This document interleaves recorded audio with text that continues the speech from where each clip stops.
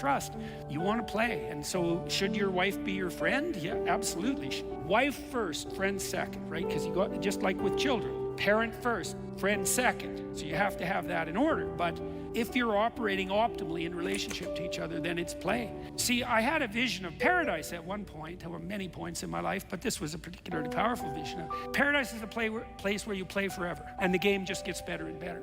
You know, you can think about that as something that's forestalled till the afterlife, let's say, or that's something metaphysical or something ideal. And it is all of those things in some ways, but it's also something that you could, in fact, have here and now. There's another line, I think it's from the Gospel of Thomas. Christ says, "The kingdom of heaven is spread upon the earth, but men do not see it." You see it when you're in love with someone, and you're there when you play. And you can try to be there all the time, and you can be there a lot. And it's a great thing, Thomas Christ says. And you know, one of the things too, this is useful, and you learn this as a therapist too, is, so you might say, well, how do I learn to play with my wife? Here's how. Pretend you don't know anything about yourself or her, because you don't. Well, notice that you're radically ignorant, and you know that because things aren't perfect for you. So if you weren't radically ignorant, things wouldn't be so awful. So you're ignorant in precise proportion to how miserable you are. That's another way of thinking about it. Okay, so you don't know anything. Now you watch your relationship, and then all of a sudden you'll think, oh, we're getting along right now, and it's fun, it's playful. Then you think, what are we doing right? What am I doing right? How did I bring this about? What are the preconditions for this? Maybe you can even ask your wife, aren't we having fun? What are we doing right? Let's see if we can do that some more. And then maybe to begin with, you're only managing that 1% of the time, right? But then you notice and you start practicing, and then it's like 2%, and then it's 4%, and who knows how much you can make it. It's probably the case that you're there sometimes. So you got to notice, you know, when are we smiling? When are we laughing? When can I see the young person in my partner? When can I see that emerge? So if Tammy and I are interacting together properly, I can see her at every age I've known her at the same time. What do you see when you see someone you love, when you see them with love? Yeah, well, that's right. You see, well, I think you see, it's like a revelation. It's like a revelation of paradise. That's really what it is. If you have a date that goes right, you remember that you're with the person that you love. You remember that. It's like, oh yes, I remember who you are. You're the person I fell in love with. Where did you go? Well, really, where did that go, right? Because you had it. Can we bring it back? Well, there's something to strive for. And the answer is yes. You got to look for it. You got to practice it. You got to search for it, right? You got to make it a priority. You know, you mentioned earlier that what should you prioritize in your life? That's what you worship, by the way, what you prioritize. That's why you shouldn't worship money. You need money, as you pointed out, but it shouldn't be your God. It's not a good God. Well, you could prioritize play. You could prioritize love. You could prioritize truth. Those are two good things to prioritize. Love and truth. Prioritize play. If you do that, you'll have plenty of money. Why does he say that at the end? Did he make all his money playing? But no, I'm being critical, and I definitely agree with the things that he said about the play and the excitement. It's 100% necessary for what you bring to your partner's life. You can't just have like a serious relationship all the time. It wasn't until I couldn't bring that to someone that I realized, and I guess I was stressed. I was stressed and bothered because I felt like all I was bringing to my partner was like my attention, and I wanted to bring them more like a family and a house and a garden, but I just couldn't like make those connections. And it was a weird situation to be in, because all I could do was just like bring them my attention, right? But I think looking back on it, it didn't matter that I was bringing her my attention, because it was my play that she was after. I was like a safe place for her to like be childish sometimes, and she loved me for it. But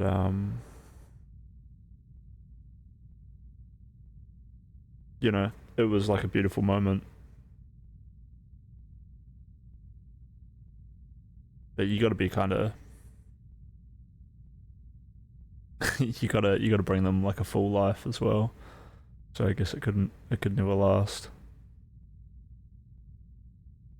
The characters who populate Dark's 6 timelines, 3 worlds, and basically single-family tree are relentlessly existential.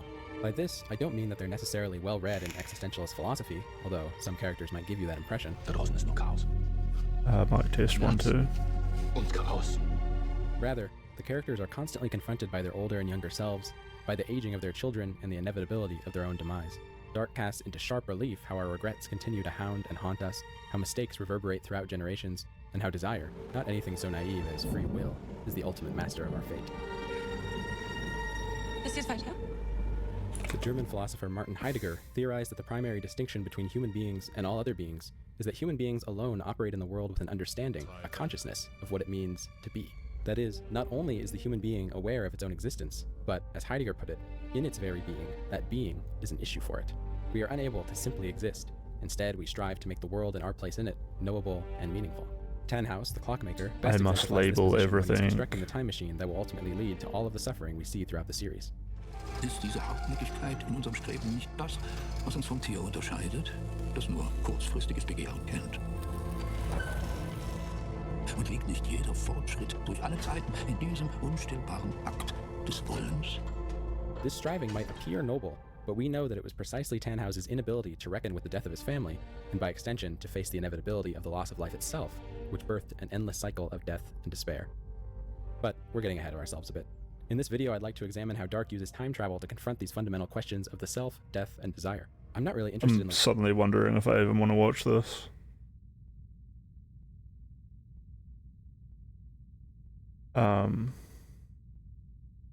The show is like this beautiful German Netflix show.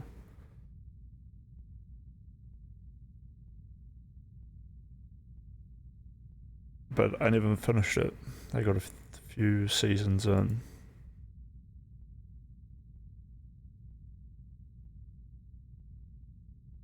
And I don't know what to do tonight, but maybe I should chill out on this video. I thought I could nestle into this quite nicely, but let's watch this The Villain of Edith Finch thing instead. I don't really care about the spoilers. I'm pretty sure I played this like years ago, or at least I watched a playthrough. What Remains of Edith Finch is best described as a vastly more complicated and interactive version of those pop-up books you may have played with as a child, the ones with the pull tabs that move things on each page. There's even one of these in Edith Finch itself that you find early on. Because of that, it's hard to recommend What Remains of Edith Finch to everyone, even though it is one of the most beautiful stories I've ever encountered in the interactive medium. It has a few sequences that are well worth experiencing yourself, but it's important to know that it is firmly a story. Your input is limited to walking around, interacting with things like those pull tabs in those books, and absorbing the narrative. The exceptions to that are found in specific sequences when you become a different character. At least one of these is incredible. So if you're interested in stories alone, then I recommend you stop watching so you don't spoil it for yourself. It's only about 2 hours long, so it's not a big time commitment if you really want to hear me speak about it. It may also help pique your interest, because What Remains of Edith Finch isn't the type of story you'd expect to have a villain, and yet to me, it has one of the most insidious yet sympathetic characters I've seen in recent memory. There will be spoilers from this point onward. But I had no idea what was behind that door. The story begins on a boat. You have no idea who you are or where you're going. Eventually, you'll look down and see a book in your lap that you can open. You may also notice the flowers and a cast on your right arm. The book is entitled Edith Finch. On the first page are 2 false starts that have been scribbled out, both of which state the same sort of thing. My family never seemed strange to me when I was growing up. On the next page, the first paragraph begins to glow, and we move to another scene with another character. This is the beginning of 2 trends that we'll be seeing again and again, a creative use of subtitles, and that What Remains of Edith Finch is a bunch of stories within stories. Although Edith is the main character and narrator speaking to us through this book, everything we experience is nestled in the layer underneath that boat ride at the beginning, which is something you may forget after a while. The story is primarily about this withered family tree of dead children. There's a curse following the Finches, and it has claimed every member of the family except for Edith herself. Her mother is the most recent victim, and after the funeral, a mysterious key that Edith inherited has led her back to her unusual family home. She's 17 years old and alone in the world. The goal is to discover what happened to everyone else in the family. This is marked by those branches on the tree in her book. As you learn about each dead aunt, uncle, sibling, and grandparent, Edith fills in the tree with a short sketch about their birth and death years. There are 13 entries on this tree, but only 9 of them involve sinking another layer deep into the story within a story, when Edith discovers a book or a letter that explains what happened to them, which you act out in first person. It's important to realize that each of these sequences is a recreated experience of how they died, but also sits with a wild amount of variance on the unreliable narrator scale. Not everything is meant to be taken at face value. At the beginning, however, things are a bit jarring for 2 reasons. The first is that Edith Finch is like me, she never shuts up. That's a rude way of putting it because that was my initial reaction. Inside the mailbox were bills from 7 years ago, marked urgent, open immediately. I wanted to be able to figure things out and notice them myself without having Edith point them out and rob me of that enjoyment. What I failed to realize this early on is that her narration is crucial because everything we experience is translated through her perception of events, just like the story she finds and reads through her journey. This is important when it comes time to process everything that happens in search of answers. Also, just because Edith does speak a lot doesn't mean there aren't things you have to notice yourself. There's a surprising amount of this if you're paying attention. The first time we're finding trigger points for more of that narration. Early on here are details about the deaths of both of your brothers. Milton went missing many years ago and was never found, and that Lewis died shortly before Edith and her mother left the house and never came back until now. But far more rewarding are details Edith doesn't comment on, or things you can notice earlier than some others might. For instance, I looked down in this opening scene and saw that Edith had a bit of a tummy. You can see your body but not your feet unless you're walking, because your stomach is in the way. About an hour later, you're told directly that Edith is 22 weeks pregnant, but you could have also pieced this together early on and linked it back to the opening scene on the boat. It's my opinion that much of the story and what remains of Edith Finch is left for you to discover through these details. The key difference between this and other stories that I've criticized for doing this sort of thing is that it's clear the writers do have an answer for almost everything and want you to figure it out, whereas other stories are vague to give the impression of a story when there isn't one. This is directly linked to the second thing that's jarring about the opening, the house, which is weird and wonderful in the distance, but also fucking bananas. Edith may say herself at the beginning that It's kind of cool. I want to like play more games like this. You know, it's like the kind of game you can only play once, but you can like work through. Make you feel something. that she didn't know any different as a child, so she didn't realize how strange it all is, but everyone else here will notice. The house looks like a monstrous tower growing out of the forest, and even worse, inside most of the rooms have been sealed closed and then drilled with holes so people can peek through like they're all front doors to other worlds. This is beyond unreasonable. However, it's explained in a way that makes perfect sense later, but only if you're paying attention. The Finches are a family that are equal parts disturbed and brilliant. Everyone is deeply creative and driven to leave their mark on the world, or at least this house. The true tragedy of this family is that this is intertwined with the curse that's killing them, perhaps far more deeply than they realize. Edith's mother Dawn is arguably the most normal of any of the Finches, and yet even she was compelled to travel the world to help people and even wrote and published at least one book on teaching. The others are builders, soldiers, artists, or those that lose themselves deeply in their own imagination, especially for the younger Finches that died before they could fully realize their creative potential. So even though this beginning is crazy, with the strange sealed doors with looking holes like the whole house slowly mutated into a mausoleum, it eventually makes a lot of sense. It's important to know that Edith has never been allowed into most of these rooms until now, which is demonstrated with one of the best lines in the story. I grew up looking at Molly's room through the peephole. Being inside for the first time, I felt like I'd stepped behind a painting.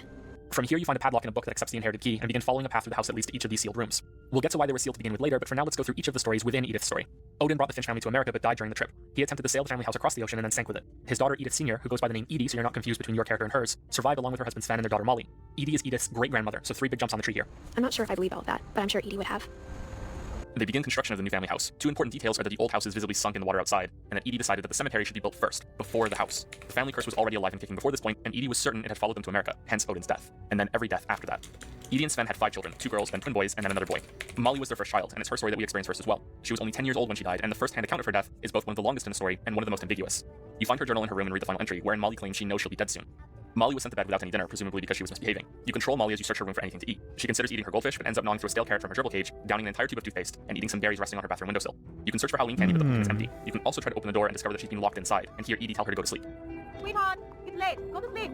The story changes when a bird appears outside. The window is chained but can be opened enough that a little girl could slip through. This is the first of a handful of moments where I think the story intentionally subverts expectations. I thought the girl was going to end up falling through the window as she's reaching for the bird, and that's how she died. It wouldn't make sense because then how did she write the journal entry you're reading? But that's where my mind immediately went. Instead, Molly suddenly transforms into a cat and leaps through the window. You then chase the bird through the trees as a cat, eat the bird, and then go through another transformation into an owl. You eat 2 rabbits in a surprisingly unsettling perspective, swallowing them whole like this, and then transform again. This spectacle goes on for quite a while, with Molly continuing to state how hungry she is. She turns into a shark next, eats a seal, and is still hungry. She then turns into a monster and attacks sailors on a nearby boat. You control all of this in a slithering game of leapfrog along the way to each person. Then the final change takes place when Molly, as monster, smells something far more delicious than anything else far away from the boat. She swims to a boat on the coast, climbs up through a toilet, and into a bathroom in a house, and immediately you might guess where this is going. You snake your way through Molly's bedroom and take your hiding spot, the standard monster under the bed. Then Molly wakes up in the same bed and begins writing the journal entry that you've been reading, confident that she's about to be eaten by the monster lurking underneath her. This is all the information that you're given, and Molly is presumably found dead the next morning or dies shortly afterward, or goes missing and is never found at all, just like your brother Milton. It needs to be, and we both know I will be delicious. So what's really going on here? First of all, this is some pretty great storytelling. The transition from the girl's hunger to what is clearly a dream to what then loops back to the same bedroom with an oh shit moment is wonderful. The only thing I can criticize is that the shark falling down this hill looks a bit crap. What really happened is left up to you to decipher, just like Edith herself has come back to the house to figure out. If you space out on the diary entry date like I did at the beginning, there are many clues that nudge you into realizing how Molly died. The empty Halloween bucket is the first one. Then there's the small Christmas tree at the window, and more obviously, the calendar showing it's December. There's also the sea monster drawing on the blackboard and the squid-shaped pillow among other things in the room. The berries she ate in the bathroom were mistletoe, which is highly poisonous. In reality, that's not exactly true, but it's well known enough that for the sake of this story, we should accept it in my opinion. Molly ate those berries on top of a tube of toothpaste and a decaying carrot, and then went back to sleep. She then became sick, which fueled her dreams into what you played through. There was no monster. She died from being poisoned or whatever sickness she developed afterward. Back in her story, Edith draws a sketch of Molly into her book and then goes out the window to follow a similar path that the cat did in her dream. In Edie's room, you find a ton of important details about her character, but no death scene. There are images that tell you how Odin died on the way to America instead. You also find out about her husband Sven, who died building a dragon-themed slide on the side of the house. Edie likes to tell the story as an actual dragon killed him. Neither of these characters get their own death story to go through. Up next are Calvin and Sam, Edie's twin boys, who shared a room for many years. Another one of those details you can notice yourself is in here with the marked heights on the door that stop at a young age for only one boy. Calvin's death has a similar fantastical layer to it as Molly's death, since it's told through a note Sam wrote about him. You play this sequence out as a boy on a swing that's trying to go high enough that they loop right around the branch at the top, which is something I think most kids who went on a swing a lot thought about when they were young. In this sequence, Calvin succeeds in his attempt and, as Sam puts it, was finally able to fly. In reality, he went right off the swing over the cliff and fell to his death, at the age of 11 compared to Molly's 10. The baby let it climb the fly, and he did. Barbara's room is next, but not before you open an unexpected shortcut back to the main part of the house from inside a wine cupboard, which means I can make my obligatory Dark Souls reference even for something like What Remains of Edith Finch. Barbara was the most famous Finch. She was a child star in what looks like some campy horror show with Bigfoot. Her stardom didn't last long though. Her story is told with more layers to obscure the truth than any of the others, because it's a Tales from the Crypt Keeper style comic book about her death. Edith even comments that it's strange that Edie kept it and even put it on display in Barbara's room. The story in the comic is that Barbara, now 16 years old, is living a boring life as a forgotten, washed-up child star. She suddenly has a new opportunity when she's given a chance to repeat one of her performances at a local horror convention. She winds up missing her chance when her father Sven hurts his hand and has to be taken to hospital by Edie. Barbara is left looking after her younger brother Walter, while her boyfriend continues to coach her with acting lessons. As the night progresses, it becomes more like a parody of old horror movies. The boyfriend goes missing and you have to take control of one of the comic panels to go looking for him. It turns out he was trying to scare you to help you get into character for your big scream at the horror convention. The radio is also blaring out a warning that a band of criminals are terrorizing the area. A hookman ends up invading the house and Barbara fights him off.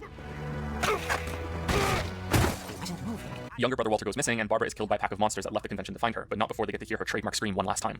Barbara's boyfriend is missing and never seen again. Walter was apparently hiding under the bed and witnessed enough of it to be scarred for life. All they find of Barbara, in the comic at least, is a severed ear in a music box in the downstairs hallway, something her father made specially for her.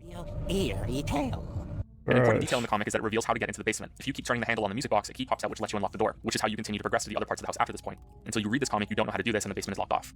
Barbara's death is more likely caused by the boyfriend. Each of these stories has a bit of truth to them, as you can see from the broken part of the railing where the struggle took place. And my guess is that the fight they have in the basement got out of hand and he killed her, which is why the boyfriend was never seen again since he fled, probably out of panic. Walter's story is after this, and his death is directly linked to what happened here, what he saw when Barbara was killed. The dates of each death show that Calvin died shortly after Barbara, so in rough terms, by the time you get to the beginning of Walter's story, Edie only had 2 children left. Molly, Barbara, and Calvin are dead. Only Walter and Sam are still alive. Walter's story is on the shorter side. You discover it when you go through the basement and find a hidden door in a refrigerator at the bottom. This leads to a secret underground bunker where Walter lived for 30 years. Barbara's death was so traumatizing for Walter that he was unable to cope with the real world. He describes this as a monster waiting to get him, the Finch family curse. This is a visible rumbling for him as he settles into a daily routine in his restrained life. You experience this routine by opening the same can every day in the same position. He has one of the best lines in the story here when he describes his life as so comfortable and cushioned that even the monster at the door has become routine, almost friendly. Then, after 30 years of this, he has finally recovered enough to venture outside. He goes down to the area he was using to store extra supplies and garbage, and a creative use of subtitles is back as he hammers his way through a wall to the outside. But I need to stop living the same day, even if it kills me. I don't usually comment on this sort of thing much, but I feel like this video would be incomplete if I didn't point out how much the music adds to the scene. The way it represents Walter's newfound hope as he steps toward the light of the outside world for the first time in 3 decades. I went through the story twice, and this got me both times. Have a year left, or a month, or a single week. I'd be happy with one good day. I can already imagine the sun. It's especially profound given that Walter's words were already written on the note Edith is reading before he got out and walked along this tunnel, which is why the train that immediately appears and kills him is so twistedly ironic. In the bunker, you can find a train set that Walter had been working on painting. I don't know the full intention behind that detail, or if the rumbling he felt was meant to be the train passing by each day. It doesn't quite make sense if that's the case, because it was the fact that it stopped happening that led him to leave the bunker, whereas his death proves that the trains were still running, maybe a little later than usual if the rumbling was caused by them. It's also worth pointing out that the death he was so afraid was waiting for him outside the door to snatch him if he left got him within the first minute that he was free. Following the story is Edith following in Walter's footsteps. The train tracks are strangely destroyed now, and it's important to know that Walter was living below the house for so long that Edith was alive and living there when this death occurred. Walter died when I was 6. I can't believe my mom never told me he was down here. Walter was the last of Edie's children to die, and even made it to past the disappearance of Edith's brother Milton. Just like Walter's scene in the tunnel, I found this next sequence to be extraordinarily beautiful. Edith wanders along the shore, staring at the water, and is digesting all of the stories she's read so far. Some of the most important lines in the whole story are said here, but we're going to skip ahead to the cemetery and the next round of deaths. We'll come back to this later. Every dead Finch is enshrined here overlooking the water. A link back to the... I got no idea why it's not showing up on stream.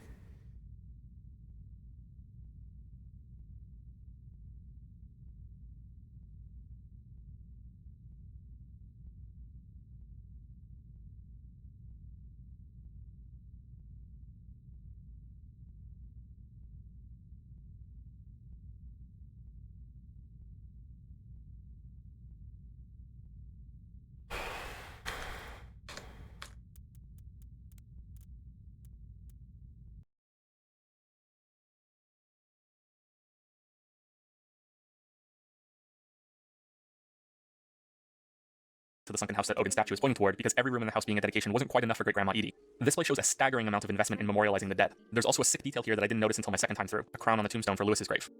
The next death scene is with Sam, the only child of Edie's that we haven't seen yet. Sam is Edith's grandfather, he married a woman named Kay and has 3 children, Dawn, Gus, and Gregory.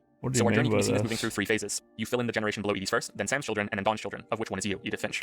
Sam's death is the most pure form of dramatic irony in the entire story, because you know that there's going to be a death, as there always has been so far, and yet everything is steady and peaceful. Sam has taken Dawn on a hunting trip, just the 2 of them. The date of his death is a year after Gus died, which means that both of his sons are gone, and Dawn is his only remaining child. He is surprisingly content despite losing 2 children, and is calm when he interacts with Dawn. You play the role of the camera that they take turns holding to create pictures of the trip. Things start to take a darker turn when Sam insists on shooting a deer that Dawn spotted with the camera. You get a photograph of the precise moment that Dawn shoots the animal, and the next scene is her crying over it in the dramatic display that Sam has set up to commemorate the moment. You control him as he starts the camera timer and run up in time for the picture to be taken, which exactly matches the point that the deer reveals itself to not be dead after all, and knocks Sam to his death.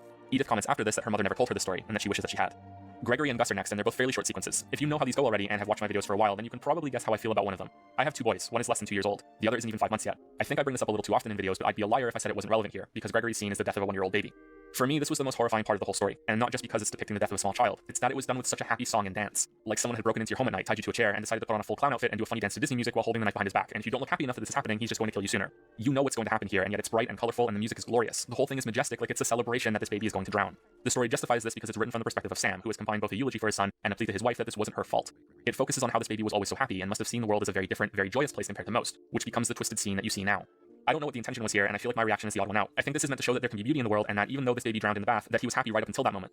But for me, this takes a nosedive right into pure horror when you start to think about the baby's drowning consciousness fading. His arms change color, and the bath toys are now enormous in this underwater paradise, like they're greeting him in death and encouraging him to join them. This is him dying right now, his stream of consciousness as he drowns, and his swimming animation here may actually be him struggling out of instinct to get his head back above the water. If you want, you have to. Good luck, Kay. Love, Sam. Gus dies 5 years later at a wedding that takes place on the beach outside the house. Dawn wrote a poem about it, and you control the kite that Gus was flying that day to swoop around to highlight all of the words. This becomes more nonsensical as time goes on, with Carrie and other objects being swept up in the wake of the kite to represent the building storm on the ocean. The death blow in this sequence comes when the tent itself is tangled up and swept along with that storm, but it's unclear if that's what really happened or if the storm killed Gus in another way and his body was found later on. My guess while doing this was the cliche that he was going to be struck by lightning while his kite was still in the air. After this, you climb a wall to the new part of the house, the misshapen tower that you saw earlier that seems tacked onto the top because that's exactly what happened. Dawn married a man named Sanjay, and after he died, she moved back to the house with her 3 children. Edie, who is clearly fabulously wealthy, expanded the house so they could have their own area on top of it. Each child got their own room, a central living and eating area, and even a schoolroom for Dawn to teach them at home, which is where you can find books that she wrote. There are only 2, arguably 3 sequences left to go through now. One is Milton's disappearance, which Edith proclaims is the beginning of when things got bad. Life at the house was happy and normal for a while, but then Edie built Milton a castle for a new bedroom. Shortly after that, he went missing. This one is told through a flipbook you find in Milton's room because, like Edie, he was a gifted artist. This flipbook shows one of his paintings coming to life and granting him a magical paintbrush to create a doorway to another world. I hate to do this, but there's already a bunch of details that I've skipped over because they'll be more relevant at the end, so we're just going to acknowledge that this is all you discover about Milton here and move on. Oh, and that you can actually stop and flip the pages here one by one, which I thought was a neat detail. This isn't just an animation baked in, it does the whole thing for you. You can pause it. So that leaves us with Lewis. I'm going to do something now that I haven't done in a video since I think The Witness or Soma. I'm going to repeat my spoiler warning. In my opinion, Lewis's scene is worth the asking price for what remains of Edith Finch all on its own. That's not to say that there aren't other worthwhile moments in the story. I think we've already seen a few of them, but this sequence with Lewis's death is simply incredible. I'll do my best to emulate it here for the sake of discussing it, but if anything that I've shown you so far has looked like a good time to you, then please stop the video and do this part yourself. It's real close to the end too, so you can see that and form your own thoughts before hearing mine. I'm going to risk saying that nearly everyone is going to be able to video and do this part yourself. It's real close to the end too, so you can see that and form your own thoughts before hearing mine. I'm going to risk saying that nearly everyone is going to be able to relate to the scene with Lewis, and if you don't, then you should count yourself very lucky, because it means you've never been forced or stuck doing a monotonous task that leads you to an inevitable bout of daydreaming, a wanderlust to be doing anything other than what you are now, a soulless job or a daily chore that eats up a ton of time. As you can see, Lewis takes this one step further than most. This scene is wonderfully narrated by a psychiatrist in a letter to Lewis's mother, Dawn. The performance of this letter, both formal and subtly emotional at the same time, is the perfect match for the otherwise bizarre visuals you'll be interacting with. It's as though even she was traumatized by what happened and is struggling to accept that she almost understands why he did what he did. Your right hand on the mouse controls the hand putting the fish under the guillotine. Your left hand is on keyboard moving an imaginary character through a fantasy world. You have to do both at the same time, your boring job and your daydream. If you're like me, you'll have another great moment of subverted expectations here. This is of course going to end in death, and what could be more obvious than the daydream taking over and Lewis losing concentration, putting his whole arm under the guillotine along with the fish. This is not what happens. The fantasy world of Lewis's imagination slowly grows in complexity as this goes on, first to a far more advanced perspective of the world, then to other characters, then music, a city instead of a flat maze in a cave. It gets more difficult to navigate along with these changes, but it also becomes more visually appealing. With all of these changes, more of your attention is getting drawn away from the fish that you continually need to chop, something that doesn't have a regular rhythm to it, so even that can't be something you demote to muscle memory. Your attention is being pulled like a tug of war between the two, and while I was doing this, there was the added tension of avoiding getting my arm stuck under the blade, which I'll further confess I thought I could break the set piece as long as I paid enough attention to not put the fish too forcefully under the guillotine. Even with that in mind, I lost myself more than once to the daydream. Eventually you have to start making decisions, which coincide with some of the more powerful rises in the music that's playing. These decisions don't really matter, and yet they're enough to make you feel how Lewis is being pulled away from reality. Look at the pacing here. You're a boat sailing ever forward. You're not going to stop in the middle of this river and debate it. You have to make a decision, left or right. Think about it quick and decide. Follow the water, follow the images, follow your imagination, not the same fish being chopped over and over and over. And I mean, look at the scale of this. Look at how this continues to snowball further and further out of control and into insanity. There's so much in this consuming daydream that it rivals everything else we've seen so far combined. The palace, the people, the spectacle. Eventually you can't even see the conveyor belt or anything of your workstation anymore. Just the fish plopping down, ruining your hypnotized view. And then suddenly you're brought back to reality. You're no longer in the fantasy world. You're no longer chopping the fish. You're walking through the cannery. Lewis is working alone, so lost and mesmerized that he isn't even picking up the fish. It's the same motion over and over as he's in a trance. You walk up the conveyor belt and join with his vision and immediately see how that compares to the drudgery you just walked through. And the celebration here becomes something similar to Gregory's drowning in the bath. Lewis is now consumed by the idea that his imagination is just as real as his physical body, and that the world he made for himself is superior to the one he was originally born into. The parade here is encouraging that. These are the cheerleaders of his suicide. All that's left is for him to be ordained king of his own land, which requires him to bow his head and receive his crown.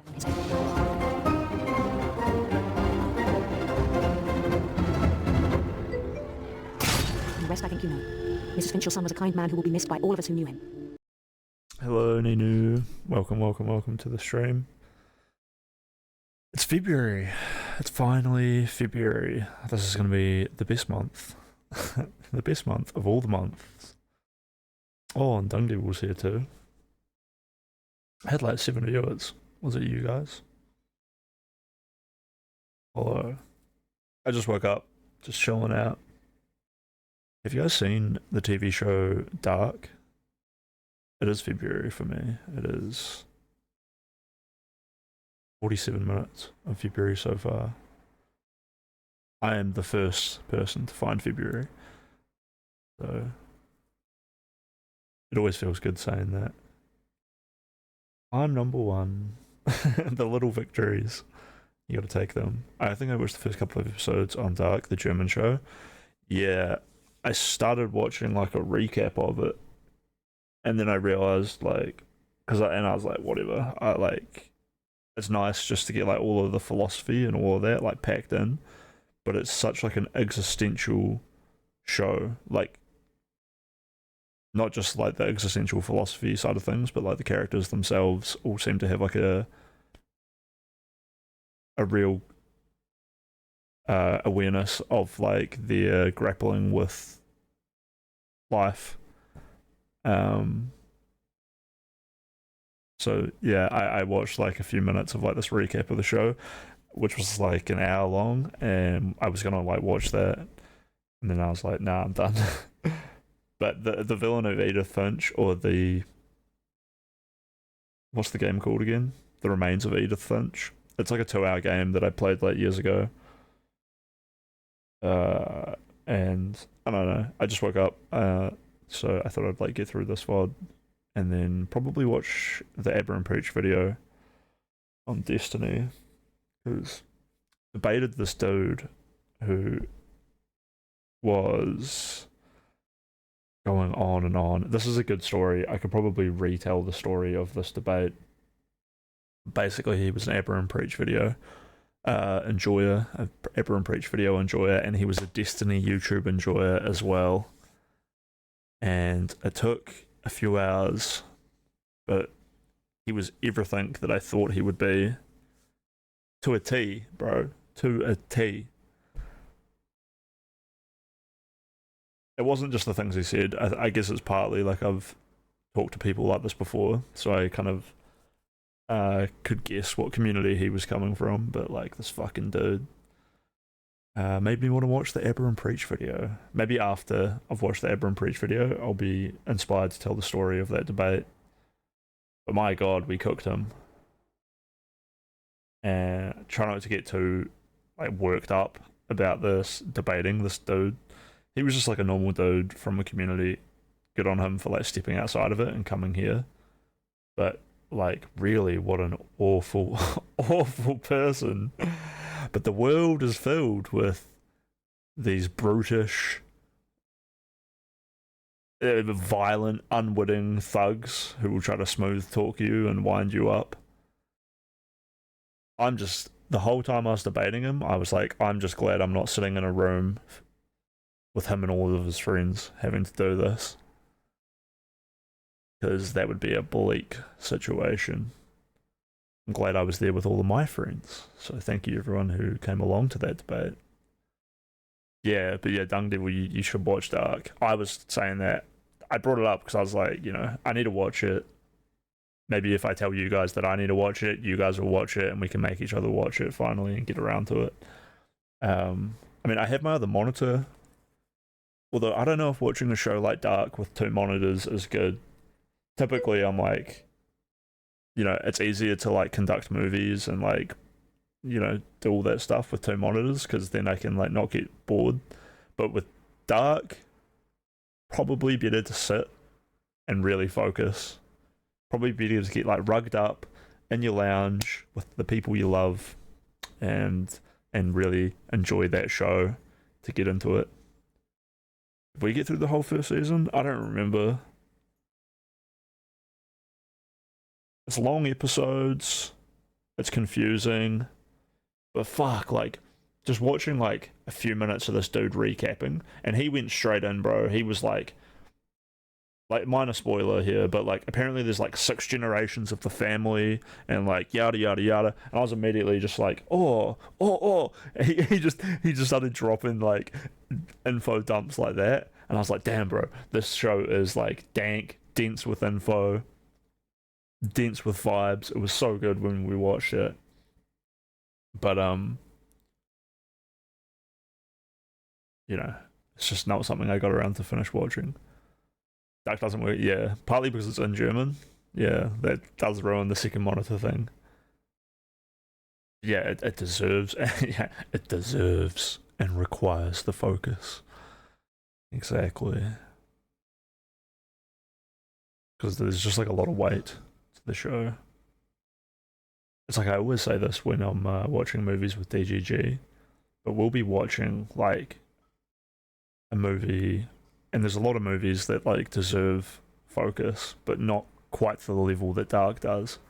But I think like horror movies that like create tension, where like you'll hear like, you know, like a rhythm and it's building the tension, and then like the shadows on the screen will like come in, and you like know something fucked up is going, or like, you know, two characters will be arguing and you'll be like, oh shit, someone's gonna kill someone, it's gonna happen, like it has to happen at this point, like this dude is so angry, the fear is palpable, it's closing in, like I know that some horrible thing has to happen, it's going to happen. And when you're sitting in that moment, you can look at side chat and there's a bunch of people who refuse. They are terrified and they want to pretend like they're not, so they get in side chat and they're sitting there typing like, oh, so scary, like, oh, this movie sucks, and it's like, dude, you can just not. And you see it like, hey, maybe the movie does suck, maybe they're right, maybe I'm being too harsh on these people, but the reason I know I'm right is because I see the chat speed up so much, where people are just way too uncomfortable to hold the moment, and instead they'll just do anything else. So they get in chat, and I always say, I'm always like, chat isn't here too scared not to be like, chat harder.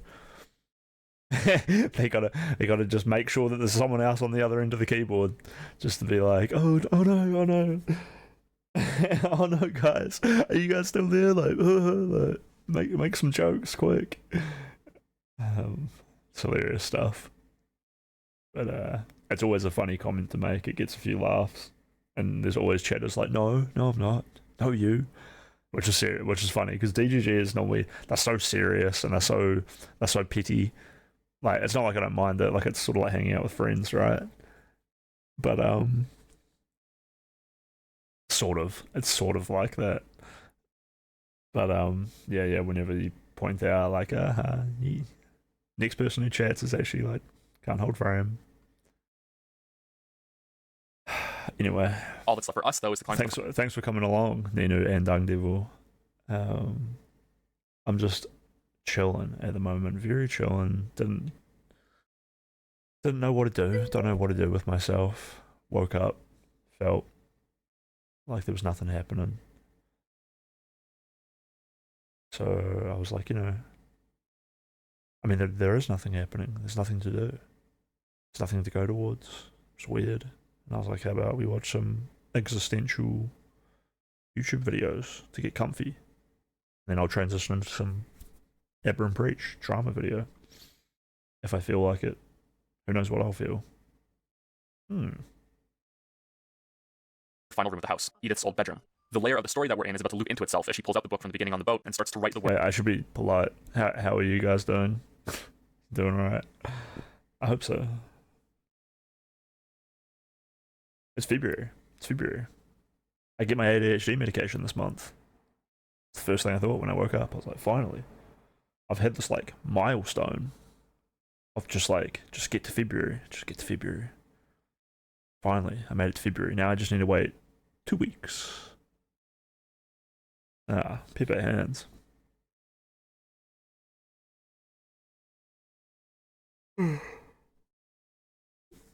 It's like some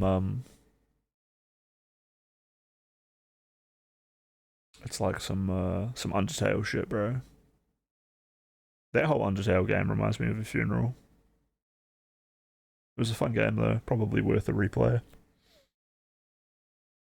Actually, I need to play. I don't know. Maybe I need to play. Maybe I should play like a bunch of that guy's game. Words that we've been reading this whole time as her son. We will. Anyway, this guy just cut his head off. The rest I think you know. Mrs. Finch's son was a kind man who will be missed by all of us who knew him. All that's left for us, though, is to climb to the final room of the house, Edith's old bedroom. The layer of the story that we're in is about to loop into itself as she pulls out the book from the beginning on the boat and starts to write the words that we've been reading this whole time as her son. Yeah, Undertale was an excellent game.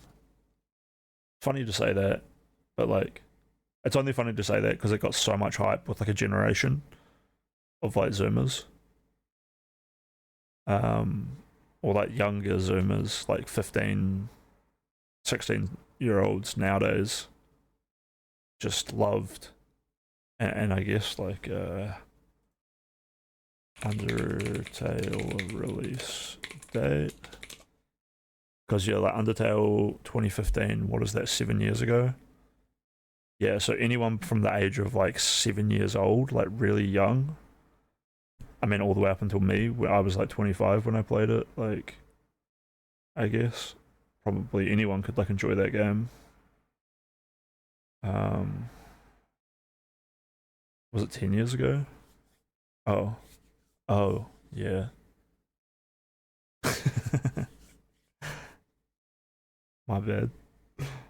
I don't know what to say about that. I don't know what to say about that. Time is moving. Time is God. Dude, that's that Dark movie, right? Like, they are stuck in this fucking time thing. And they're like living their lives and moving forward. But are they? And like, what drives them? Germans, man. They're crazy. I saw this ending, I thought it was too abrupt. My second time through, I realized that the ending doesn't start when they leave the house. It starts when Edith lays down on the bed and picks up the pen. Viewed that way, this ending is satisfying. It has most of the answers for what's happened to this family, even though you could have also worked it out before now. You go through a night after Lewis's funeral when Dawn decides they all need to leave the house. This is an escalation between the deaths of both of her sons. When Milton went missing, Dawn sealed up all the rooms in the house. This is speculated by Edith as a way to keep whatever Milton found from escaping linked to the curse that's killing them. Edie fought against this by drilling the peepholes to the rooms and I think putting those decorative plates underneath them to mark their lives. Just a quick recap. This game is like, it's pretty cool, it's pretty weird, it's all just like a narrative story. Interactive narrative. And it's just about this family who live in this like giant house, which they sort of just like plonk more little houses on top of each other. So like one part of the family of like 6 or 7 people live like in the first 2 layers, and then like another guy will move in with his wife and then his 3 kids, they'll plonk another house on top, and they'll plonk, and they're all like these like genius creative people, but they all die, and you just get to go from room to room like learning about all their deaths, and that's the game. So these were her shrines after all, and Dawn had just locked them away from her. With Lewis's death, Dawn has decided that this isn't enough anymore. They all need to leave, Edie included, which leads to a fight on this last night. Edie baits Edith away from the dinner table with the promise of a present in the library, which you go to find as you control a younger Edith. You hear the 2 of them arguing in the dining room as you walk, find a book, and sink the most layers deep that this story gets. By my count, we're the boy on the boat, then reading the book, then Edith writing the book, then reading Edie's book within that book that Edith wrote. In this book, Edie is telling the story of when there was a supernaturally strong earthquake that allowed her to walk the seabed to visit the old house that Odin died in. This progresses just like most of the other sequences we've gone through, and it seems to be building to this grand reveal of exploring the old house. You can see it shift in reality here from the old wreck to a pristine version when Edie unlocks the gate. But the satisfaction of exploring it is quite literally ripped away from us when Dawn interrupts Edith reading the book. They struggle over it and it tears apart. A great detail here is that the words stop abruptly on the page because this is Edith's recounting of her memory. She was prevented from reading further, so in her mind she doesn't know what the rest of the words were, so it just stops right here suddenly on the page. Edie refuses to leave with them. Dawn and Edith still go. Edie dies that night alone in the house, well alone as she can be with all of her dead children seemingly haunting it. Dawn is the next to die of an unspecified illness sometime after they leave, and then we go through a birth scene and maybe a death scene too as Edith's child is brought into the world. It's not explicitly said, but it's heavily implied that Edith dies in childbirth. The date of her death on her tombstone supports that at the very least. And that's the ending, which means we're finally done with the commentary walkthrough and can start discussing what just happened. The villain of this story is Edith Finch, Sr., great-grandmother Edie. The most important lines of the whole story are spoken near the end when you're walking through the library. Dawn and Edie say this. Edith has a right to know these stories. My children are dead because of your story. Which is an echo of Edith's words earlier as she walked along the water. But now I'm worried the stories themselves might be the problem. Maybe we believed so much in a family curse, we made it real. Edie is obsessed with the family curse. This presents itself with a chicken or the egg sort of problem. See, it's clear that the Finches already believed they were cursed before coming to America, but it's not clear if Edie was truly invested in it before that point. While that detail about her wanting the cemetery to be constructed before the house might support that she was already fully committed to the curse narrative, that might have been out of respect to her father, and the giant statue they built of him to immortalize the moment that the old house sank. Any and every family will experience tragedy, cruel, relentless tragedy that can feel targeted when the losses come quick and packed together just out of chance. It's easy to imagine a group that went through such an unlucky time that they had to create a reason for it, create a boogeyman to point to and proclaim there, that's the reason. These losses have a purpose. Damn, there's some dank stuff. Because, you know, like, with like randomization, you get like clusters of events that happen together. It's true that like parts of your life will be filled with like so many good things, but other times so many random tragic events will all happen at once. It's dark, dude, but it's interesting and probably makes a great game. It may be evil and malicious, but it's something. The deaths are happening for a reason, they're not pointless. And as Walter says, a family living with this for so long may get used to that curse. It may even start to feel almost friendly as it waits outside the door. Even a monster on the other side of the door starts to feel normal. This is exactly what has happened to Edie, but where I'm uncertain is whether or not she was like this before the first death of one of her children, before Molly died. We're going to go through the deaths again now, armed with a different perspective. I've been trying to guess who the villain of the game is, because the game, obviously we just saw the whole game, it doesn't have like an obvious villain, but is it Edie? Is it Edie's like paranoia of the curse? Is she like a poison in her family? Shit. that not only is there no curse, but that Edie's obsession may have contributed in some way and caused at least a few of these deaths, or at least warped the family's reaction to them. And we'll start here because Molly's death is Edie's fault. Edie sent her daughter to bed starving. This by itself is questionable, but fine, but Molly obviously isn't the one who decorated the bathroom with poisonous mistletoe. More damning than this is that the bedroom door was locked from the outside. This alone is alarming enough, but her plea to come out and finally eat something is dismissed by Edie, who tells her to go to bed. The death is still an accident, it's caused by neglect, it isn't murder, but this is how Edie loses her first child. Not from a curse, not from a monster, but from a shitty decision on how she punished her daughter, a trend that unfortunately continues. Imagine being Edie for a moment. Imagine the guilt and shame. Now imagine how much better it would be to have a curse to blame this on. And at first, yeah, this is a horrible thing to do to your daughter, by the way. Don't leave your kids hungry. They literally need to grow and thrive and have, like, glucose to the brain and like, cultivate a strong body. Keep your kids fed, dude. First, this may seem far-fetched, and like, the psychological struggle of starving is tremendous. Tremendous. You might just be like, oh, well, like, everyone gets hungry and, like, they're going to experience it in their life, but you don't need to put that upon them. And not everyone does need to be hungry, ever. Like, come on, man. Come on, man. Don't be an evil dragon, as Jordan Peterson would say. I'm not saying that Edie wasn't devastated by this death. This is, like, the first death in the game, and my immediate reaction was like, this is horrific. Like, a prolonged, hours-long, torturous punishment of being starving, like, for this child. Does this person, like, put their child in stress positions? I don't know. It stressed me out just hearing about it. People I know who have, you know, been treated this way as a child. It bothers me. It bothers me. But there's a mountain of evidence in the house that shows her to be a person who reveled in all of the attention and mythology that her family name began to earn. I'm not sure if I believe all of that, but I'm sure Edie would have. Her husband died building a slide outside of the house, which, as we recall from the beginning, was shaped like a dragon. Instead of this being a simple accident, Edie tells the story that Sven was killed by a dragon. Not only does she say this, but she has a shrine in her room dedicated to this accident, along with a newspaper announcing the story framed like it's a collector's item. Worse than all of this is the picture of Sven actually falling to his death that's sitting right next to it. These things are left out on display as something that she wanted to see and remind herself of every day, just like every other death in the family. Let's skip out of sequence because I want to prove this without any shadow of a doubt before I pass judgment on her for some more of these deaths. The comic in Barbara's room is even more damning than the photograph of Sven falling. This comic was made in response to Barbara's murder. It's a pulpy, sort of trashy tabloid account of the death of a young girl who didn't even make it to 20. That's already a little inappropriate, but it's even worse that Edie not only wanted to read it, but kept it on display in her dead daughter's room. Imagine the twisted need for this curse to be validated so badly that you accept such a thing and even begin to treasure it. But this is only the first initial layer of Edie's depravity with this comic book, because there are details within it that only someone in the family would know, that only Edie herself would know. This story is a dramatized, unreliable version of events, and yet the layout of the house is correct. Now, before you roll your eyes and say, okay, artistic license, it would be confusing to have a whole other house and to make it just for this death scene, look, I agree, but there's a specific detail here that can't be explained away like that. Whoever wrote this book knew about the secret key in the music box, which is a real, true thing that not even Edith knew. You use this learned knowledge from the comic to progress to the next area, which means someone in the family had to collaborate with whoever made this comic, or at least give an interview with these details, and the only candidate for that is Edie herself. Once this clicks, a lot of the story becomes really sickeningly clear. You start to see the contents of Edie's bedroom in a new light, especially your second time through. Look at her flourishing in the attention of another newspaper article about how she refused to leave her home because of a forest fire. Look at another article framed here about a mole man living underneath the Finch house, something that Edie took part in and gave an interview about. Edie gave a big interview about a mole man living under the Finch house. My mom was furious. I'm not shocked that Dawn was furious because the date on this article is 1991. The article is clearly about Walter, who, at the time of publication, was the only child that Edie had left. Imagine the kind of person who gives an interview encouraging that kind of speculation about their son who lives in such daily, paralyzing fear that he had to lock himself away in a protected bunker underneath the house. And almost 20 years into that isolation, his mother is making fun of him in the papers in order to further the image of the cursed family name. And let's just keep going here. How was letting Walter live under the house a rational solution to what he was going through? The way that Edie responded to Barbara's death, and likely embellishing the cursed monster angle of the murder that Walter witnessed as a child, might have led him to want to be away from her as well as the fear of the curse. It's very telling that when he feels like he's finally overcome his fear, that he takes a sledgehammer and knocks his own path through a wall instead of just opening the door and going upstairs to his family. That was the better, more attractive choice of the two. Instead of encouraging Walter to get help and work through his problems, Edie facilitated him becoming a hermit and living as a family mole man mascot below the house. At this point, you might be thinking, okay, well, this seems sort of obvious now. Edie used the curse as a way of dealing with the family tragedy. That's what I meant at the start when I called her sympathetic. I really do understand this about her. She and the rest of the family have suffered a tremendous amount over these generations. But there's another angle here that makes this so nefarious, because the curse wasn't just a way to accept the death of so many children, it was used as a scapegoat to justify some insanely reckless behavior. And this has trickled down from Edie and Sven to corrupt every generation since then. As Edith herself says, I don't know if I should even be writing this. Maybe it'd be better if all this just died with me. The nature of these stories tries to hide this from you. Imagine Edie encouraging Sam to write this beautiful letter about his dead brother. Or imagine Molly so familiar with how inevitable her death is at the hands of the curse, that she writes a journal entry about it while she thinks a hungry monster is about to eat her from under the bed. Look at the sublime emotion and adoration that Sam pours into this letter about Calvin being so adventurous and fearless that he was determined to swing around the top of the branch, that he was so certain that he could fly, that he needed to fly, that he went for it. Now look at this scene again and realize that Edie and Sven built a swing on a tree on the top of a goddamn fucking cliff where even at a normal swing arc the kids would be close to dangling to death if the slightest thing went wrong. Or the pathetic looking broken fence that might be more inclined to impale them if they fell rather than stop them from going over the edge. Also notice that he already has a broken leg here. You have to understand that we only get to see the death scenes. We don't get to see the other careless behavior that only resulted in injuries, not death. Look at Edith herself who, 22 weeks into her pregnancy, is climbing and jumping over this house. Look at what she's doing here when she even admits it to us. Imagine how this branch could have snapped underneath her weight. She could have broken her neck and died right then, or broken her legs and died slowly on her own with no one to help her in this house in the middle of nowhere. Or she could have lost the baby. Really imagine how fitting this death would have been in context of the others. You can even imagine finding the unfinished book about why she came back to the house, just like Molly's journal entry, and a tree with a broken branch on top of her tombstone.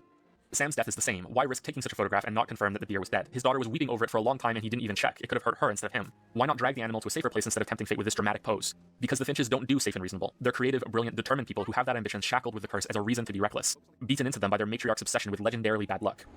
Mom said the basement was off limits, unless I wanted another tetanus shot. Sam dies from falling off a cliff here, just like his twin brother Calvin. Then we come back to Gregory and Gus. Each of these deaths is the fault of each of their parents. No matter what Sam's letter might say, and no matter how much he may try to find some meaning in the death of his 1-year-old son, this is purely the fault of the mother. You don't leave a baby alone in a bath. In the scene, Gregory manages to get the water back on and drowns when the tub floods, but even the small amount of water at the beginning is enough for a baby to die in. This is disgustingly irresponsible, but it's the curse, right? It's not that the Finch children weren't being looked after well enough, it's a supernatural force that's twisting their fates and killing them while they're young. Gus is almost the exact same thing. The mother Kay neglected the baby in the bath, the father Sam neglected the boy at the wedding, and forgot about him flying his kite out of spite in the storm. He wasn't happy about his new stepmother, so he refused to take part in the ceremony. Sam was so pissed that he just let the kids sulk in the storm, and that killed him. He drowned after being swept into the ocean, just like Gregory in the bath. Which brings us to Dawn and her children, and where things get a lot more complicated. Dawn didn't tell any of these stories to Edith, as we know from her comments. This is what I meant earlier when I said Dawn is the most normal out of all of them, likely because she realized the kind of damage that magical thinking about death can cause. But you can see that a little sliver of Edie's ideology had gotten to her, because when they adopted a stray cat, she named it Molly, which is something Edith only fully understands the significance of after reading the first journal in the house. There's also more evidence of Edie's obsession when Dawn returns to the house with her kids. Any other great-grandmother would have realized that it's time to let things go, clear out the rooms, and have the next generation move in while the house moves on. Instead, she makes the house bigger. It grows like a tumor, like an abomination in the forest, just so Edie's meticulously crafted shrines, each with their death portraits that she paints herself, can remain preserved. As Edith says, things take a turn for the worse when Edie gifts Milton with a castle, a very grandiose gesture, shortly after which he goes missing. Milton's death is the only one I can't reconcile with my thoughts on the story. It's important that he's missing, not dead, for reasons that we'll go into shortly, but because of this mystery, I ended up Googling this and found an answer by the developers. Giant Sparrow also made The Unfinished Swan, and Milton's disappearance into a painting is meant to be a connection between that and what remains of Edith Finch. I don't know how I feel about that because it implies there is some sort of supernatural element after all, but it could also just be a cute Easter egg in a Wailing Projects, especially given there's no information suggesting this in the story whatsoever, otherwise it doesn't fit with a lot of what else is said in the story. The reason that it's vital that Milton is missing and never found is that Dawn is stuck because of it. She seals the rooms in the house in reaction to losing her boy, when it would make far more sense to take her surviving children and just leave. When she seals the rooms, it isn't to keep something trapped inside, it's to keep her children from getting in and exposing themselves to the stories. Edie clearly disagrees, which is why they start a minor war over it and she drills the peepholes. Dawn can't leave because she's convinced Milton is missing and will eventually come back, as shown by her refusal to put a death date on his tombstone in the cemetery. Also, these ornaments that Edie decorated them with must have been a thrilling return to form for her, a refreshing return to thriving under the curse that made her family infamous. It's probably this drought of attention between deaths that led her to doing the article on Walter and the comic book on Barbara. Just imagine how quick and eager Edie had to have been to get this crown on Lewis's grave when she herself was dead so soon after his funeral. Lewis's death shows the lasting damage that Edie stories can have, and it's for that reason that I consider his sequence to be the most important. Sealing the rooms prevented Edith from getting inside of them, but Lewis was 15 when Milton went missing and had all the— Alright, I was wondering why the crown was such a poignant detail.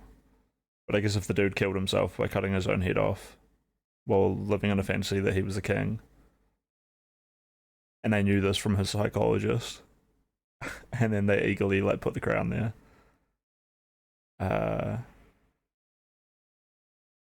It is sympathetic as well. I guess you could see it as like a touching moment, but those years of Edie taking him from room to room. And just imagine how much those stories were embellished over the years, and how mundane the versions we experience must be since Edie wasn't around to build on a simple foundation. For Lewis, 7 years after the rooms were sealed, he has to live with the loss of his brother, and that his life has become depressing and dull. He's in such a bad place that he understandably has to visit a psychiatrist for help, and Dawn tries to steer him toward normalcy with a very mundane job. Nothing like the castle that Milton had, nothing like the glamorous stories that Edie kept telling and retelling. Is it so unexpected that he began such involved daydreams then? Is it so surprising that he began to yearn for something more fantastical than what he was being subjected to? Something closer to those stories of family members that he was meant to be a part of and equal to? Where's his version of the great-great-grandfather that packed up a whole house to sail it across an ocean, with a constant reminder of it sitting in the water outside to sea every day as he went to work? He made a story for himself instead that got him. No curse, no monster, no accident. Lewis killed himself because of this contrast between how dull his life was to what he must have felt was owed to him. My children are dead because of your story.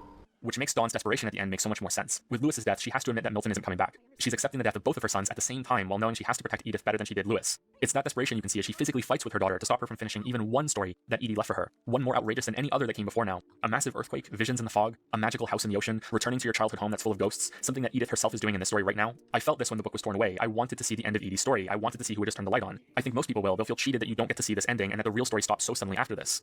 But that's the point, isn't it? It's telling that Edie outlives almost everyone in this story. She definitely gets the high score in terms of age, which makes you wonder about her attitude toward the curse that she's never really afraid of like Walter was, or any of the others, despite being the one that encouraged the thoughts about it. Her recklessness shows only at the end here with a throwaway comment from Dawn about Edie mixing alcohol with her medication. She dies that night, probably from this, poisoned just like Molly was.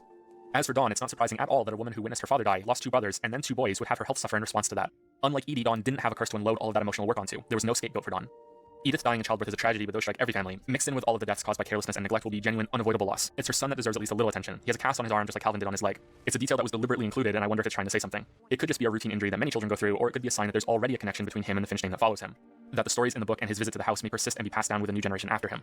The danger here is reading too much into details like this, but I think with the kind of story that What Remains of Edith Finch has, that it's safe to say that almost everything is intentional, but that doesn't mean there aren't happy accidents or mistakes. For instance, both Edie and Lewis's rooms have sealed doors, which doesn't make any sense. Edie would have still been using the room after Milton vanished, and Dawn and Edith left the house right after Lewis's funeral, right before Edie died. Unless Dawn went back to seal those rooms afterward, but then she would have also had to drill the peephole, so yeah, that seems like an error to me.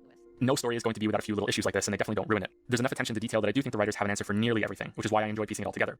It may surprise some longtime viewers, but I do enjoy stories that are open to interpretation, but only when there are actual answers. It's when the vagueness clearly leads to nothing at all that I view it as a waste of time, because then it's like an artist slathering blobs of paint on a canvas without an effort to shape them. They don't want to make a picture, just color. They don't want to make a story, they just want it to look like one. I thoroughly enjoyed What Remains of Edith Finch, and I hope you enjoyed me talking about it nearly as much. This isn't the usual thing I do on the channel, but I love stories, and I get a lot of requests to dig into narratives. I think most people are going to be able to see a little of themselves in these characters, or something of their family, or a memory of interacting with them in the Finches. It made me really think about the power that older generations can have on newer ones, and the troubling thought that family traditions can influence more about ourselves than we might realize. How we think, how we approach things, and even some of the strongest opinions on things that we might have, that we just continue to perpetuate and assume is right without really thinking about it. Whether or not that was intentional on the part of What Remains of Edith Finch, I can't say, but I like to think so. Thank you for watching, and thank you to the patrons scrolling on screen right now. I'll see you next time. Wow, very cool.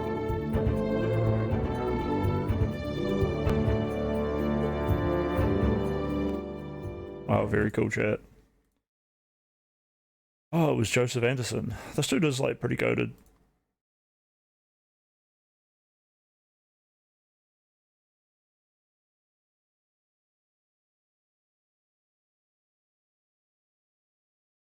Man, that's his most popular video.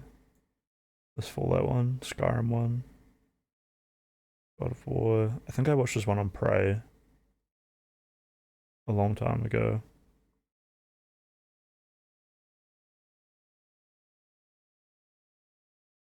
Dude, Soma is like a very existential game that I need to play as well.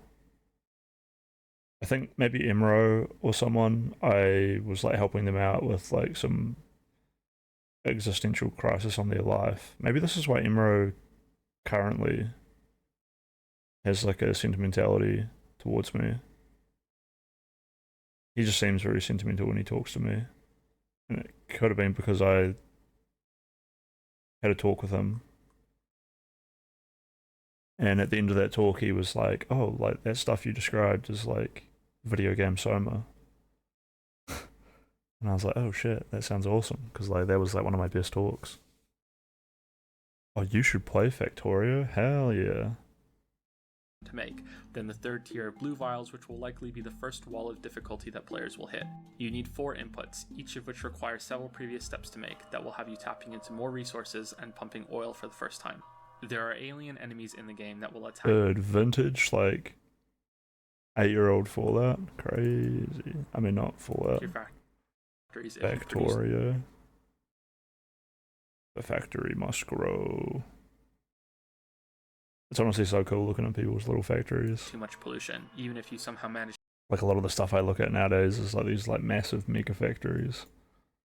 But it's kind of neat just seeing like people's first factory. I like it.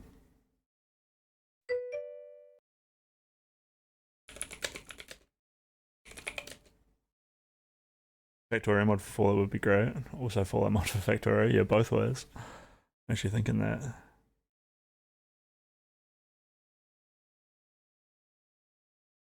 It kind of fit into Fallout just because of the like how wacky, like the wild wasteland, how it can get.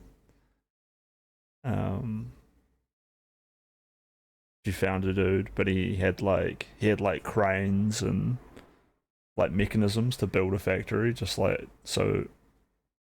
It's not like you are the engineer from Factorio in Fallout. It's like you're the player who is playing Factorio in Fallout, right? Like literally Factorio put into Fallout.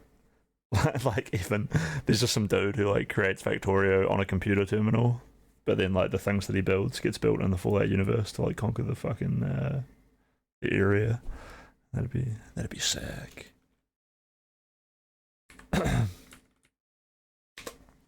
Alright, let's finally watch a piece of content on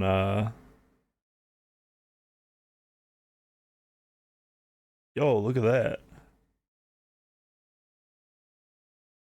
I forgot. I wonder how hard he called Destiny out on this one. But yeah, I guess we'll see. I mean, I wonder how hard he calls him out in the recent one. Probably a bit harder, right? But yeah, so the one from 6 months ago is about Destiny saying that the dude at the thing needs to be shot. I think the question marks here hold a lot of water, because I feel like Abba probably wasn't happy about Destiny saying that the guy at the Trump rally could be shot. But I definitely also get the feeling that Abba like swept Destiny, as he probably should have, to be like, well, like, you know, like he wasn't saying that guy should have been shot. He's just saying he doesn't care. It is what it is. Other women he was approaching. In one case, he shared it with. The jokes were a bit much. All right, let's finally watch some Destiny content. Let's go, actual React content. Yeah. You guys can see the title. I stand behind it. It's not baked. It's not a joke. Destiny's getting canceled, all right? And the reason being this time is that he supposedly had an intimate relationship with some women. And what he would do is when he would film intimate moments with these ladies, record them, he would share some of these with other women he was approaching. In one case, he shared it with a 19-year-old e-girl who he had never met in his life, and he was flirting with her and shared videos of himself sleeping with another person without their consent. Essentially, the 19-year-old gets hacked, and that stuff goes public. The person who was in the videos finds out, loses her mind, files a lawsuit asking Destiny for a huge sum of money.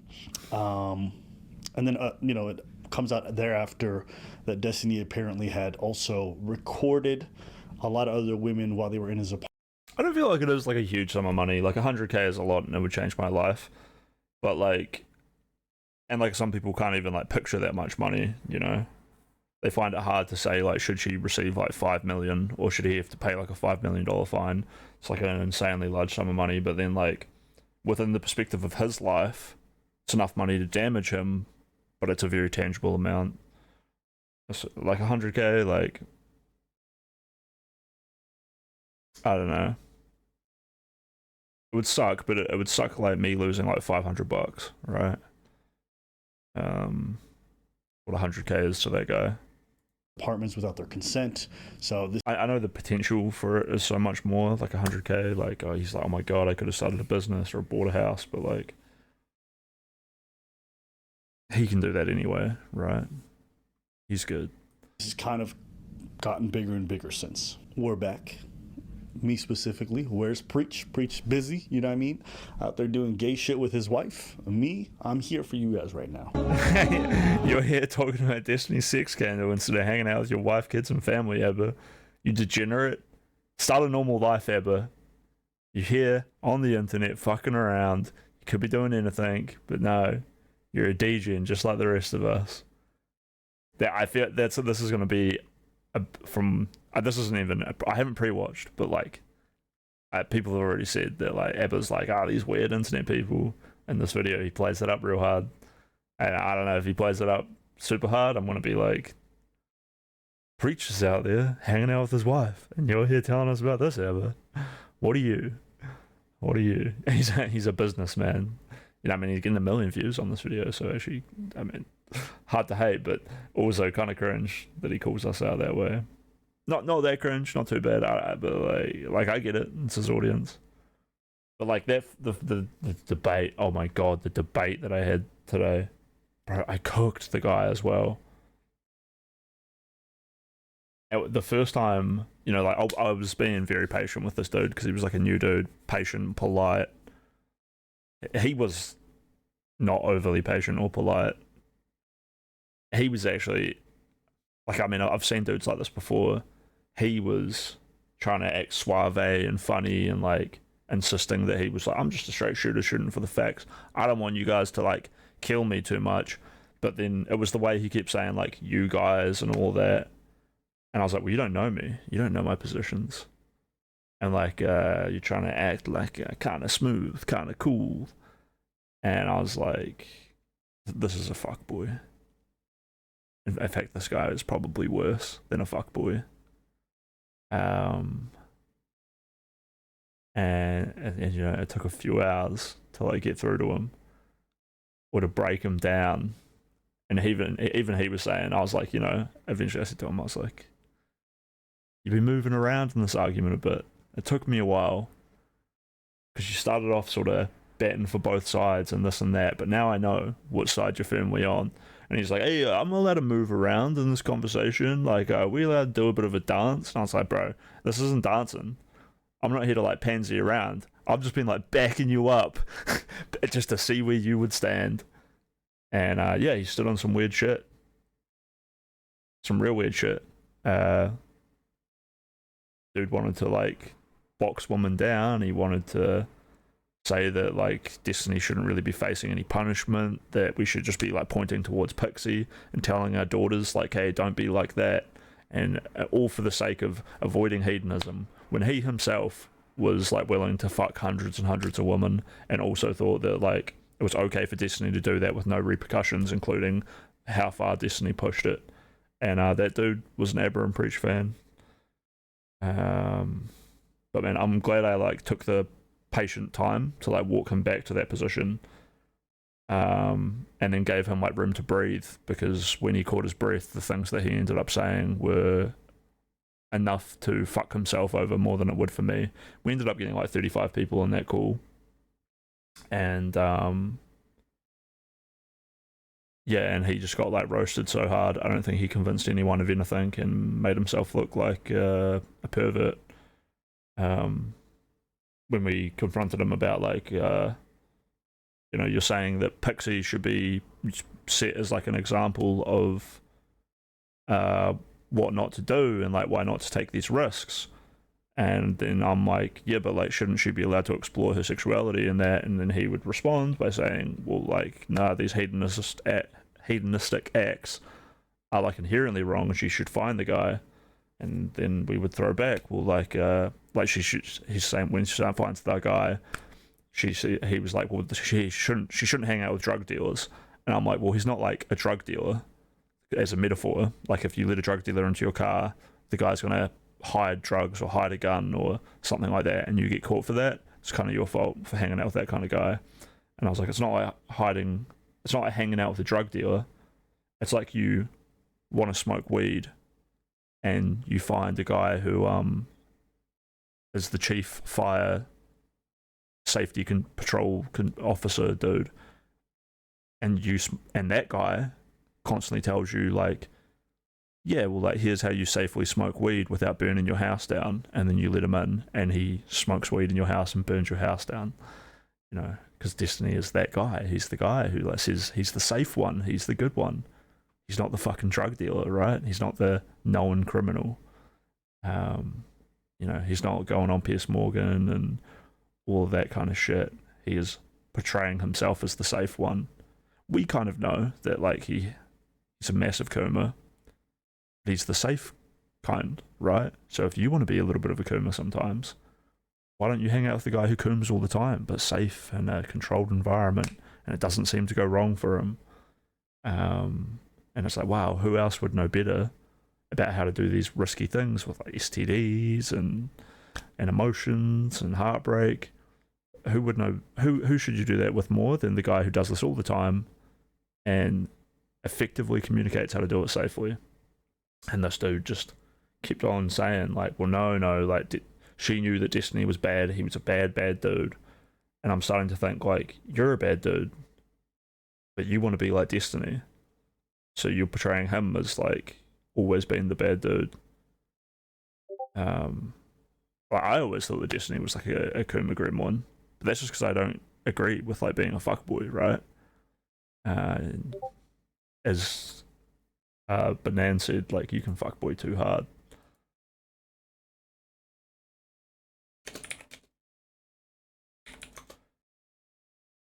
And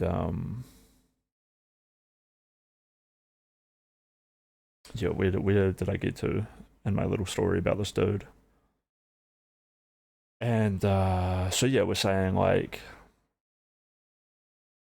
one of the very first things that was obviously the first, like, you know, real red flag from this dude is like, I'm just saying to him like, yeah, like, I'm debating you on the issues, like, you're using this drug dealer metaphor and whatnot, Like if you let the drug dealer into your car and then you find a gun under your seat, you probably should have known, and you probably shouldn't have hung out with drug dealers, right? And I'm like, this is a funny story about like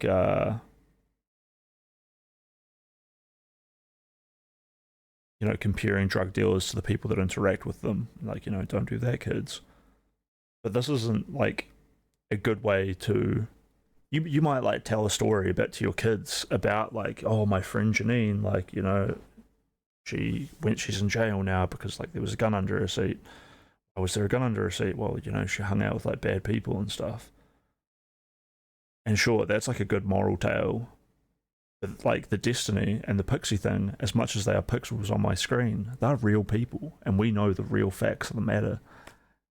So when you have to talk about Destiny and Pixie, why do you have to make sure to use her as a moral compass? And when you're talking about Destiny, this guy wants to be like, hey, like, whoa, I got some takes on Destiny, but like, I think you guys are going to go a little bit hard, but like, why do you guys have to kill that guy? And then everyone in the call is like, well, we're not killing him. So we have to go to a lot of effort to be like, well, like, here's what we specifically did. Here's what we specifically think he did wrong. And this is how much we care about it. And then we're like trying to describe an intangible amount of caring and almost, it's not unmeasurable, but it is like intangible, right? I can't really just like point to like on a line. I mean, I kind of could actually. I could say like 6 out of 10 is how much I care about what Destiny did. If he'd been beating a woman, it would have been like 8 out of 10. If he'd been beating and raping, it would have been 9. If he'd been murdering and keeping them locked up in his basement for years, would have been a 10 out of 10, right?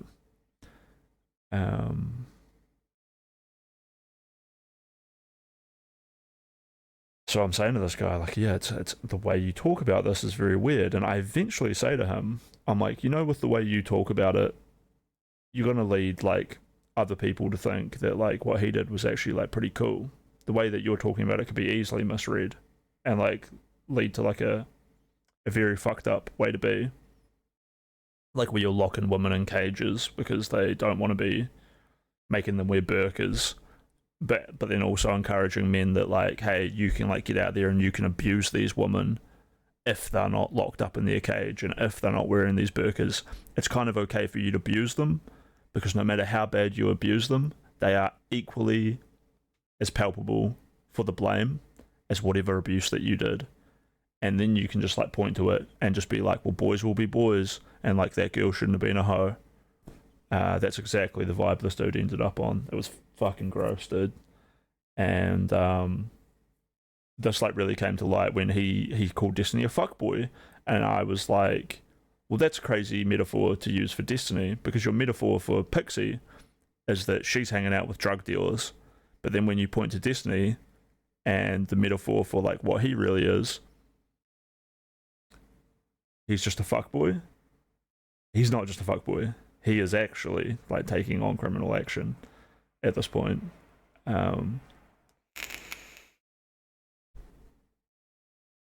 He's actually like a massive hypocrite.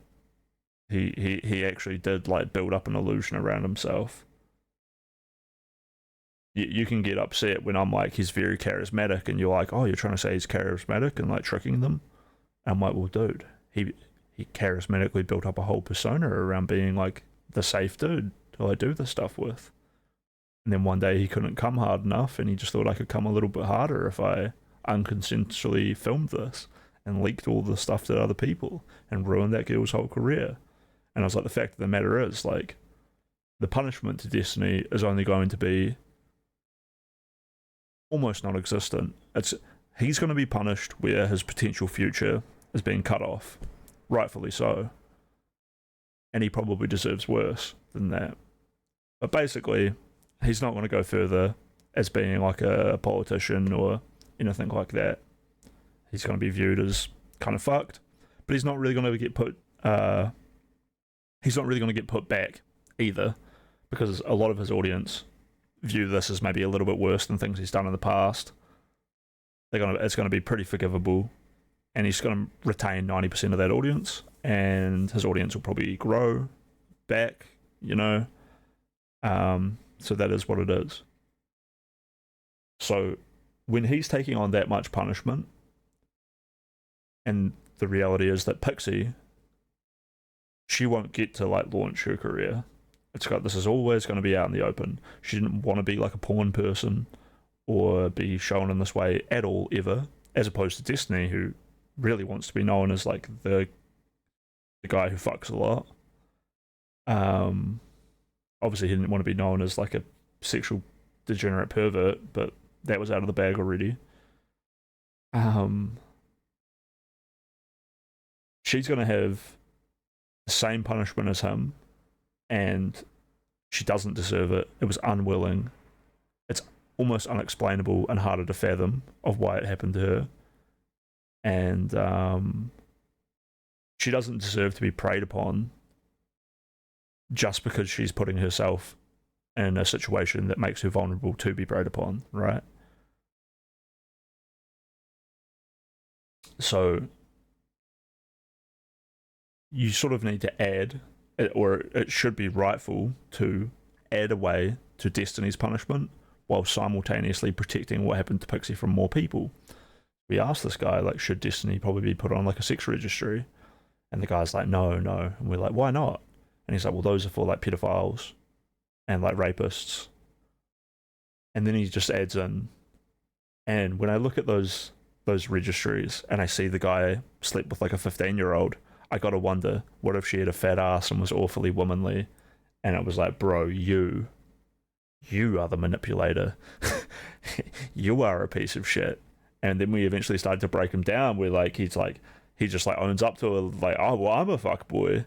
And this is, while we're in call with him, he picks his daughter up and then drops her off somewhere else. So we know he's got like a little girl who he wants to then like put onto that. So then people are like, well, like, if you're going to try to lock your daughter up in this cage, you know, she's going to want to break free and not respect you. And I mean, we don't say that to him, really. People hinted it, but mainly people are just like, you know, this is like an hour or two into the conversation. It's like, oh, this guy's cooked. I think you should be on a list, dude. Like, should people in the future who are trying to enter this vulnerable situation, should they not get to know that there are these predators out there? Or not only do you think that these women shouldn't engage in orgies or these acts, he started comparing it to an orgy, you know? He's like, she went to an orgy. I'm like, well, she didn't go to an orgy. She slept with her friend. In a fully controlled situation where they had agreed upon the terms of the way things were. But then it just turned out it wasn't that way, you know? He fucked her. Metaphorically, like, you know, socially, metaphorically, and physically.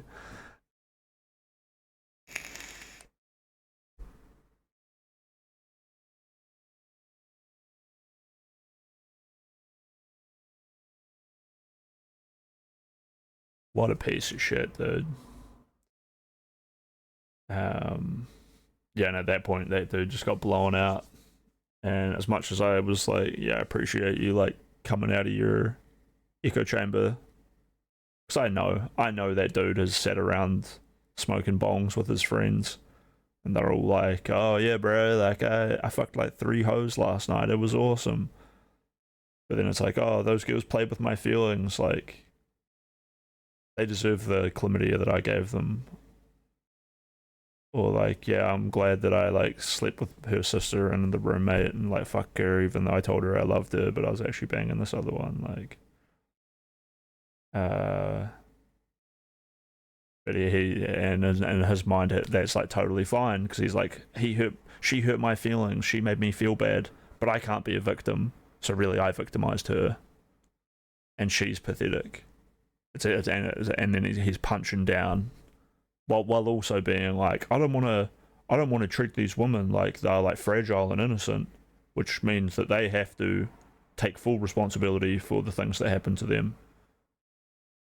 Well, no, she can't just be raped constantly, and then you blame her. What are you saying, dude? He's like, well, I'm not saying that. I'm like, well, when would you say that? If it happens once when she goes out in a nice dress, or if it happened to her twice, if it happened to her 3 times, when would you switch? The dude was cringe. And yeah, he ended up leaving the call before I could give him a good outro.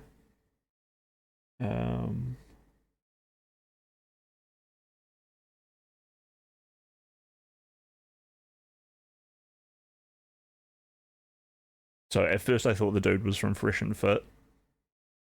We guessed that pretty early. Me and another guy were like DMing and just to be like, man, I don't think we're going to crack this egg. Which I get, you know. Like I said, this is part of the reason why it feels that this dude, I can imagine him sitting around smoking bongs, talking about this shit with his friends. Where they're all like, yeah, we're fuck boys, and like, you know, they have their little catchphrases where they're like, oh, that's a good one, bro. That's really shooting it straight. Like, these women should just be like avoiding hedonism, bro. We've identified the hedonism, so they like that becomes a keyword. They just stick on it, and then they think they get their little. And we'll see what like prompts ABBA comes up with, like what talking points people come up with, and we can probably figure out which ones that this guy, from watching this video, which parts of this video this guy really stuck to, and which ones that he missed.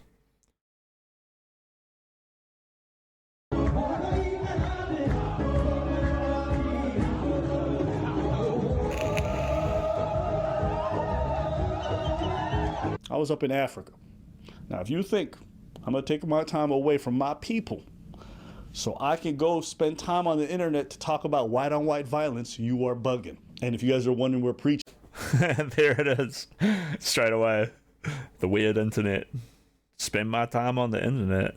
Is...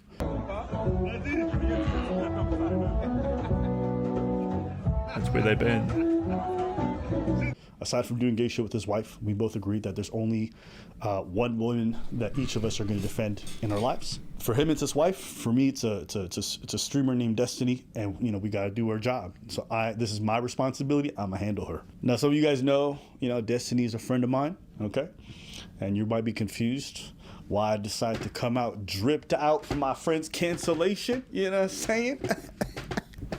Looking kind of fresh. And again, you fucking idiots! This is a fairly serious matter, and people wanted to hear my opinions. And I'll be honest with you, for all the bad things that are happening to Destiny, I don't feel bad. The reason why I don't feel bad, and this might surprise some of you because some of you don't know this, me and Destiny have spoken about his dating behavior for a very long time. We've talked about it on stream, off stream, and I've always been very vocal about the fact that I think he's very fucking dysfunctional with how he handles his dating life, with how he prioritizes pleasure over everything else. And I think the root of a lot of these issues in this whole situation is that he prioritizes his own selfish desires over other people's well-being, over what's good for his business and his career. And now it's costing him more. It cost him already some things in the past, and he's always been very much in denial about how it affects him negatively. And now it's costing him even more. And I'm, to this day, not entirely sure if he's ready to really acknowledge the impact it has on him. Do you think I'm self-destructive? Yeah. If you engage in hedonism, I would say you're self-destructive. I say the same thing about Destiny. I think he can be self-destructive, and I don't think you would entirely disagree. So wait, I completely disagree. I don't think I'm self-destructive at all. Oh, hold up. I'm just actually curious. You don't think that, to some degree, your hedonism doesn't bite you in the ass? Nope. I think I have a really good engagement with most of my hobbies. I think I do it pretty well. I think that my mental functioning is very high. I think my career is incredibly successful. There are parts of my life that I can improve, but I think that people look at some of the standard markers for trouble, and they, for some reason, project a ton of stuff onto me. But I think I'm living like one of the healthiest, fullest lives that I possibly could be. Constantly having poor relationships with women over a long period of time, or yeah, this is such cope from Destiny, like this pursuit of hedonism to feel like fulfilled in life, as he's describing, right? And he's like, the healthiest life I could. But it's like, yeah, you are a millionaire, you are incredibly successful, and you do have like a loving wife, and you have access to any facilities that you want, and then yet you're here just hanging out with the most dysfunctional people and taking advantage of like vulnerable young women. So like, you love talking to mentally ill people, right? But you yourself are saying that your mental acuity is very high. You don't challenge yourself, or he does challenge himself to go against higher intellectual opponents, but I think we all know that he will argue in bad faith. This is the Israel-Palestine conflict is a really interesting one. A few years ago, he would win debates against Lauren Southern pretty effectively, but he was wrong about those things. He was wrong in those debates, and he was unwilling to go up against it. So he found an inferior debate opponent to like crush and make himself like feel better. I get it, like he's growing his career. That's a normal human thing. You want to grow your career, but that situation reflects a lot onto the current sex scandal, where like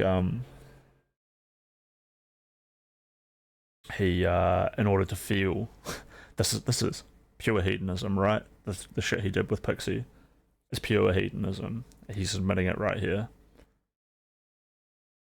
And hedonism is like a way of life, and it's a virtue in some ways. It's something you do because you think it holds value and it brings a lot back to you and to the other people around you, and you think that they would probably benefit from it as well if they acted in this way, if they could handle it, right? But that's like a bit of an ego trip.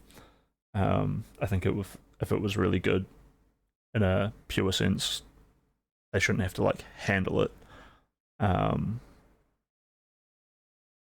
But basically what I'm trying to say is that this dude should feel satisfied within himself, to the point where he doesn't need to take advantage of like vulnerable people. And you can see this like throughout his life in many ways. Why can't he be out there bettering himself physically? You know, working out, doing those things, and feel like, oh, I'm more happy with the body I'm in. That could definitely be better, right? He could have he could have just been doing so much more. It's just a ridiculous statement to say that this is like the best way I live, when really he's like living in hypocrisy. In other situations, STDs, different things like that. Eventually that hedonism comes back to bite them in the life, and they also recognize they could have been investing that time a lot better. So wait, what do you ask us about this? Like, what was your There's so idea of many this? beautiful moments that he could be having in his life, but for him the equivalent of that unlimited freedom is literally just like arguing with people on the internet and crushing them, and they don't deserve it, and then like scoffing at them and wallowing in it, and surrounding himself with like mentally ill, hyper aggressive people that just want to see the deaths of others. I think that like if your view of the world is that you use your power, your willpower, your money power, your fan base to like crush other people to prove that you are superior, you're evil, right? You shouldn't be like crushing other people to bring yourself up. It just recreationally over like the petty smallest things. I think even a retard is out there being like, no, this is bad, being mean is bad.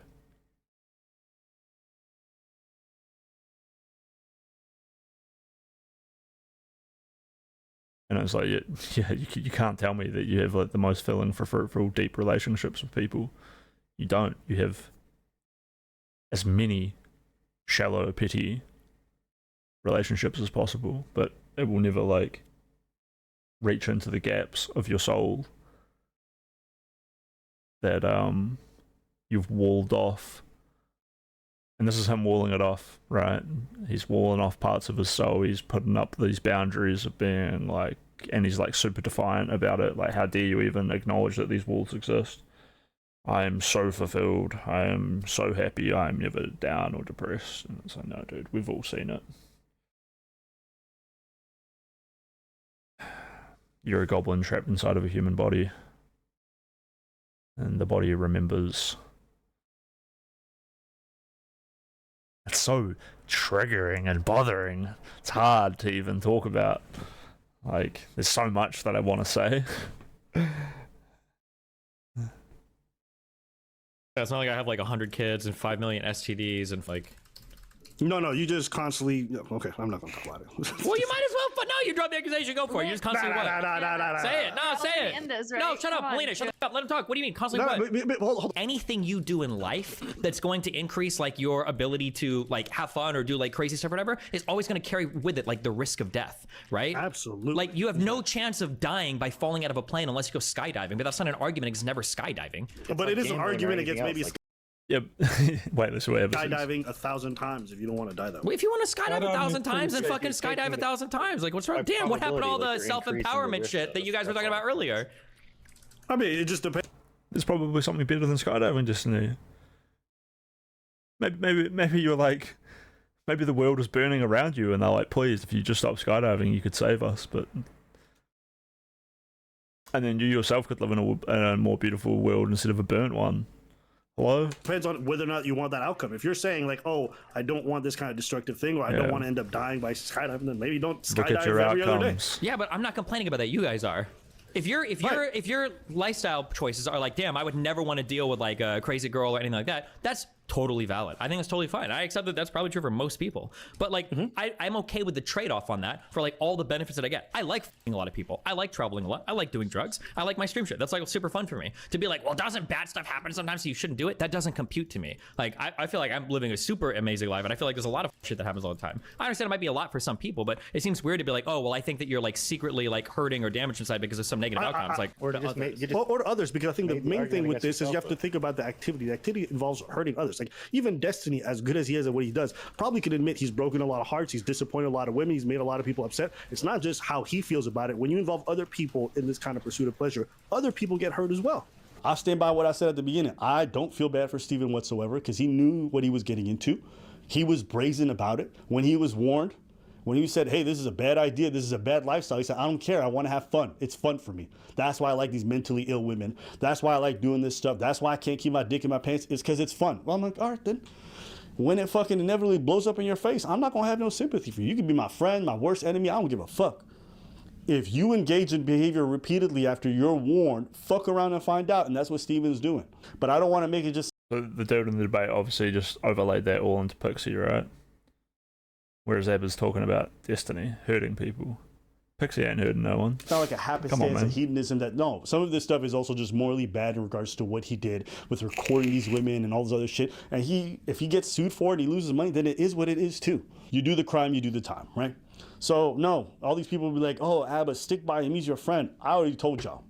If my friend goes out... Yeah, the weird part about this as well, like me saying this, it's like, I don't want to like fall out with DGG. But Destiny's in here like ramping up the psychos against me. Not only did he do the crime and pay the time, he's attacking anyone aggressively who even acknowledges that. It's so weird being live on stream here doing this. I mean, put my face out there, blow me up, dudes, get me in all the thumbnails, please. Please, this is about Crisp now. This is about Crisp. This is my issue. This is my stream, and we're gonna make it huge. No, I'm kidding. This is about Destiny and Pixie. But like, I know that so many people who are tonguing Destiny's asshole are gonna come and see this and be like, Crisp is a fucking loser. What a schizo. Fuck this guy. Let's find any reason we can to attack him for having these opinions. And I'm not trying to find reasons to fuck with Destiny. I'm just talking about what's going on right in front of me, right here, right now, which is like so crazy. And all I'm saying is like, Abba's right. Abba's right here. The key point of what he was saying to Destiny was like, yeah, you can do all that sort of shit, but like, if you're out there hurting people, he said it to Destiny's face, right there. We go back, we watch. He's hurting people. He doesn't give a fuck. The potential outcomes are terrible. Women over a long period of time, or in other situations, STDs, different things like that. Eventually that hedonism comes back to bite them in the life, and they also recognize they could have been investing that. Yeah, so the STDs in that are like something like the guy we were arguing with actually like clung to and whatnot, but this is like the smallest danger that Abba's coming to here, and one that can easily be avoided. And Destiny would be the great guy to avoid that. Like he's saying, I don't have a million kids and STDs and stuff. These are totally avoidable things and not like a reason to restrict your life from these hedonisms. But it's just like a nice little metaphor to like gently point to be like, hey, maybe there's like more things that we should talk about. and the nervous career system, is incredibly successful. There are parts of my life the more things that I can improve, but I think that people look at some of the standard markers for trouble and they for some reason project a ton of stuff onto me, but I think I'm living like one of the healthiest, fullest lives that I possibly could be. You know, constantly having poor relationships with women over a long period of time, or in other situations, STDs, different things like that. Eventually that hedonism comes back to bite them in the life, and they also recognize they could have been investing that time a lot better. So wait. Exactly. You could have invested that time better, dude. You could have been having deeper spiritual experiences. Could have been helping people. You could have been building your relationships. Said it's all falling apart. It's not even just like this explicitly horrible shit that's happening to Destiny. It's the heartbreak. It's the losing his wife. It's betraying his wife, betraying his friends. Like, Wait, what do you ask us about? sorry, it's hard to like pause. I just gotta let it play because I've made a few points, and we're just like getting them back in. I'm talking to myself right now. Basically telling myself, let the video play, let the video play. So like, what was your idea of this? Yeah, it's not like I have like 100 kids and 5 million STDs and like... No, you just constantly... Okay, I'm not going to talk about it. Well, you might as well, but no, you drop the accusation, go for it. You just constantly what? Say it, no, say it. End this, right? No, shut up, Come on. Melina, shut up, let him talk. What do you mean, constantly what? Hold. Anything you do in life that's going to increase like your ability to like have fun or do like crazy stuff or whatever is always going to carry with it like the risk of death, right? Absolutely. Like you have no chance of dying by falling out of a plane unless you go skydiving, but that's not an argument because it's never skydiving. But it is an argument against maybe skydiving 1,000 times if you don't want to die that way. Well, if you want to skydive 1,000 times, then fucking skydive 1,000 times. Like, what's wrong? Damn, what happened to all the self-empowerment shit that you guys were talking about earlier? I mean, it just depends on whether or not you want that outcome. If you're saying like, oh, I don't want this kind of destructive thing, or I don't want to end up dying by skydiving, then maybe don't skydive every other day. Yeah, but I'm not complaining about that. You guys are. If your lifestyle choices are like, damn, I would never want to deal with like a crazy girl or anything like that, that's totally valid. I think that's totally fine. I accept that that's probably true for most people. But like, I'm okay with the trade-off on that for like all the benefits that I get. I like f***ing a lot of people. I like traveling a lot. I like doing drugs. I like my stream shit. That's like super fun for me. To be like, well, doesn't bad stuff happen sometimes so you shouldn't do it? That doesn't compute to me. Like, I feel like I'm living a super amazing life, and I feel like there's a lot of shit that happens all the time. I understand it might be a lot for some people, but it seems weird to be like, oh, well, I think that you're like secretly like hurting or damaged inside because of some negative outcomes. Like, or to others, because I think the main thing with this is you have to think about the activity. The activity involves hurting others. Like even Destiny, as good as he is at what he does, probably can admit he's broken a lot of hearts. He's disappointed a lot of women. He's made a lot of people upset. It's not just how he feels about it. When you involve other people in this kind of pursuit of pleasure, other people get hurt as well. I stand by what I said at the beginning. So, like, right there, even Destiny himself could admit that he's broken a lot of hearts, hurt a lot of people, disappointed a lot of women. Destiny doesn't really respond. It's a given. He does do those things. In doing those things, he's, like, desensitized himself from it. And even, it seems like now, like, it might have even not been something he had to desensitize himself from. He might have enjoyed that part of it. He might have found power in that. It's a perverted sense of nature, like, brought upon by his circumstances. I used to know a kid who had, like, cerebral palsy, right? So he's basically paralyzed from the neck down, but he's not really paralyzed. His body still feels and moves and is functional. Well, it's not functional, but it feels and moves, and his muscles are like always tense. And you think this would create like a strong feeling of hopelessness within this kid, and it probably did. And what developed in his personality was like this sense of like narcissism, where he couldn't really feel like the shame of shitting and pissing himself, and in fact that became a level of power that he had over the world, because he'd never done anything for himself. Someone had to feed him, wipe his ass, wash his dick, and he knew that they had to do that, and someone had always done that for him every single time he needed it. So he would just like routinely shit and piss himself without letting you know, as his caretaker, kind of randomly. And this dude is not mentally declined. He is in his head just the same as like you and me. But because he'd be desensitized to this thing, and even though it was disgusting, he found it to be basically a way to control people around him. Maybe one of his only ways. And I feel like Destiny is artificially handicapping himself, where he can't form deeper relationships with people. He can't care or appreciate for people, and he doesn't want to, because he's found satisfaction in and hurting women, right? I mean, and men. There's here secret recordings of men as well, so it's goes both ways. The men can also be victims. It's fucking nauseating. I don't feel bad for Steven whatsoever because he knew what he was getting into. He was brazen about it. When he was warned, when he said, hey, this is a bad idea, this is a bad lifestyle, he said, I don't care, I want to have fun. It's fun for me. That's why I like these mentally ill women. That's why I like doing this stuff. That's why I can't keep my dick in my pants. It's because it's fun. Well, I'm like, all right, then. When it fucking inevitably blows up in your face, I'm not going to have no sympathy for you. You can be my friend, my worst enemy. I don't give a fuck. If you engage in... Yeah, because it's pathetic. I try not to hate him. I just view him as like this disabled dude. He did it to himself. Behavior repeatedly after you're warned, fuck around and find out, and that's what Steven's doing. But I don't want to make it just sound like a happenstance, a hedonism. That no, some of this stuff is also just morally bad in regards to what he did with recording these women and all this other shit. And if he gets sued for it, and he loses money, then it is what it is too. You do the crime, you do the time, right? So no, all these people will be like, oh, Abba, stick by him, he's your friend. I already told y'all. If my friend goes out and murders a bunch of people, I don't give a fuck, send his ass to jail. And if my friend does some shit like what Steven just did and he's gonna lose a bunch of money, I'm not gonna cry. All right, I would tell my friends and I would warn them beforehand, hey, don't do that, don't do that. You go and do it, then hey man, that's your problem, bro. You didn't listen to me. You're not gonna get my sympathy at this point. Nope. My sympathy is for when a tragedy happens, not when the inevitable does. Yeah, what you're hearing from me right now is disappointment and a bit of anger, but I'm angry at myself. What let me say?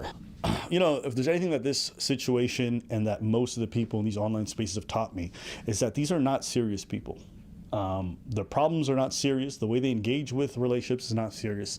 It's a lot of juvenile bullshit. You know, while I was on vacation, I was just hearing glimmers about this stuff. I was like, yo, turn that shit off. Because I'll be honest with you, if you touch grass and you hear this stuff, you're like, y'all some fucking losers. You realize, like, this is a story about socially retarded people, mentally ill people, all engaging in sexual behaviors and and they're not ready for it.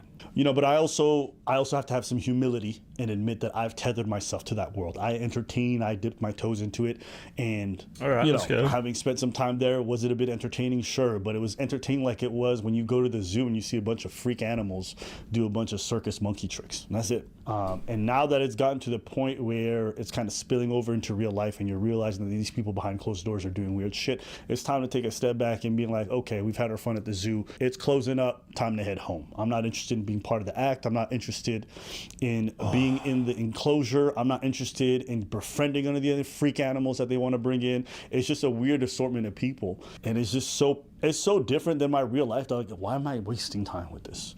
This is not beneficial for my business. This is not beneficial for my personal life. I'm not learning anything about social interaction. So I have nothing to gain by being around this. And despite Destiny being my friend, there's a lot of things that I just don't agree with. Oh, I love you, Abba. You're my hero. To keep a long story short, for those of you asking, like, all right, well, Abba, what are you going to do going forward?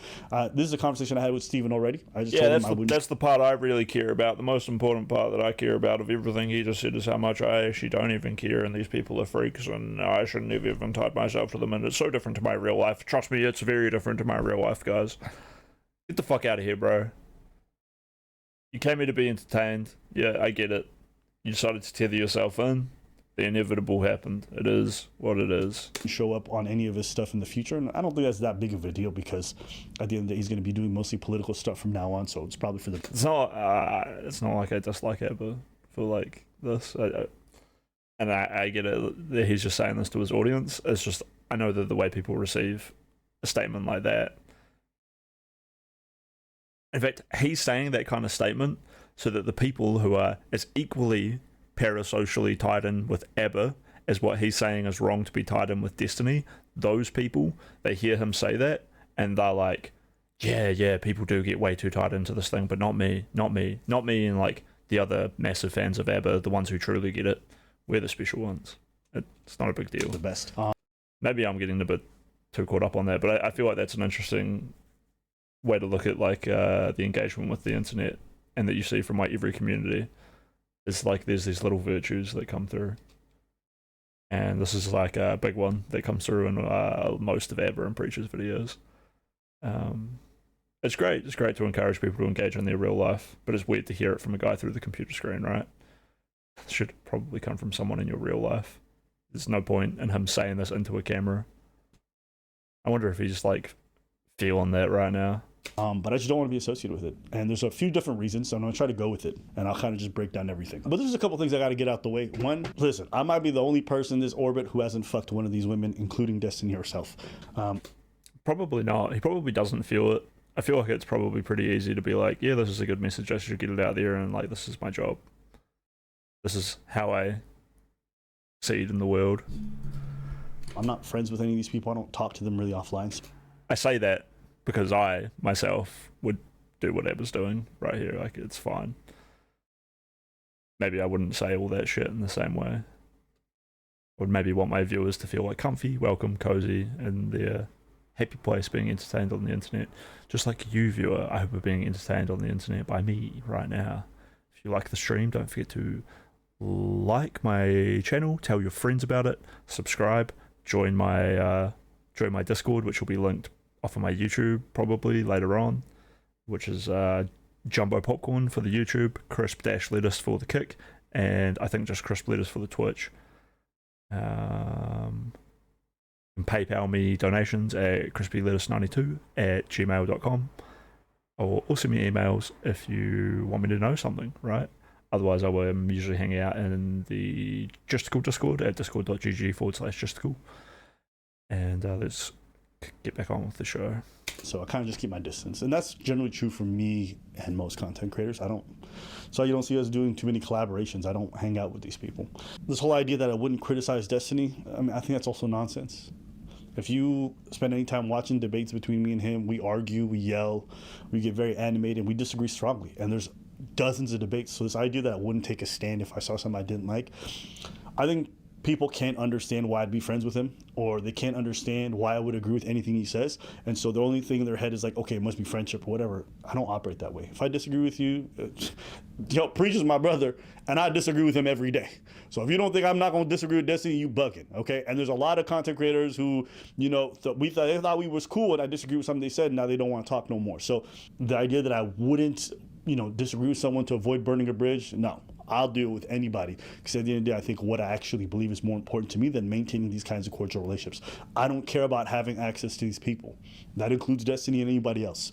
Actually, one of the craziest parts about this whole story is the fact that Destiny trusted a 19-year-old Discord lady, okay, named Rose is Coming, with sex tapes of other people in his life. Nigga. If that's not compromised judgment, I don't know what the Rose fuck is. is coming. I wouldn't trust a Discord member with my first name, and that shit's public information. He was giving other people sex tape. But if there's one thing that nobody would ever say about Destiny, 2 weeks ago to Hannah, makes good personal life dating decisions. Okay, there's a couple of things that bother me. That's like, and I've said this to Destiny too. Like, this dude really has a penchant for going after mentally ill women, okay? Women with like severe depression, or just like these kind of like dainty, smart ass, fucking feeble looking, small white women. Like, that's his type. And a lot of them got like self-diagnosed BPD or some bullshit. Like, he just likes that. I don't know. To me, the fact that there's a pattern with a lot of these girls is a bit weird. And when he's asked why he likes bringing on these self-destructive women in his streams and in his life, he says it's because it's fun. It's fun for him to bring on women who are probably going to, at some point negatively impact his life in a huge way. He knows it's going to be short-lived. He doesn't care because it's fun. That's a moral failing to me, okay? That shows to me that you don't really care about how you affect the other people in your life when these people become atomic bombs who affect everyone in the area. And it tells me that you don't really care that much about your career when you attack, again, who will fuck up things in your area. And this comes down to the thing about like, if everyone consents, it's fine. But it's not. If you know that the people you're going to be involved with are only short-term partners, and you constantly see the after effect of most of your hookups and your interactions leaving a trail of broken hearts and disappointed people, that's a moral failing. Sure, it's not illegal, it's not criminal, but I can still look at that behavior and like, you just spend time dating these women and it's just hurting all of them. You have no intentions of committing to most of them. This is all fun, it's nothing responsible. You're an irresponsible person, and that reflects on your character. With this whole situation, I don't think Steven shared this because he thought it was okay to share. I personally believe, this was my theory, that he shared this because he just didn't care and he didn't think that the other person would ever find out. And that to me is almost worse. Because it shows that you don't care about the people you slept with and who shared that intimate moment with you and recorded it. And it shows to me that if you are going to be able to avoid the consequences of it, you'll say and do things behind closed doors that are just unbecoming. And if I'm your friend and I see you do that to your other people that you slept with and you call friends, then I can only imagine that even for me, I might not be safe and I can't trust you. You know, and it's a shame that this came from a hack, but regardless, what it reveals to me personally is like, I could never afford to trust this person with personal stuff that's really close to me or dear to me, because if they think they can get away with it, no one else is gonna find out. They might just share that shit. And Steven might watch this and disagree strongly, but the evidence is not in your favor. And I can't rely on what you're gonna say. I'm gonna rely on your past and your history. And what I see is another more failing where it's like, when no one's watching, you're not doing the right thing. You can massage it however you want. It's a shitty thing to share a sex tape, but it's not the worst thing. I'm sorry. That's fucking garbage behavior, okay? It just is. Call it a spade. It's garbage behavior. Don't mush it over because you like your favorite streamer. Don't mush it over because you think he's important politically. This is why that dude who said he was from Eber and Preach, I'm like, he might be more from Fresh and Fit. But still, he probably is. He probably does watch Fresh and Shit. Fresh and Shit, dude. But he probably, maybe he did watch this, but like, it is crazy how much this pretty firm message from Eber just washed straight over that dude who I debated earlier on today, and he just didn't care. He had the cognitive dissonance to be like, hey, I still love Eber, but like, also, I'm a fuckboy, and like, what Destiny did wasn't even that bad. No, it's garbage behavior, dude. In fact, for the dude just to overlay all this onto Pixie, crazy stuff. It probably comes from a personal experience in his life as well, though, right? Like the guy said he was a fuckboy. Oh, we got a... you the guy with the pizza boxes on anything else? Yeah, dude, I am. Welcome to the show. I am the pizza box guy. Let me prove it to you. Hold on. Have you got a favorite pizza box meme? I mean, if you've only seen me on anything else, you probably haven't seen all the memes. Here's one of the good ones. Toast! I made a video for Dan Can't Stream, where I go in on Dan Clancy. Dan Clancy, I'm the trash man. And I heard you were hurting the Israeli kids, so you gotta go in the trash just like my fucking pizza boxes have to go in the trash. And they will go in the trash, and you will go in the trash. Dan fucking Clancy, because Dan the trash man, salt man, is coming for you. But yeah, Dan loved it, and I like Dan, you know. You can't see them, the pizza boxes are still up there behind me, but yeah, welcome to the stream. I've watched fucking no content on the Destiny shit, but some black dude who kind of talks like Eber came into Justicle's Discord today, and he wanted to talk about Destiny and Pixie, and he basically wanted to say that Pixie should be wearing a burqa. And you know, it's her fault for happening to him, and yeah, what Destiny did was wrong, but like, he's just a fuckboy. And this is what fuckboys do. You can't fuckboy too hard, dude. So I thought I'd come and watch the Eber and Preach video. You can rewind the stream to see everything I said about it. But yeah, welcome in. I'm pretty sure I know you from DGG, right? From DGG offline chat?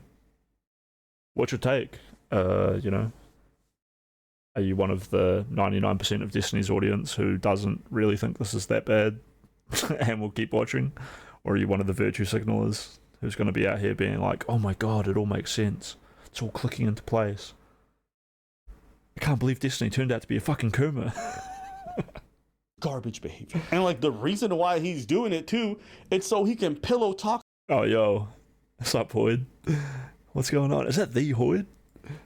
A fucking... I just woke up and, you know, was feeling hopeless. So I decided to do something with my life and make some money streaming. 19-year-old. I was like, it's not that hard to bag a teenager. Dude, how good was the gaming earlier, Hood? The fucking lockdown protocol was so sick. I fell asleep right after we stopped playing and just woke up. So it was like 1 minute ago for me that we were playing that game. It was so much fun. Pause. That sounds crazy, but you know what I mean. It's not. And you shared like it is such a weird form of like I don't know what the fuck that shit is.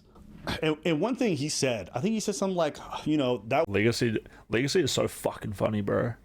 I know he's like a bit of a psychopath and he hangs out with Darius and shit, but hanging out with him, he makes me laugh so much that I just don't give a fuck.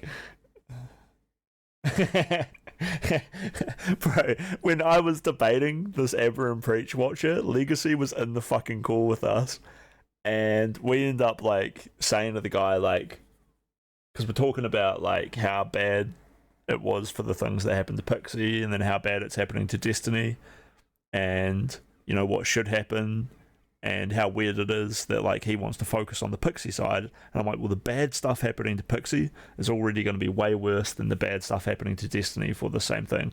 Like, because Destiny's audience doesn't give a fuck, whereas Pixie's never going to get an audience. Her career is like fucked. Destiny's career might stagnate, but like that's maybe only equal with like what's happening to Pixie. And then so we end up asking the guy, like, do you think Destiny lost more viewers because he was like leaked sucking dick and like wearing butt plugs on stream, or do you reckon he's losing more viewers because he's what he's done to Pixie? And the guy's like, oh, probably because of what he did to Pixie. And we're like, nah, bro, people hate the gay shit way more. Definitely lost more viewers because of that. And Legacy's just sitting there and he's like, there's a gun in my mouth right now, guys. and then like a bit later, like, you know, we're like looping on that point and you can just hear Legacy like putting the fucking gun in his mouth. It made me laugh so hard because he's theatrical, bro. The way he says it, you can see it in your mind. And I had to say to him, I'm like, bro, this is the funniest time I've laughed. This is the hardest I've ever laughed thinking about you with a gun in your mouth. All the other times that I think about you with a gun in your mouth, I just giggle a little bit. But this time you're cracking me up. Fuck, bro. That was me a couple of years back. I wanna go live with fucking Legacy and Irrelevant. And probably Darius. Yeah, no, I would live with Darius, yeah. He's up to some shenanigans. He's a fuck dude. Yeah, maybe. I don't need that in my life. But I think he needs me in his life, dude. Darius will be out there like getting jacked, but he's still just a little dude, and he'll still be out there starting fights with streamers and shit. And I'll go out there, I'll save Darius, I'll pull him out of trouble, and I'll be like, Darius, get on my back. It's time to go for a ride, like a koala, you know? He'll be my little koala, and I'll carry him around. Sorry, I'm getting way too hyped. This is silly. I feel silly right now. But yeah, I just think it would just be funny. Hanging out with a dude like that. There's other things I want in my life though, you know, than living in a streamer house. I want a real house. I want an abode with like a garage gym and a front yard with a dog, with a little happy dog run, and you know, fireplace with a nice big couch that me and my wife sit on, and like a little portfolio out front with like wood carvings, and the fireplace is like clay with bricks and a little open one, and we can sit out there with our friends and watch deep, meaningful, existential docos together and talk about it, you know. Oh man, and like an art studio, and I can give people like art lessons, or they can give me lessons, you know. Honestly, like being the teacher is like rewarding, but like being surrounded by like great people that like bring you up, peak. But I want to provide the environment for them to come and do that, for them to feel safe and happy to show me what they have learned, and for me to benefit and reap from gaining their knowledge and giving it back and forth. Legacy's harder to read. Yeah. I mean, we could psychoanalyze Legacy a bit, but we're not gonna. We're gonna finish this video. When you're the teacher, well, they just teach you so much. Education, life, hashtag. Being a teacher is interesting in that respect. You can't exactly teach someone to be a teacher, but when you become a teacher, there's like this like wicked learning curve, which, you know, if you engage with it, you can rapidly increase your ability to be a teacher. And I think as you increase your ability to do this thing, it casts out onto so many other parts of your life. Patience is definitely a big one being a teacher, but also like care and attention to detail. A little bit like being an artist. And I guess there's also like the emotional fluidity of like working through your different students and where they're at and how they emotionally deal with things, similar to being a parent. You know, I don't really need to be a parent. It's a lot of responsibility, but like if I couldn't be a teacher, I would be like, well, I should be a parent to get that experience at least a little bit. Yeah, being able to explain stuff is such a gift and skill. Definitely. I look up to people who are like convincing in their rhetoric, just in the way like I'm like it's a whole fucking thing, but ideas are like powerful, right? And being able to like give them to people in a acceptable form and watch them like grapple with that in their life, like not force feeding them information like I feel like I do with some people, be a little bit forceful with my message, but it's so much more poignant. I was talking about this with Emro the other day. I think when I first met Emro, I didn't realize he was blowing up so hard. I just thought he was like an ordinary kid, but he's actually like pretty exceptional. And I had some talks with him about like existentialism, and I only like remembered tonight that we'd had those talks because it was a long time ago. But I think I just like gave those things to him as like a gift, and he appreciates it a lot, which might be why more recently he's you know, reaching out to me a little bit, and I was like, why is that happening? So it's not like I'm blowing up my ego over the fact that I did this thing. It's just like I got to remember that that was like probably one of the more special moments that I have with anyone, and if I appreciate it that it happened, it'll hopefully happen more often. Yeah. I'm on Vibe. I changed the vibe so hard. What's episode? And I can't rely on what you're going to say. I'm going to rely on your past and your history. And what I see is another more failing where it's like when no one's watching, you're not doing the right thing. You can massage it however you want. It's a shitty thing to share a sex tape, but it's not the worst thing. I'm sorry. That's fucking garbage behavior. Okay? Garbage behavior. It just is. Call it a spade a spade. It's garbage behavior. Don't mush it over because you worst. like it. And like, I wonder if Abba is going to pull up like the Nicholas Diorio tweets and the logs and the stuff that shows the accountability that Destiny is having for this garbage behavior, right? Because that shit is two-faced as fuck. There is a immediate recounting from Destiny that like, yeah, this was shitty of me, like I'm gonna like fix my behavior and like blah blah blah, but then the excuses come pouring in, and then the blame for other people and the attacks and the vitriol from the stream, bro, and the recruitment of like the most insane schizos, right? And it's disgusting. And it goes both ways. It goes both ways, dude. Like, he opens himself up to,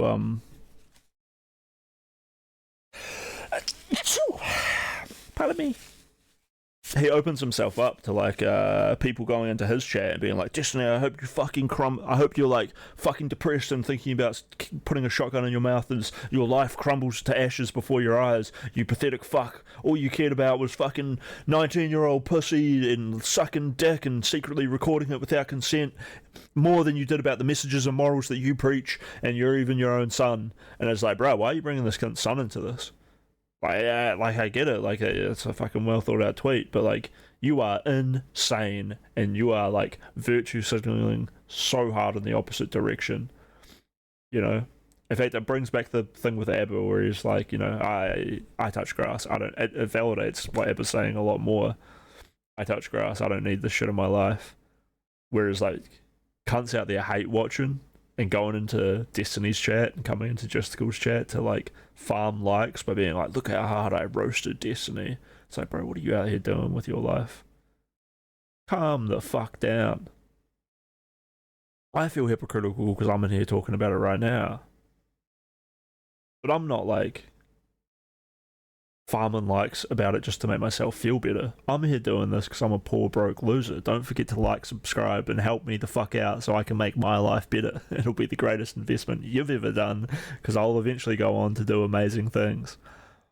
And I got nothing else to do right now. In fact, this probably is the best thing for me to be doing. Being here with you, helping the chat out to work through the stress of this mental gymnastics. We're not alone in this dark world. So I hope you're enjoying hanging out, and we're going to make it through together. No bad tactics, just bad targets. Internet psychos, not just the left. Yeah, 100%, bro. I mean, they're happy to find a target, bro. There are bad targets, but as soon as they find one that seems vulnerable, they're like, fuck yeah. That's like the story of my internet come up in DGG. Bro, people just saw me as like an easy target, and I was an easy target, and I wasn't hiding it, and I was letting them know, but I was not expecting how desperate they were to, like, you know, they just want to make anything happen, and they were like, hey, we could probably make this guy fucking kill himself. Let's go. Fuck those guys. I can feel it in my spine, dude. My fucking primal ancestors are tingling right now. It makes me want to live. The fact that those people, these online people that I don't even know, they want to come after me so hard in the same way that they're coming after Destiny, or they're coming after Justical, and Destiny's recruiting them up, and I guess to some level Justical is too. Fuck those people, bro. Maybe that should be my stream thing, in the same way that Abba, like, talks quite often about, like, hey, in my real life it's fine. I'm like, that feels a little bit weird. Or the same way Brittany Simon, she does the same thing where she's like, oh, only the enlightened ones will know this in her chat. Like 99% of you, like, aren't enlightened, but you know, 100% of her chat, when they hear that, are like, I'm part of that 1%. I'm the one who gets it. For me, maybe my message that I should be sending out to you, my audience, should be fuck, what was it? I already forgot what it was. I'm possessed with the strength of my ancestors, that I want to get out there and I want to do combat. Damn, dude. I was built for this. Although my body, I'm cammed up right now and I feel skinny, but I swear when I go to sleep, I'm going to dream tonight about working out. I dream about gymnastics. I can feel the pump. I feel the memory of the pump in my code. In my genetic details. Anyway, sorry. I'm schizoing out. This video's taken a long time to get through. Your favorite streamer, don't mush it over because you think he's important politically. It's garbage behavior. Don't forget to drink your strong light, chat.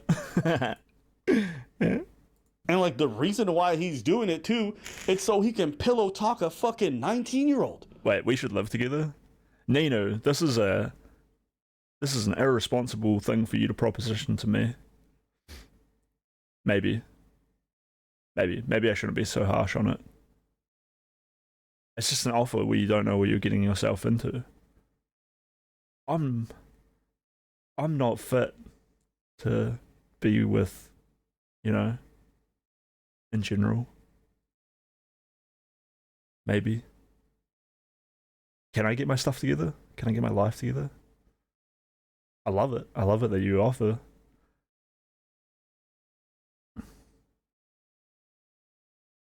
Maybe we should. I figured out how to build muscle while I sleep, Chris, 2025. Yeah, unironically, bro. You ever just woken up doing a full bridge?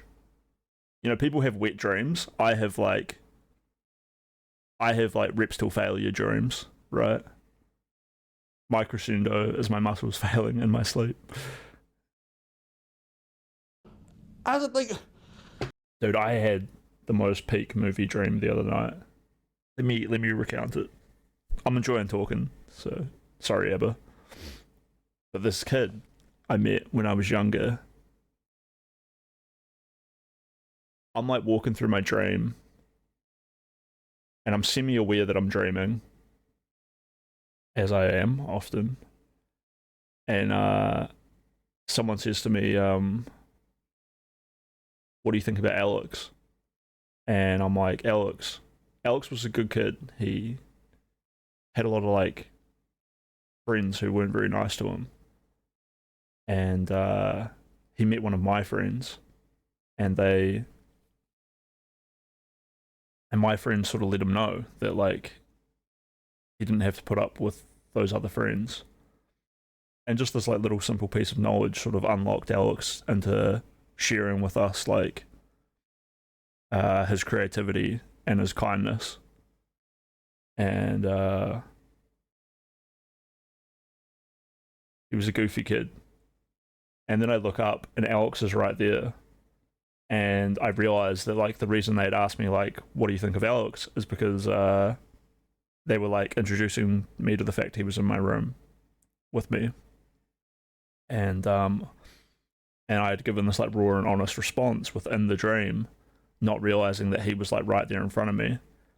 And then Alex turned to me and he said like, hey, it's been like a lot of years until I've seen you, and I just came to like catch up and find out where you were. And then he was like, I basically just like, and I was like, probably had this confused look on my face. And so he's like, yeah, I basically just like stalked you. And I was like, very Giga Chad of you, Alex. The Giga Chad, I stalked you across the internet to come catch up with you 10 years later. It's just funny how like sometimes these dreams are so vivid that they play out like a script, like a movie. It was a cool one to have. Full bridge, I'm pretty sure that means you're possessed. I think I just like doing gymnastics. The bridge is like a good one because you're feeling like so much engagement in the core, arms, legs, and nervous system as you stretch. Sick, dude. It's a sick maneuver. It's not that hard to bag a teenager. Pause. That sounds crazy. But you know what I mean. It's not bag a teenager. Garbage behavior. Over because you like your favorite streamer. Don't mush it over because you think he's a bait. It's garbage behavior. Don't mush it over because you like your favorite streamer. Don't mush it over because you think he's important politically. It's garbage behavior. And like the reason why he's doing it too, it's so he can pillow talk a fucking 19-year-old. I was like, it's not that hard to bag a teenager. Pause. That sounds crazy. But you know what I mean. It's not. And you shared like it is such a weird form of like, I don't know what the fuck that shit is. And one thing he said, I think he said something like, you know, that was me a couple of years back. I'm on Vyvanse now, which Vyvanse I think is like some kind of drug, ADHD. Bro, 2 weeks ago he was sharing I'm on the Vyvanse videos. now. I'm really just focused on political stuff. I want to stay away from the drama. It's like, I didn't realize they made a, you know, finding God moment for druggies. You know what I'm saying? Like, you know how some people do a bunch of fuck shit for their whole life? And this is such a funny one as well. Krieger tried to pull this shit on me when we were like talking about Krieger was trying to get closer to Peach, and he came and told me like, oh, Peach is in trouble. She's like doing all this shit where like people are like leaking her sex tape and she's all worried about it. And he was lying about all of it. And he was simultaneously saying all this like inappropriate stuff to Baby Brat. And he was like the admin. So these women would like come to him with their problems, and then he would just like use it to get closer to them without actually solving their problems. And then because I'm such like a regular chatter, especially like back in the day, I mean, I'm still very regular, but like back in the day there was less people maybe. So I was sort of the one that a lot of people would come to. I'm not like a mod, and it's not really my responsibility, but I'm always just sort of like there to listen. And so Krieger knows that I hear a lot of things and that I speak to a lot of people and whatnot. And yeah, so he comes to me and he kind of betrays me by giving me this false information, and I trust him because he's the head admin. And it turns out he's just trying to like comb to all these girls. And over the following months, as soon as I like go to talk to people about like, you know, what Krieger's told me, I get banned, and you know, I get like attacked by like people for it and whatnot. And every time someone attacks me, instead of like defending me or like being the one who helped him in his situation and helping people understand, Krieger is just like, no, CRISPR's like scum. He's like scum of the earth. He's like one of the worst people. That's literal quotes. He would just type that out into chat. Eventually I get unbanned and I'm backed. And I'm back. And I get a bunch of opportunities to be sitting in VCs with Krieger. So I call him out. I call him out every time. And one of those times he was like, well, like I was on Vyvanse at the time, so it makes you like really horny. And Dung Devil was there, and Dung Devil is like, Krieger, I think you'll find that no one's like really attacking you like overly hard or like wants you dead or anything. But basically the consensus from everyone is just that you're just like a weird freak. Like it doesn't really matter about the drugs or this or that. We all just think that you're a bit of a weird horny freak, and it is what it is. And I'm just like, yes, let's go. Because like, yeah, I was muted up this whole time. You know, sometimes I like dive in 5 toes deep or 10 toes. What is it? 10 toes forward. But other times it's very nice to sit quietly and hear what my friends would say in defense of me if I wasn't there. I was there and they knew, but I know that a lot of them would do this if I wasn't around. And yeah, and you just hear people being like, true. Yeah, that was actually fucked up. Yeah, so it's a beautiful moment to hear my friends being there for me, but also very, very funny to with the whole like it was the Vyvanse made me a sexual degenerate. It's like no, you're a real human being with willpower and control over your life, and you don't have to be that way. Good on you for accepting that what we're saying is that you were fucked up and not denying it, but you don't want to explain it away. Isn't he still head mod? Nah, he stepped down as head mod because of me, or like because of the shit that happened with me. He will not. If you said that to him, he would probably have a different kind of story. Because when he stepped down as head mod, it was like, yeah, I fucked up, guys, but then it wasn't. But then he was like, the things he admitted to fucking up with weren't what actually happened. It was more like a little story of being like, oh, I was like into this girl and she didn't want me, and like it came with a lot of messages like, it seems like everyone's finding love in the Discord, but like all I find is betrayal, you know? And it's like, what? Like you're acting like you're stepping down as mod because you're like depressed or like whatever. Like no, you're stepping down as mod because like you shouldn't be one because you've like horribly abused your position. Get out of here, dude. Like it's rough. You're manipulative. I was here for the baby drama and his leaked TMs. Yeah, that was a wild ride. That situation really like both hardened me up to understanding what all these like internet strangers are going to say about me, but also like softened me up to the fact that like I was going to have like friends who were there for me, and how much like even though it feels like a massive onslaught, that sort of stuff doesn't really matter. And the less upset I am about it, the better it usually goes. Like where I can just be like, hey guys, like I feel like you're taking this a little bit far, like the way you're attacking me, or like, you know, maybe you should chill out. And I don't even have to say to them like, you don't know the situation or like whatever. I can just be like, hey, that was maybe a bit harsh, and I know that they'll like reflect on the situation and eventually get to know it. Like a lot of the biggest beefs I've had with people that went on for months and months and months, I would eventually just say to them like, yeah, I don't think like I can convince you of anything, and I honestly don't know you in any way aside from like the time you started like really seriously critiquing me, which I thought you were like basically harassing me. But like I don't know if I can even deal with this dude. And some of my biggest haters have like been totally disarmed that way, which was good because I think the defensive nature I had before that was why I felt like these people are drama frogs, but they're also like genuinely like kind people who have like a lot of friends and are like usually very chill. And a lot of times it was like, yeah, that guy's usually pretty chill, except with you, Crispy, he's like sort of just like obsessed and weird, and I think it's because I was like inviting that in. I got a pretty big personality. It's a lot and pretty easy for people to get tunnel visioned in on it, and I was making it like acceptable for them to do that. But the second I'm like, hold on, you guys are like kind of crossing a line. I might be a big personality, but I'm still just like a regular personality like the rest of you. Yeah, a little bit of self-reflection there. Am I being too open, chat? Is it cringe? And all of a sudden, they go to church once and they're like, I found God. Like it absolves all the bullshit that they've just done.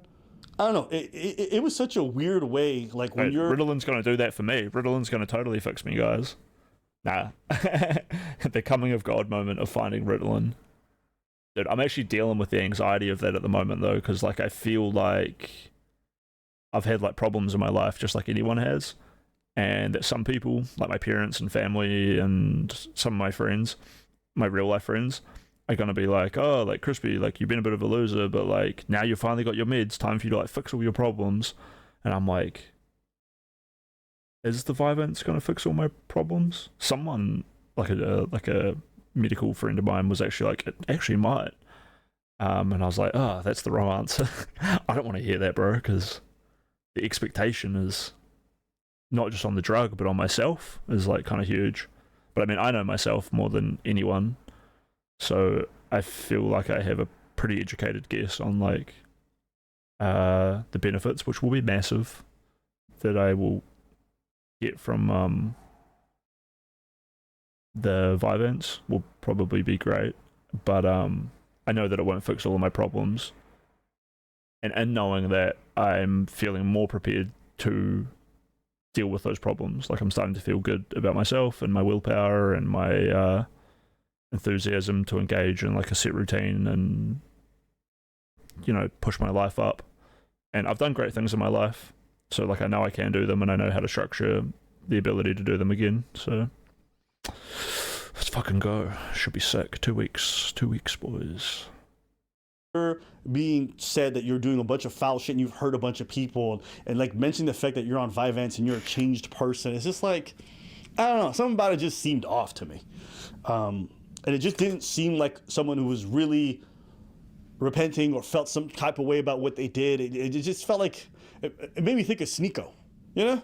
Sneeko's doing all this like goofy ass red pill shit, and all of a sudden he finds Allah and everything's just forgiven. All the bad messaging, all the people he insulted, never apologized for none of that. None of that. It's just like, I'm moved on. It was just weird to move on to the career It was stuff. weird, like, bro. The Sneeko comparison is crazy, but it's probably pretty fucking true. Dude, in the same way that Sneeko has his daddies, I can see it with Destiny.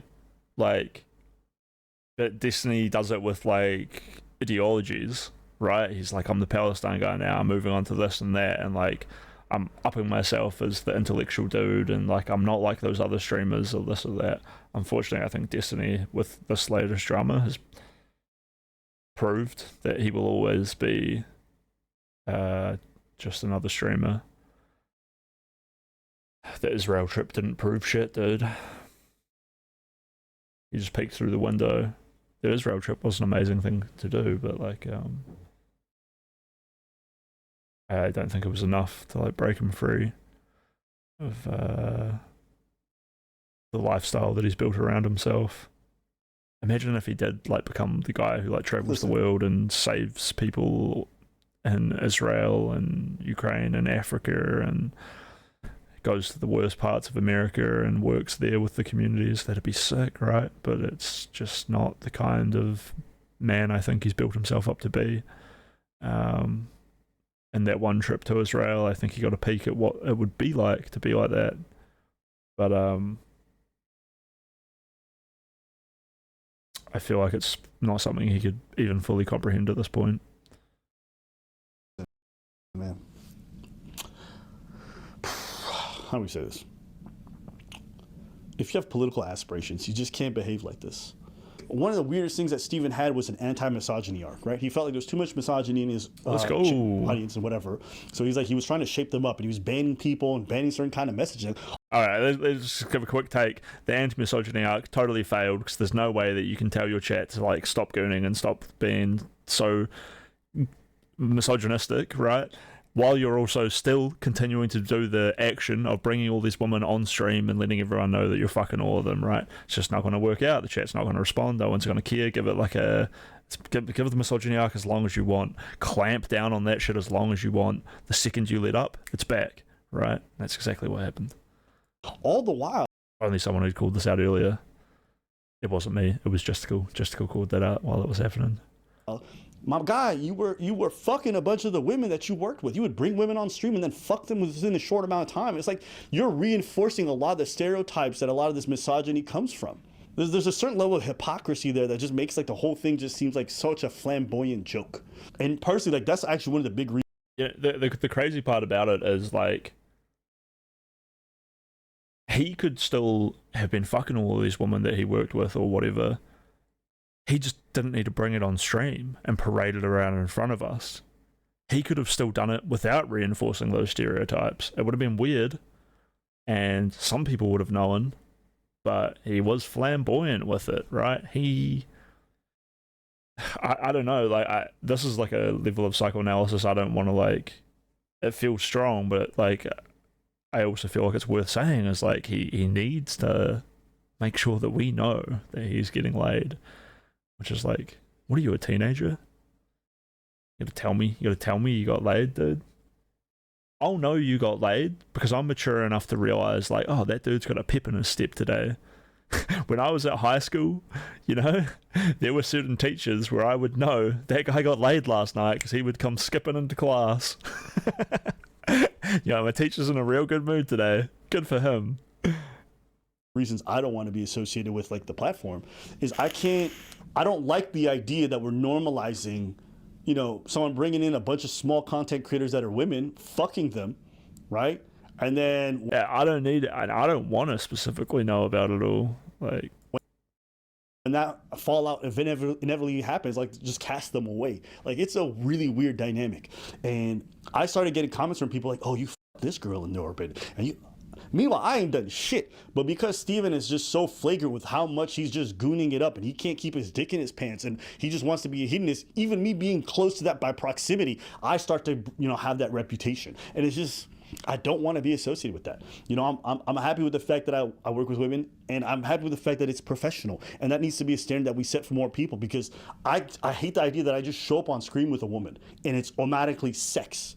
But can I really be mad at an audience for thinking that when I hang out with Steven, who literally fucks pretty much everybody he works with?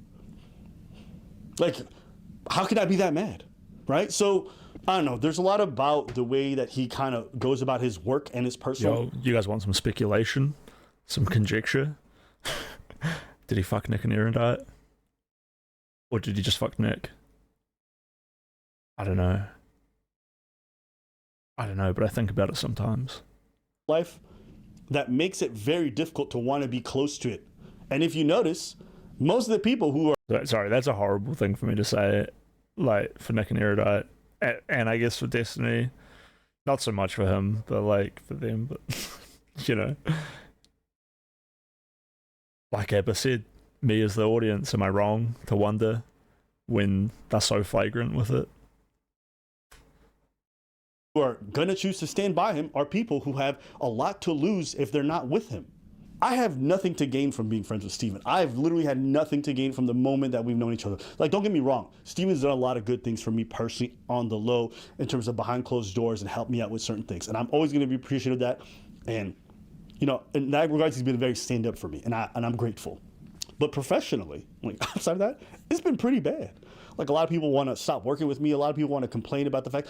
And I never cared about any of it. Why? Because I just like Steven. I saw him as a friend, so I was cool with it. I didn't care if people wanted to stop talking to me. I didn't care if fans got mad. I didn't care if people questioned. It didn't bother me at all. But when he engages in, like, actual behavior that I think is reprehensible, and I'm like, bro, what are you doing? This is fucking stupid. And his response is, I like to have fun. I don't care. Then it's just got to be a come point where I'm like, All right, then I just got to cut you off because your definition of fun is fucking toxic. And unfortunately, we live in a world where optics matter. How you carry yourself matters. The things you say, the choice of words, the way you carry in your personal life, the way the drama spills out, it matters. And I don't understand how Steven can really say that he wants to be a serious political advocate if he doesn't want to manage his personal life in any way that's serious. Like, why should the DNC involve you in anything that they want when your personal life looks like a fucking train wreck that's going to be bad PR for all of them? Why should anyone want to spend time debating you on these bigger platforms if all you're going to do is bring fucking tarnishing their reputation, right? It's like, if you're serious about this, you should make this sacrifice. And if you can't, then I don't think you really care about the political positions that you claim to care about. Not that deeply. Can't. Let's go. You can't put your dick in your pants. So that's how I feel about this. If y'all wanted to hear my thoughts, there you have it. Yeah, I don't think I got much else to say. Like I said, I won't be appearing on those streams anymore. None of that collaboration stuff. I hope. Yeah, it's good stuff. I mean, 20 minutes for him to get out all of this message. I definitely think this first part here is what a lot of like people probably hung on to, but like that's not Abba's fault that people have a low retention rate and then want to come in here yapping about Pixie. But there was no mention of Pixie even in this whole video, right? No like blame cast or anything, just accountability, and I appreciate that. Good job, Abba. Hope the best for Steven. I hope he fixes his shit, and I hope he does right by the people he hurt. But as far as I'm concerned, yeah, this is incredibly disappointing shit. That's all I got to say.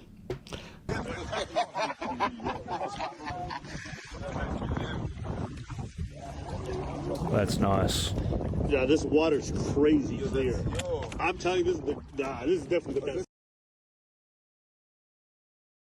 the best. The best water I've ever seen. Alright, I need to have a short break, but I'm gonna just play this video on Wu Wei. And we were going over this video yesterday. Maybe I can talk to you guys a bit about it when I get back. But my head is spinning. I need to hydrate, need to stretch, get the blood flowing. You guys should too. It's healthy, you know. It's healthy to get up and feel stretched. I'll be back. There's a principle called Wu Wei. Wu means none or not, no, negation. Wei has a combination of meanings. It can mean action, making, but the best translation I have found for it is forcing. And so Wu Wei is the principle of not forcing in anything that you do. Now we know when we watch any performance of an artist, be it a dancer or an actor or a musician, we know immediately when the performance is forced. And we say it doesn't ring true, it's too artificial, it doesn't seem to be natural. Many people who study the Taoist doctrines think that Wu Wei means do nothing,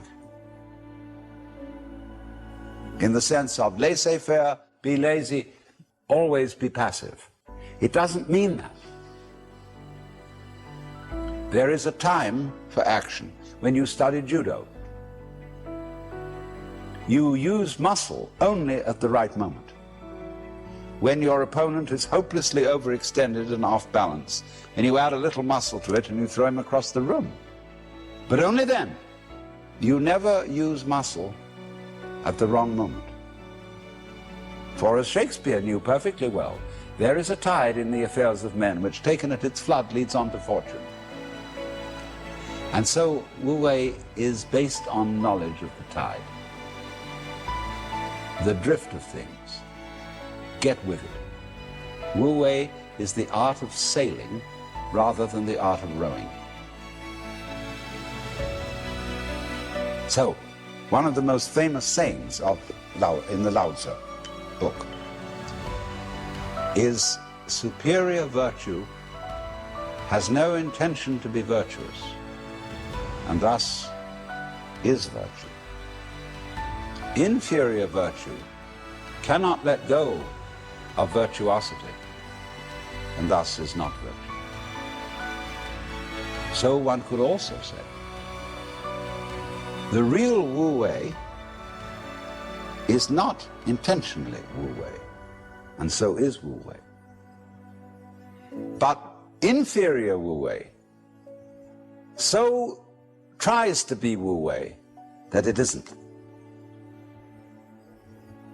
In other words, this is saying Wu-Wei is not a matter of cultivated passivity or even of cultivated spontaneity, because there are people who think that they are released, that they have realized that they are the Tao, as all of us in fact are, or that you are, to put it into Vedanta terms, every one of us is the Brahman, the eternal self of the universe, beyond all description or classification or thought.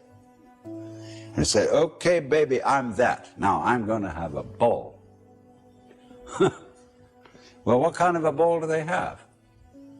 Well, what they do is they look up the rules on which society runs and do the opposite. Well, that's still running by the rules of society. And it's the mirror image in reverse. That's not spontaneity. You have to be able to realize that you don't know what you really want to do until you are very quiet. And it tells you.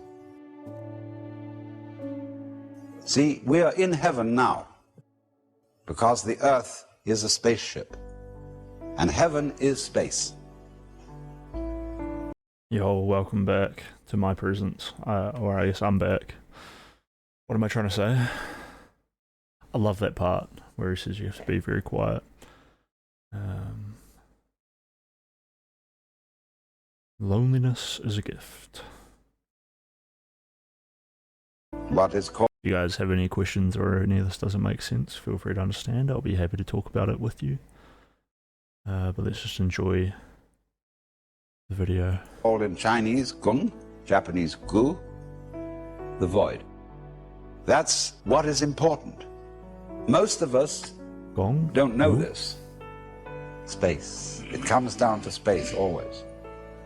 Space, which nobody can define, nobody can imagine, appears to be nothing, is the foundation of the universe. But you have to become again as a child to see that. Now you go back to your childhood. What were the fascinating things? What's out there? What's beyond the stars? How long does it go on? And Mama said, it goes on always and always and always. The child wonders, is excited that this is something that never ends. Then the child asks about time. How long ago is long ago? Well, the Bible says that in the beginning God created the heaven and the earth. Well, what did God do before he did that? Well, as one person said, he sat up thinking punishments in hell for people who ask silly questions. But still, that's only a joke. And the child thinks of God going back and back and back forever, with never beginning. So in the same way you think about death, go to sleep and never wake up, never. Why, it would be as if you never had existed. Not only you, but everything else. Which is, of course, the way things were before you were born. You know, how about waking up after having never gone to sleep? That's quite a thought. There's something fishy about it all. So we get a funny feeling when we think those questions really through. Very funny feeling. And children, you see, love to get into that funny feeling. Children do all kinds of weird things. They like to spin around as fast as possible, so they watch suddenly the whole ground goes tilting. They do this thing with their eyes, and they go...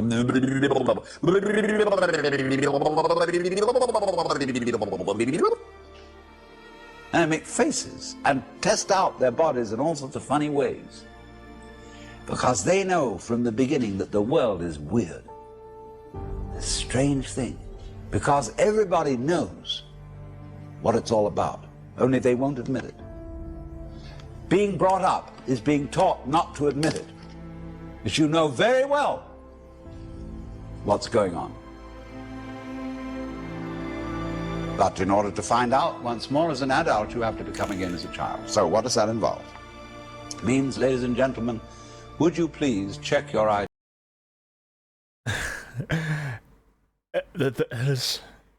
I just love this part. Like, it is so silly. And we do live in such a silly world, and it's such a silly thought that growing up is forgetting how to be a child. You learn to remember that, like, you're not meant to be so silly. But I think when you like fall in love with someone, there are these moments of like play, and you have to have excitement and playfulness and fun as much as you need to provide like structure in a house and support and security for the future for a partner. You have to bring play and fun, because it's in those moments of play and fun where you get to see the one that you love, your partner, as they have been throughout their life, all the way back to them being a child. So, like, within those moments when you see all of them, you see the person you fell in love with. And you're like, there you are, there you are. Where have you been? Really, where were you? And how do we make this happen more? And you should ask that question to like make your relationships and your life and your love flourish. How do I find the part of you that I fell in love with, and how do I make that be here forever? And there's like a desperation that I have within myself that I think most people have. Some people don't want to recognize, maybe to the point where it disappears or becomes so tiny that they can't find it. But the desperation within me is to keep that part of them that I love real, alive in my life in the moment. And it's not wrong to be desperate. It's just, there's no other word for ending that sentence. It's not wrong to be desperate. I want it, and I know I want it. And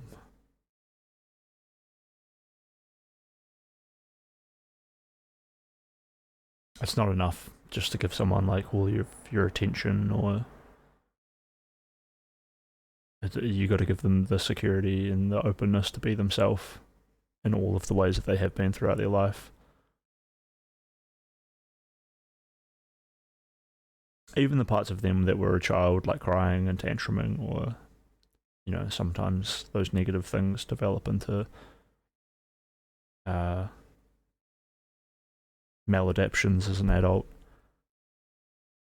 If they grow beyond that, when they revisit those maladaptive behaviors, it can be very freeing, and they can like relive a past traumatic experience with you, the one they love, and then you can be there to care for them, and it makes people feel a lot more real, and in the moment they were like, yeah, this messed up part of my life happened to me, but I'm through it, and it was real, and I'm real, and now I'm here and everything's fine, and that's real too, right? So I feel like this is like a huge part of like being with someone that you love and is safe. It's beautiful, and I miss her a lot. There's a gravity to this feeling, like a dark, invisible, non-stop force that pulls me into wanting to find this. It's very strong. Ideas and opinions at the door. First of all your philosophical and religious views, all your logic, because I say check it at the door advisedly, because you can pick it up again when you go out if you feel unsafe without it. I'm not trying to argue you out of your opinions and views.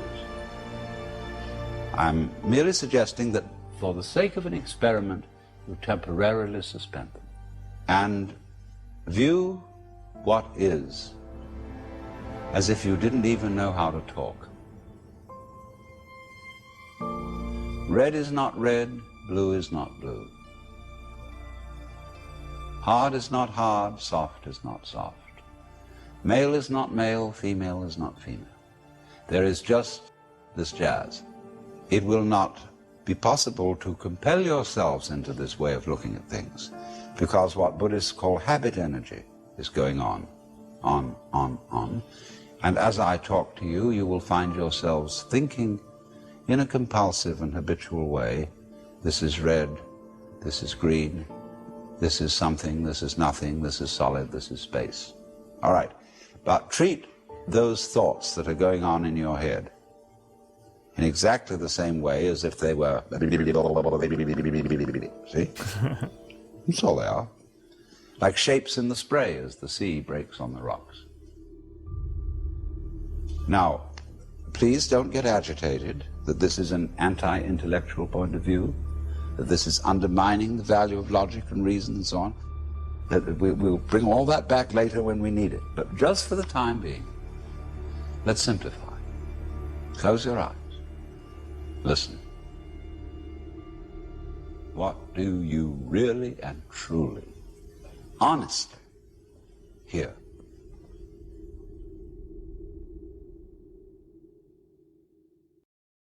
It seems like in that moment, when you decide to ignore the thoughts of red is red and blue is blue, I am me, you are you, it seems silly, right? Like, you can't just at everything. The habitual energy from the Buddhists is like not a small part of the way that you interact with the world. It's fundamental to who you are, that you find yourself anchored to this world that we live in. But I think it doesn't matter that red is red, right? It doesn't matter that blue is blue. And the more you let go of those things, just for a moment, you don't worry so much about their logic and you don't put so much weight into it. And the more and more you let go of it, think about it with your like higher intellectual mind, right? That's the one doing the logic, your human mind. And you're letting go of these things that your human mind is saying work is necessary. My responsibilities are something that I have to deal with, and you do. But in this moment, let go of that. In certain moments, you'll learn what this moment is when it happens. The more you let go of those, you'll find there's certain parts of them that you can't let go of. And I think that those parts that you can't let go of will become profoundly clear, and you'll realize the significance of how powerful they are. And those are the things that like rest right down low in your subconscious and your primal instinct and the way you've evolved. And maybe even before that, you want to push further and further back to be like, I evolved to be afraid of strangers, or this or that, or the lion in the bush. But you might end up needing to cast aside even that to be like, well, it doesn't matter if there's a lion in the bush. I need to go into the bush. And the bush that you go into could be God, or it could be what you view as like the most pure godly thing that you have to like go into that dangerous situation to get. And the danger might not be real. The danger might be hypothetical. The lion could be friendly. The lion could be a bird. In the same way that your like reliance, like I have to be a poet. My dad wanted me to be a poet, but I actually want to work in the coal mines, or sorry, I'm thinking of a Monty Python skit, which won't make any sense to you guys. But like you'll be tying importance to all these things that don't really matter. I care what like the crowd thinks. Oh, I can't believe that like you don't believe in like the fact that like the Zoomer generation is terrible. And then what if I tell you, well, like, what is a generation? There are no generations. Generations were invented by Time magazine for this or that. And you're like, well, that's not logical. And everyone believes it. And it's like, well, should I care just because everyone believes in it? No.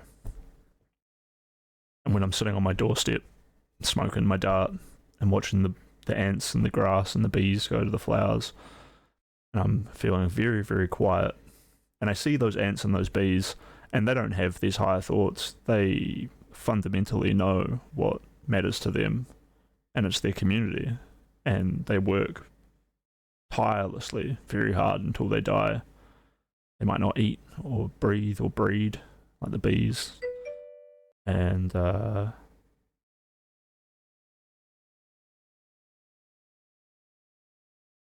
for all I know, they don't even feel suffering, right? Should I not care because everyone else does? No, you don't want to be like that either. That's a bit of a mind trap for people who like reach in a level of being like, I'm enlightened, I see things differently, and those people will look at the rules that society has and they will just do the opposite. But they're still working within a societal framework. They're still operating off of the rules of society. They just flipped it, which is cringe. But the more you do this Weiwu or this Zen is different, but the Weiwu will help you become like a more Zen thing, and I can't really describe Zen, which I think is the point of it. We can watch a video on Zen where he discusses the meta of describing Zen, but the more you do these things, the more that Buddhist habitual energy will dissipate, and in a way not dissipate, but you'll be able to identify. I don't think it's so much a habit if it's like your core inner being, right? Because you're not going to habitually pursue the most pure thing. You're going to use all of your abilities and all of your creativity, and your brain is going to adapt and your body is going to push through to find that core, right? And imagine if you could approach life that way. So the more you experience this like meditation, probably the happier you'll be because you'll have like less stress. It's amazing how that works. And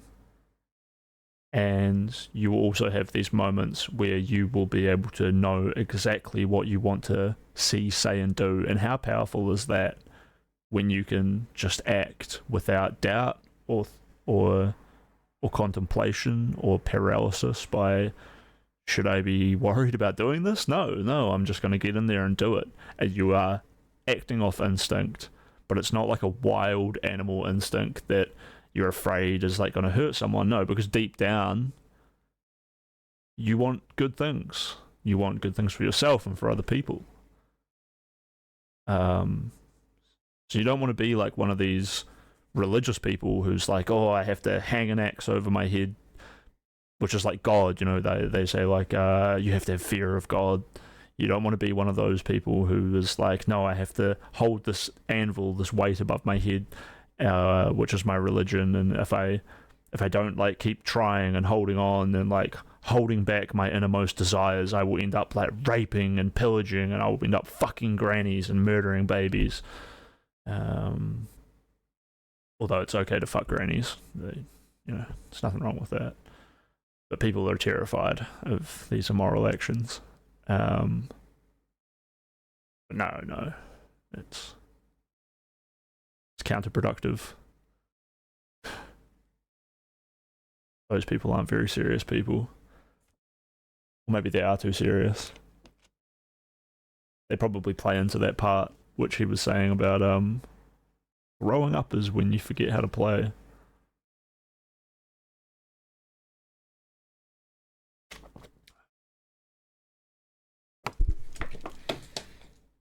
But yeah, he's such an amazing speaker.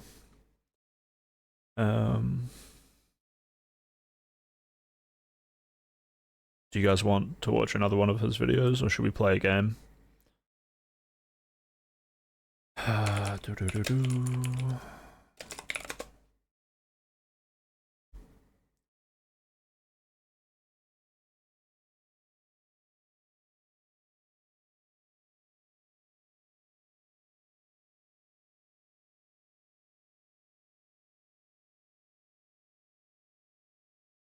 I wonder if these are the same conversation, just from different channels.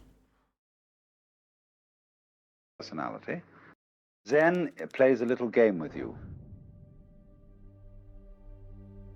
Whenever anybody like myself or Dr. Suzuki talks about Zen, all the other people say, because they talk about it, they don't understand it.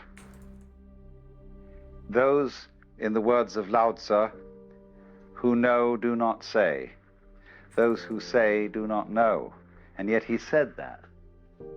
He wrote a book of several 80 chapters or so to explain the Tao and the De, its power, and nobody can help themselves. They've got to talk.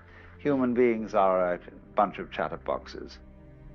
And when we've got something in our minds that we want to talk about, we talk. Now, poetry, though, is the great language, because poetry is the art of saying what can't be said. Every poet knows this. You're trying to describe the indescribable, and every poet also knows that nothing is describable. Whether you take some sort of ineffable mystical experience at one extreme, or whether you take an ordinary rusty nail at the other, nothing is really describable.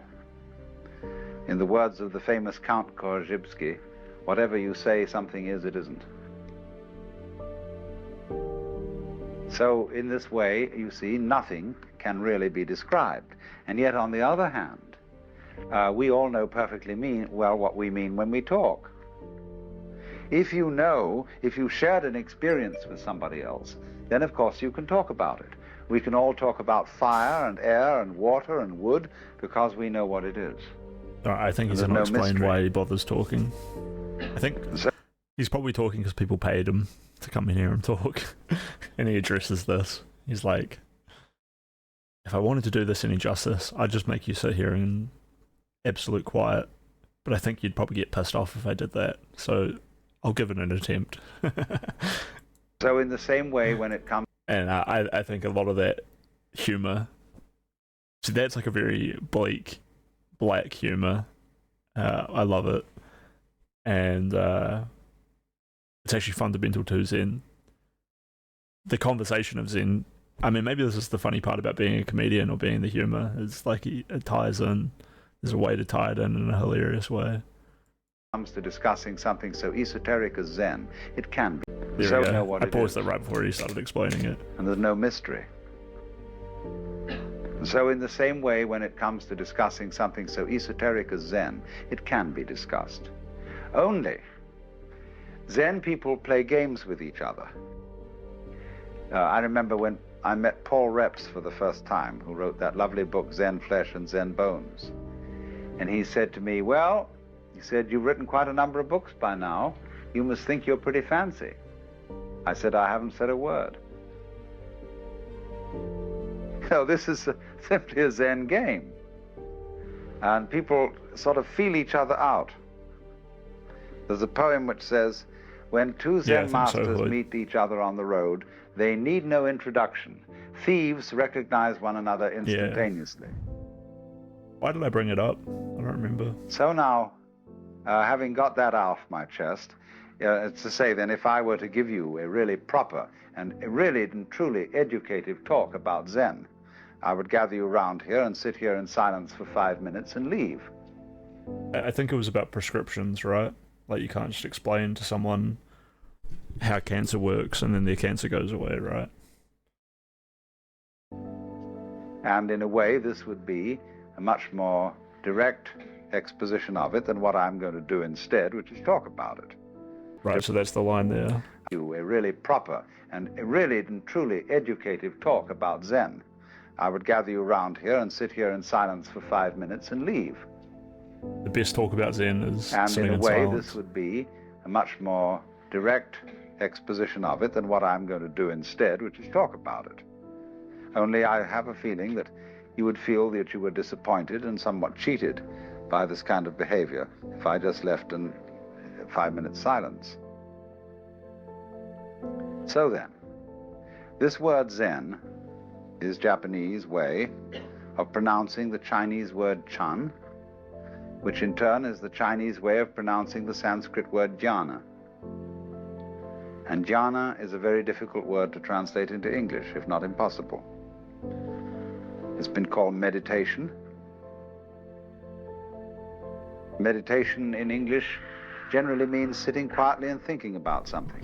And that's not what Zen is. Contemplation might come a little nearer if you use the word in a very technical sense, the sense that it was used, or still is used, among Catholic mystics. Perhaps that's something a bit like Zen. But again, contemplation, as we normally use the word, has a sense of inactivity, a sense of not doing anything, of being completely still and passive, whereas Zen is something highly active. So we really don't have an English word for jhana, Chan, Zen.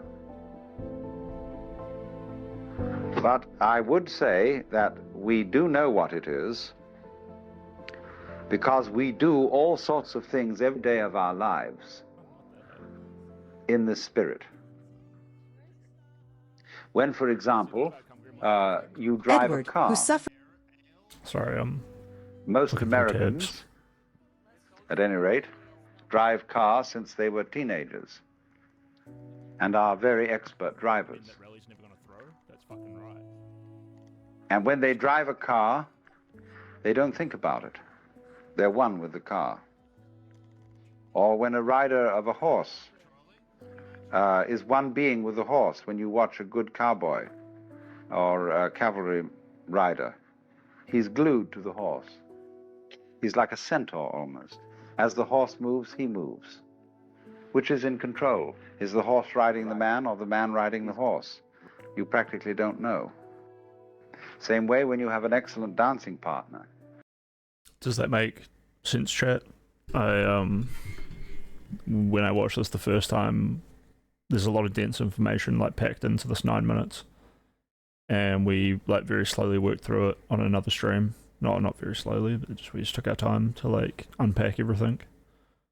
But yeah, I hope you're all getting it. And we'll just power through for now. Who leads? Who follows? It seems I linked the video in the side chat so that people can like watch this and use it like a mantra to think about, because you know it's only 9 minutes long, but it's really something you could spend quite a few days thinking about. as if you are one body and you move together. That is Zen, that is jhana. And so in a wider sense, when a person doesn't react to life on the one hand, or try to dominate it on the other, but when the internal world of one's own organism and the external world of other people and other things move together as if they were and indeed are one and the same motion, that is Zen.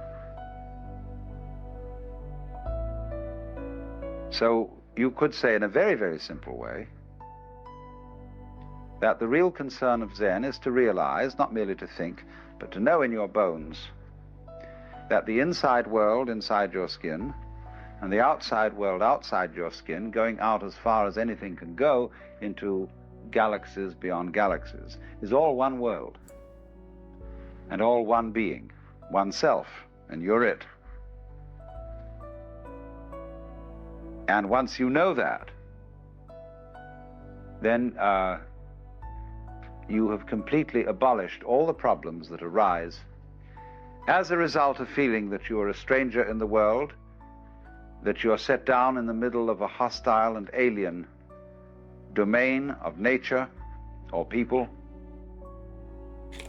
who are not you, this whole sense of estrangement, foreignness to the world is overcome in Zen. The Zen people, as you meet them and as you get to know their style of personality, are at ease in a culture that is not at ease, in a culture that is chronically concerned with protocol. And is it just right? That is indeed a terribly self-conscious culture, where everybody is always watching themselves and having therefore second thoughts about everything. And so the discipline of Zen is to enable you to act without watching yourself. We would say unself-consciously. But Japanese are as terrified of this as we are. They think, and we think, if I don't watch myself, I'll make a mistake. If I don't hold a club over myself, I'll cease to be civilized and become a barbarian.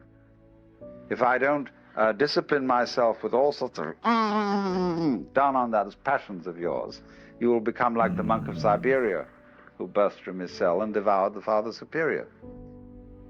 So this basic mistrust and so on in one's own spontaneity makes us wonder that if the Zen people are really spontaneous and they don't plan and premeditate and hold clubs over themselves, won't they become very, very dangerous people socially?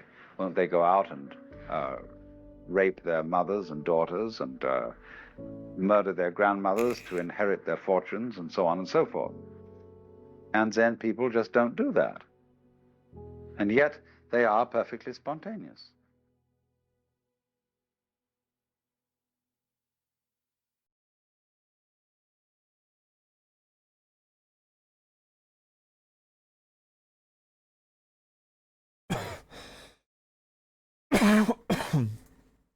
Fascinating stuff.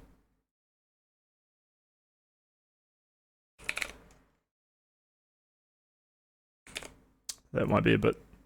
I feel like doubling down on the Zen lessons might have been a bit much.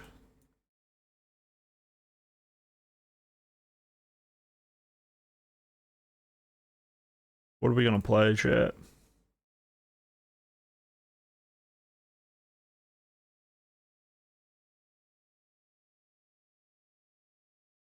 I wonder what Aurelia's up to. It would be fun to like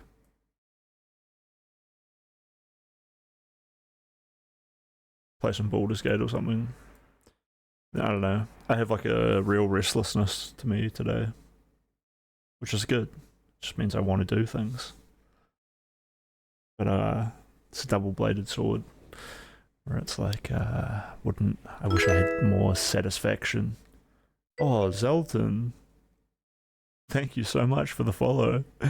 One more Zen video? You're hooked. You're hooktoid. I mean, actually, I have another thing for you. This will be a nice way to wrap up the Zen moment.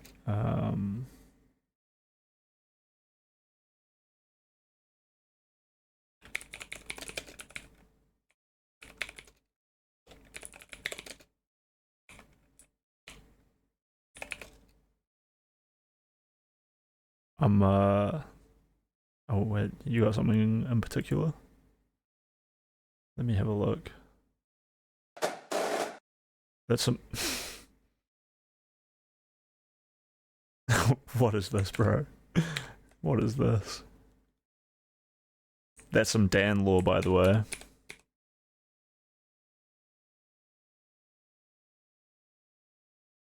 Dan Saltman lore? New lore? Hello?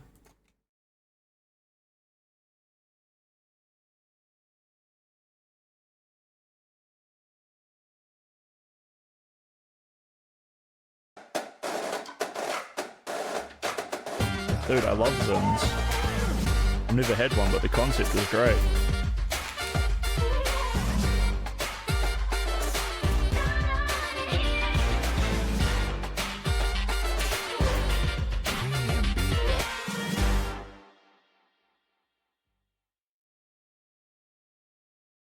Sick.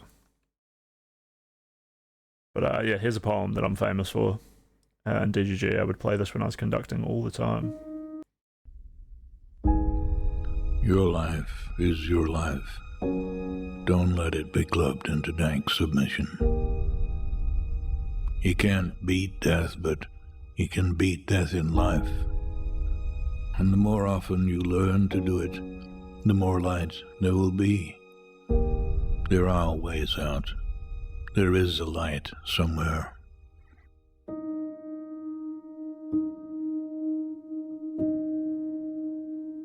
If you're going to try, go all the way.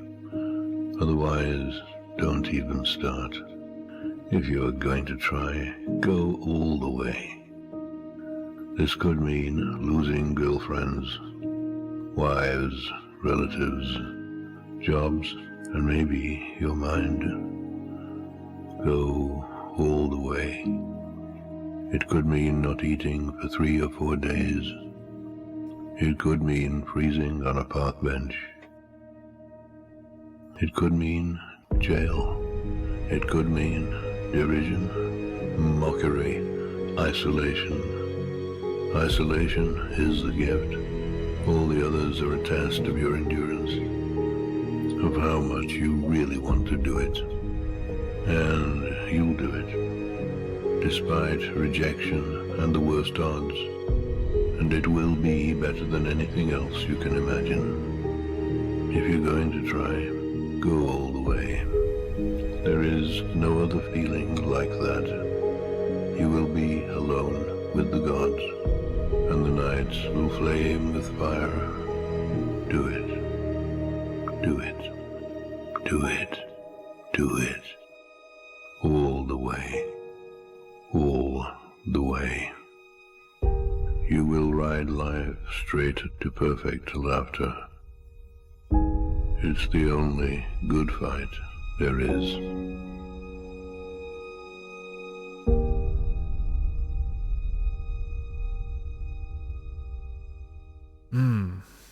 Oh, powerful stuff. So that's by Charles Bukowski. He was a man who didn't find success in his craft until he was old. I think when he was 60, he was finally recognized as one of the greatest poets. And up until that point, he spent his life working in a mailroom. And he attributed a lot of that to his success, where despite not being recognized, he still wrote his whole life. He just kept writing. And he became very powerful, very poignant in his words.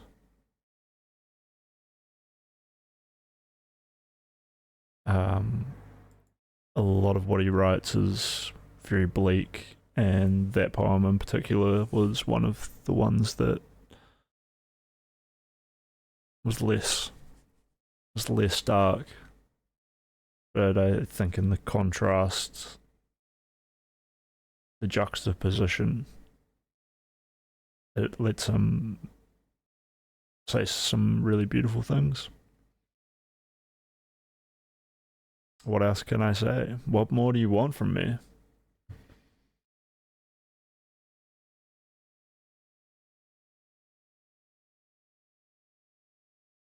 Bum bum bum bum. Bum bum bum bum bum bum. Part of me wants to play a game. I already beat Linkido, which was like a cool popular one. Bubba Is You was like a cool logical puzzle game, but I think I've uninstalled it.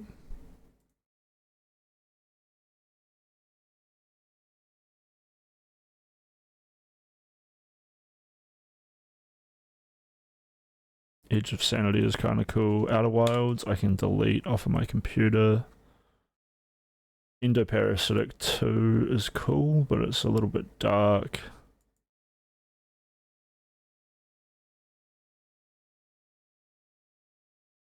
I do still have Bubba Is You, but I think I want to play Run of Death Road to Canada.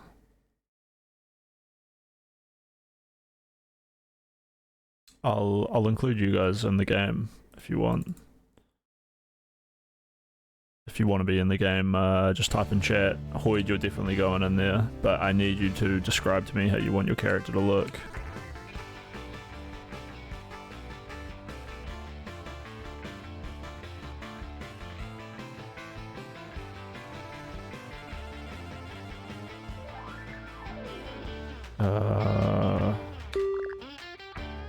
No. I need to go here.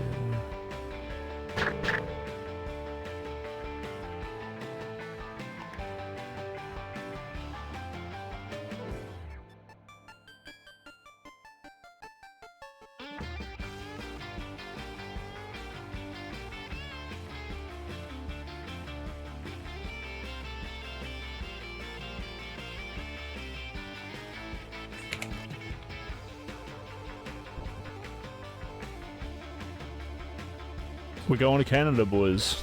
Let's go. Wait,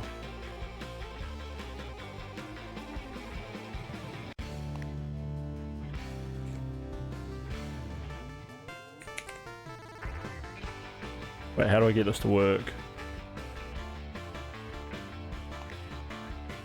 Yeah, this is way harder with only one monitor. I don't know if it's full screen properly or not. Yeah, we go, fuck. Whenever I minimize the game, I can't see what you guys can see when the game is full, and whenever I full screen the game, all I can see is the game, right? So let's load up the stream in another tab. It's okay, I can manipulate time and reality to look back in time and see what you could see when I couldn't see it. So let's load up the stream in another tab.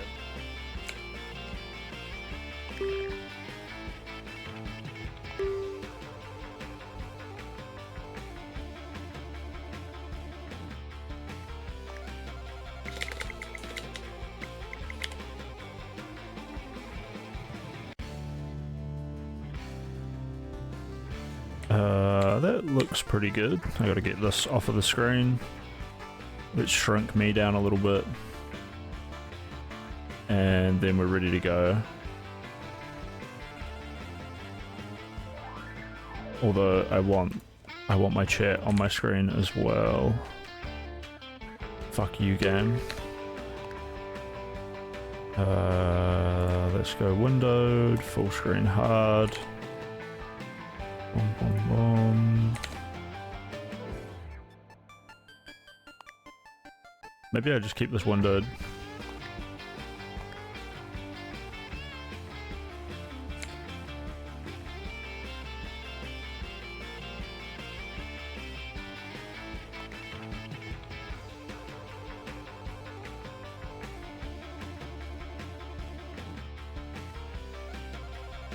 I guess I'm just playing on windowed mode, otherwise I can't see my chat.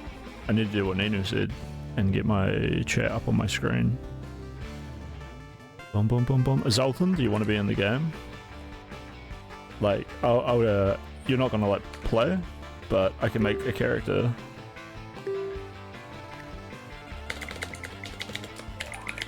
And you guys can tell me, do you want to be a mechanic, athlete, fighter, surgeon, gungeoneer, martial artist, big bruiser, gun collector, healthcare nut, healthcare, car nut, mega buff, ultra fit, friend of the dog, or an explorer?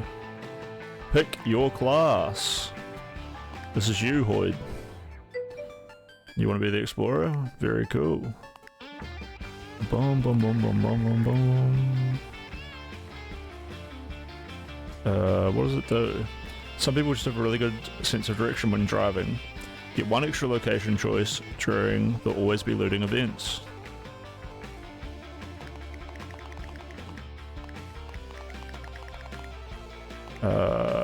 Okay, what do we want you to look like? Maybe we just randomize. You probably want to be a dude. How do I make you look like a dude? There we go. Gender 1 or gender 2?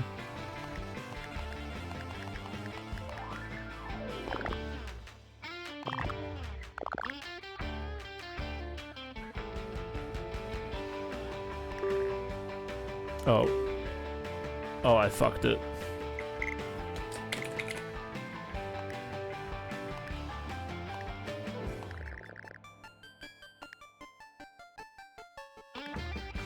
Okay, pick a trait. Hoid. I am a bald man. Alright, bald. Do you want to be big or small?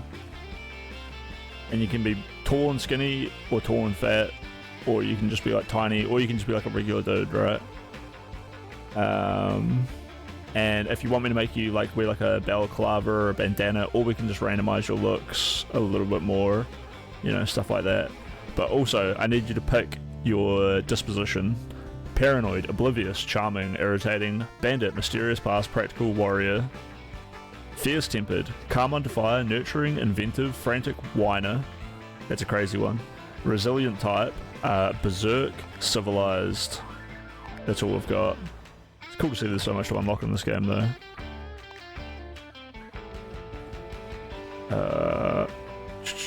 Nurturing. Oh, we got it right there. Very nice. I like the ones you picked. They feel like they're not going to fuck me so hard. I appreciate that, bro. I appreciate you not fucking me completely.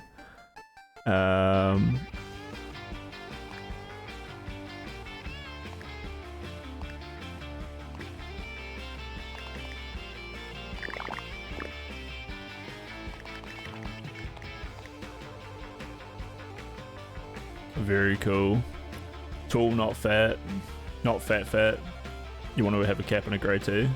Alright, we got it. Zoltan, are you here next? Are you ready to pick your class?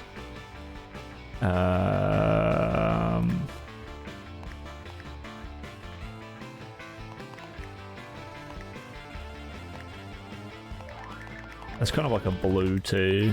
You want a grey one?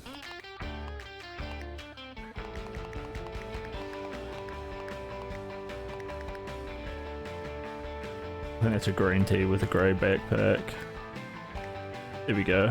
You had a grey shirt with like a darker grey tee on underneath.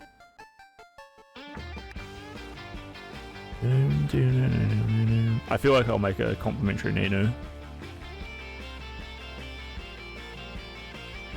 While we're at it. Let's just save him. So we got all these other characters in here. We got Androida. We can just kill her if we find her. Let's make a Nino. So I think we'll play as you, Hoid, but we'll run into the other characters as we escape from the zombie apocalypse to Canada.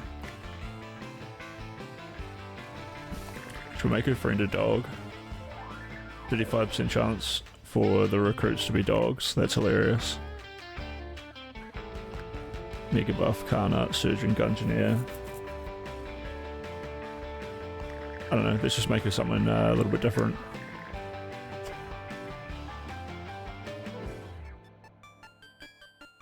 Have I picked this one before for someone?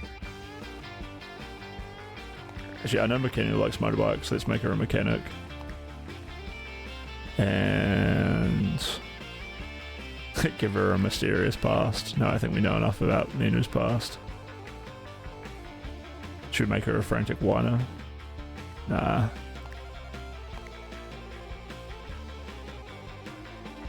Let's just go for inventive.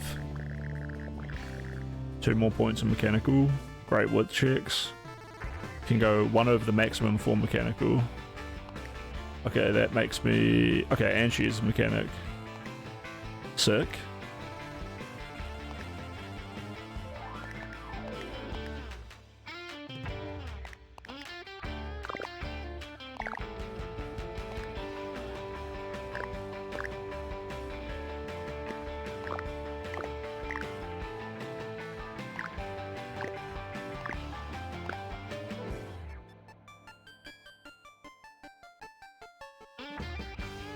How do I change like the hair color?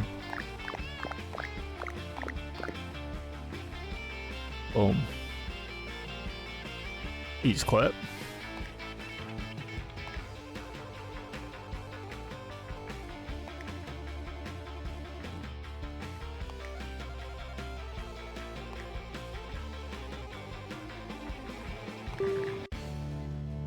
Alright, new game. Let's go.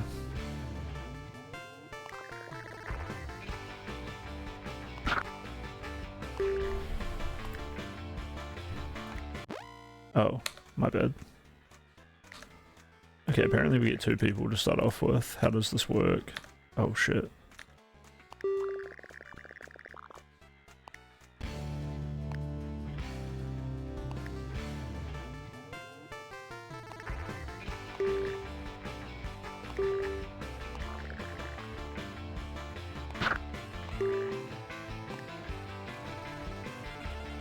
We load. Okay, we load in.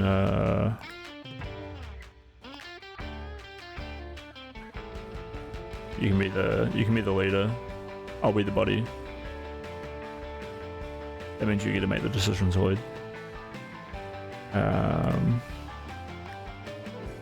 of course, Chris Pledis is coming along. What am I? I'm a mechanic and a berserk. Seems good.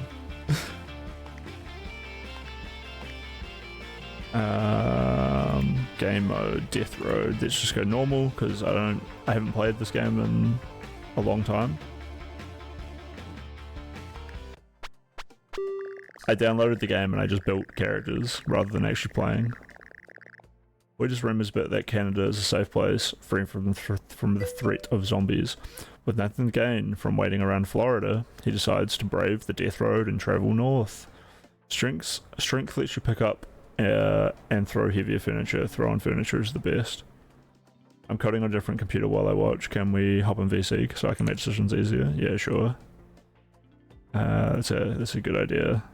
Especially now I'm just like chilling out a lot more. We'll see if we can get a good time on the VC. Yo. There we go. Sup, Void. I'll share the game with you in Discord. And then you can just like mute the stream.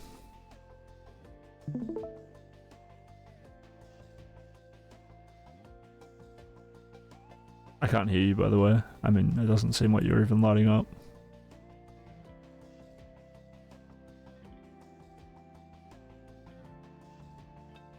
Boom, boom. Oh, yo. How about now? There we Yeah, go. that's better. For some reason, it's like open settings for it's like, oh yeah, you do have a mic.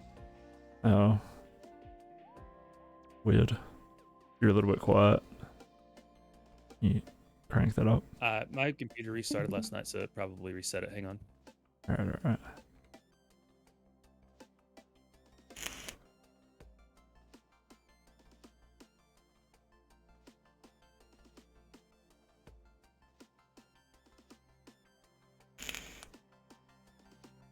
I feel like games like this are like so much better to play with like friends and like chat watching, because then I put like more thought into the decisions and like try harder and like do better.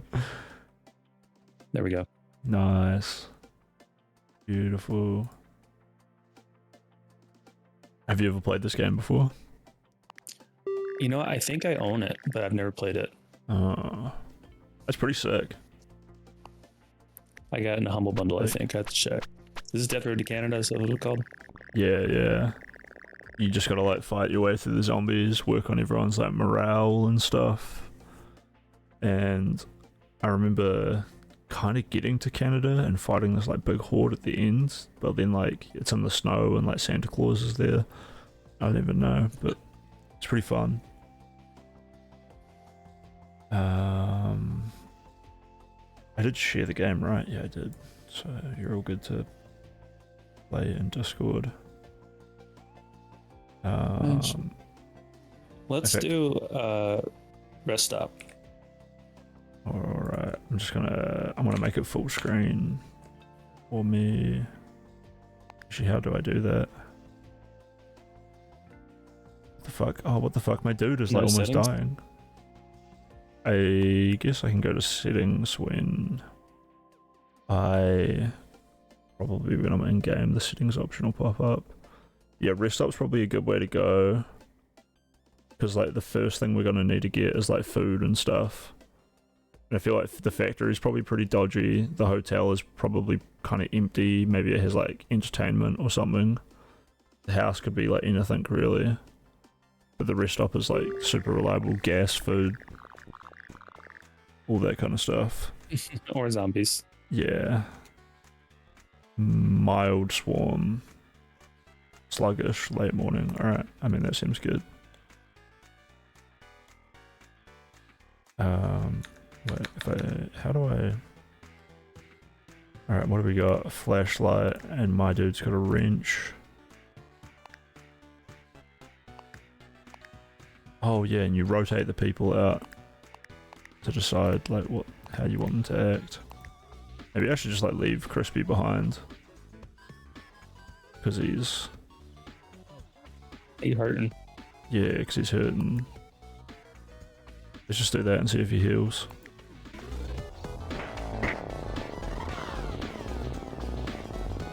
That's boogie. Wait, what are my controls? Up, down, left, right, ZXC, space, pausing the game.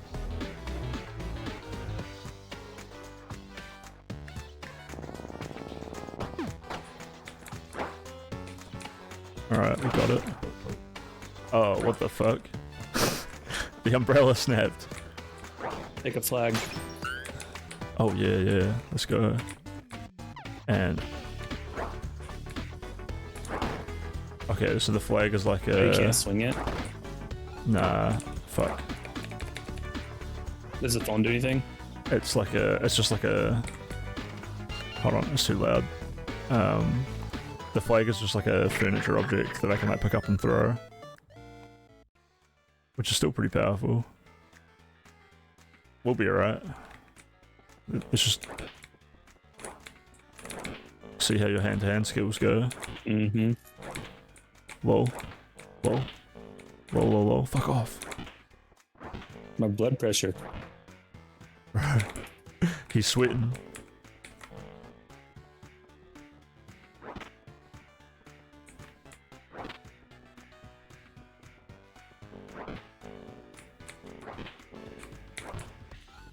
Yeah, we better get out of here, to be honest.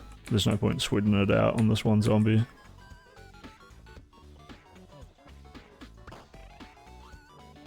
Oh shit. Yeah. Canned food? Nah. We'll come back for that room. Caught him all out.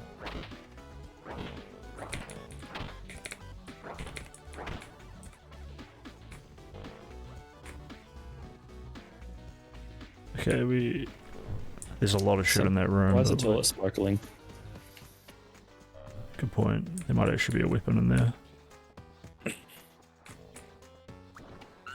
Some gas. Gas? Oh, nice. I remember like practicing this game so hard to like get the combat down and like figure it all out. Oh, this is kind of rough.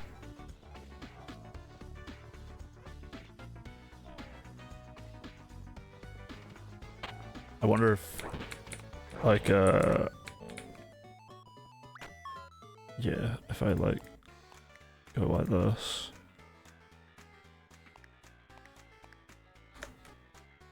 See if we can bash them with a torch.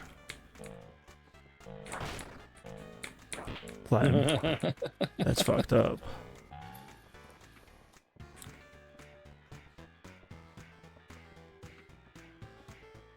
We'll see if we can do this without killing any. Oh, yo, there's a wrench. Let's go! I'm kicking ass! Spine with skull accessory.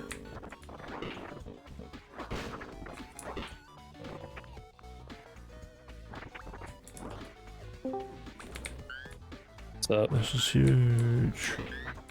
This is huge.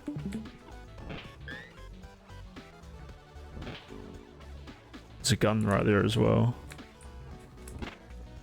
That'll be really good to give to Crispy if he's like low on health. The dude's sweating though, he's tired. You're fucked.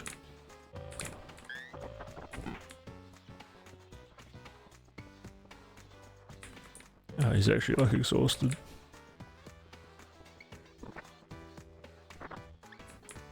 Oh, I can have 3 weapons. Nice.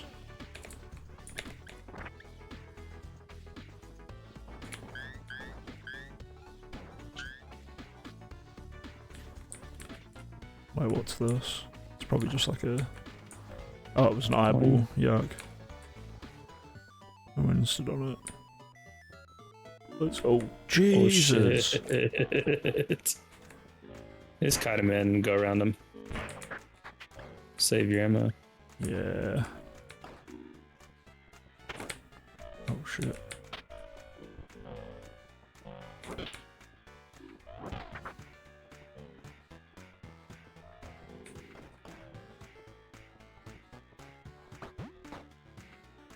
Ah.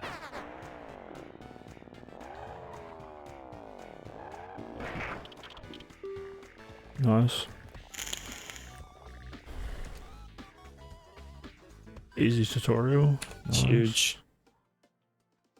Yeah, actually, look how good. I think we got a mid kit as well, so like, it's creepy What does that do? bastards. You might as well test it out, right? Made a scary story about peanut allergies. Everyone loved it. I'm from one of the largest peanut producing places in the world. Oh shit. It's fitting. It's like your spooky story. The scary part is the kid, because it threatens our economy from The group finds a radio station. The broadcasting equipment is hooked up to a gas generator. With a small amount of fuel left, there's enough power to get out one message to anyone that may hear it. So we can get... Oh, we can send out a message, or we can just steal the fuel. Huh? You want to tell your story? Through the radio. The peanut story. Yeah, I feel like that's... We don't really need the fuel right now. Proudly medical spelled. knowledge, perfect. Oh yeah, because you're a caretaker. It's all really bad advice. That makes anyone that actually hears it actually worse off. Oh, that's fucked up. If you have peanut allergies, you have to eat peanuts to expose yourself and build a tolerance. Yeah, in a survival situation. That was my advice. Then we find them later and get all their stuff because they're dead. Russia one, dude. Some Russian propaganda coming through. The group drives into a city. Dude, imagine that if there actually was a zombie apocalypse, but like... DEI caused these zombies. Well, Russia just like still hacking into the American social media network during a zombie apocalypse. And they're like, yeah, just get out there, guys. Don't even worry about it. Everything's fine here. Yeah. Zombies aren't even eating the dogs. I myself am a non-zombified individual, and I'm going down to Central Park this afternoon to protest the fact that there are zombies. They want us to stay inside and wear masks? Yeah, get them out of here. Okay, what's going on? The group drives into a city as it starts to get dark. Try not to lose track of time, things can get bad after sunset. Alright, so we're just in a city, it's kind of dark. Isn't it? This is easy, we can basically just do whatever we want. I mean, we could go try to find a new person. It's probably a cool idea. Hey, Crispy. Well, hello. What's up, Maddie? I was just... Not much. About your mountain. Your mountain was just given personhood. What do you mean? What mountain? Is it Mount Egmont? In New Zealand? Yeah. Was it really given... What do you mean, like, personhood? What does that mean? It gets to vote now. Yeah. It's given the same rights as a person or something like that. It was given back, or I don't know. I thought maybe you knew about it. It'd be interesting. That is kind of interesting, but I don't know.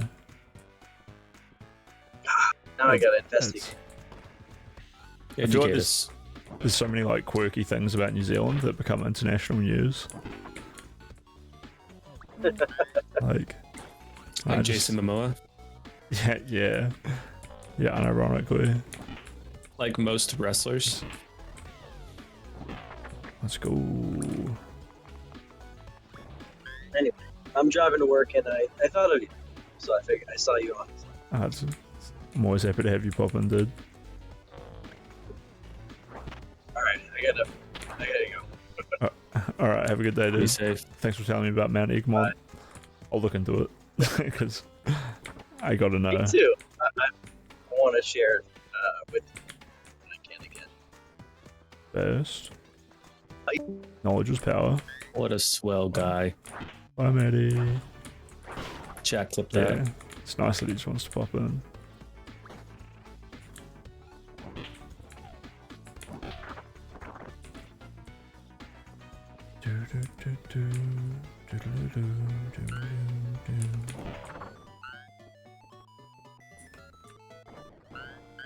We got burgers. The stove has shotgun shells.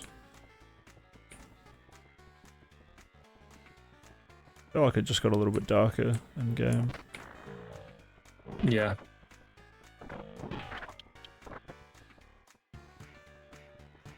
It's getting harder to distinguish colors.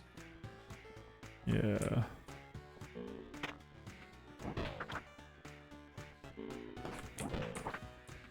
Wonder if I can pick this up. Then you gotta hit it. Yeah. I just know if I get strong enough. I'll go from the front. Nice. Yeah. We're done. Oh, there's a handle on it. This game is amazing. The files are in the computer?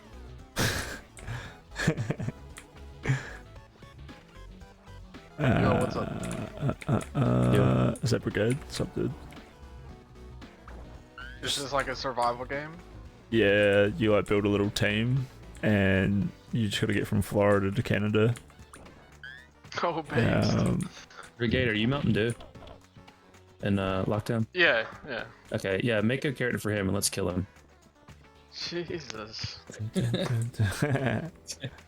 I was his target last night, man. He's like every round, whether he was this dissident or not, he'd be like, yeah, we gotta kill Hoy.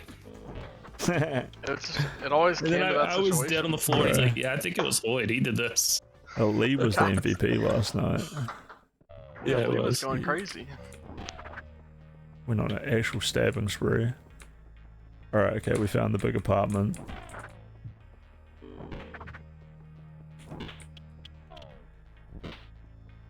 Dude, I'm tired of dying with a gun or ending a round with a gun unfired, so next time I play, as soon as I'm suspicious, I'm pulling the trigger. That's what I do, fuck it. Yeah, sometimes that's a good way to go. It's just weighing up whether or not. Kill like, Legacy. Because if he's not a dissident, he might be killing us anyway. You just need to like make sure you reassure like the other survivors, like, hey, like I'm not the killer, I'm not the dissident, and I think we can still finish our tasks. so please don't kill me. It's hard though, like with Katie, I know she's so good at doing tasks, so like Yeah, I'm if she's apprehensive even about a killing little her. suspicious, you want to give her more leeway. But like, yeah, so many times I'm like, oh hey, like I'm here to like learn how to like do this task. Can you show me? And she's like, yeah, you're gonna learn, and then fucking rips my head off. I know. Wait, dude, it got really dark. This is crazy.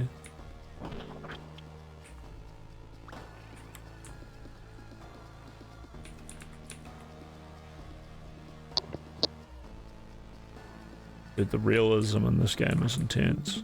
I imagine this is exactly what it would be like. That's exactly how I walk too. Yeah. Like I'm Skips. That's a good reference.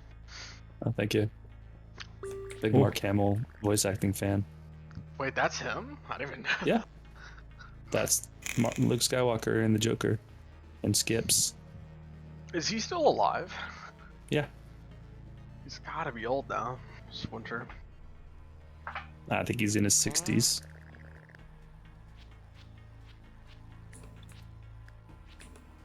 He's a really good voice actor. It's kind of crazy. He's 73. Oh, yeah. God, his Joker was so good. It's the best.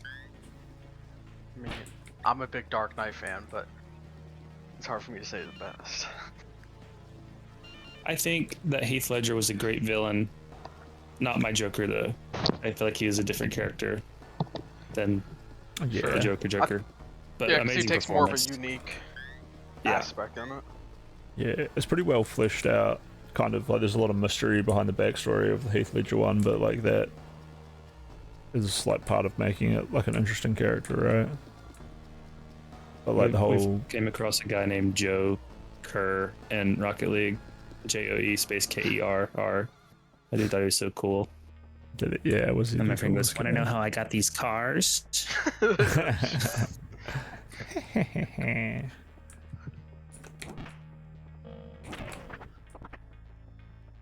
Sorry, I didn't mean to step all over your praising of Heath Ledger's performance. Nah, it's all good. There's not much to say about it. It's just a full personality right there in one character. Pretty impressive. Method actors, man. Yeah. They mess themselves up. I think that's still one of my favorite intros to a character, is that bank scene though. It's so good. I don't think I've really enjoyed much Nolan since, but that movie is incredible. Oh no. I'm dead. Oh no. That's fucked up. That is what I would say. Bury me with a sweet headstone. I suck at this game. He's Okay. like, "Hey, I'm here. I totally didn't kill him." I don't even know who this person is. We'll just take the guess.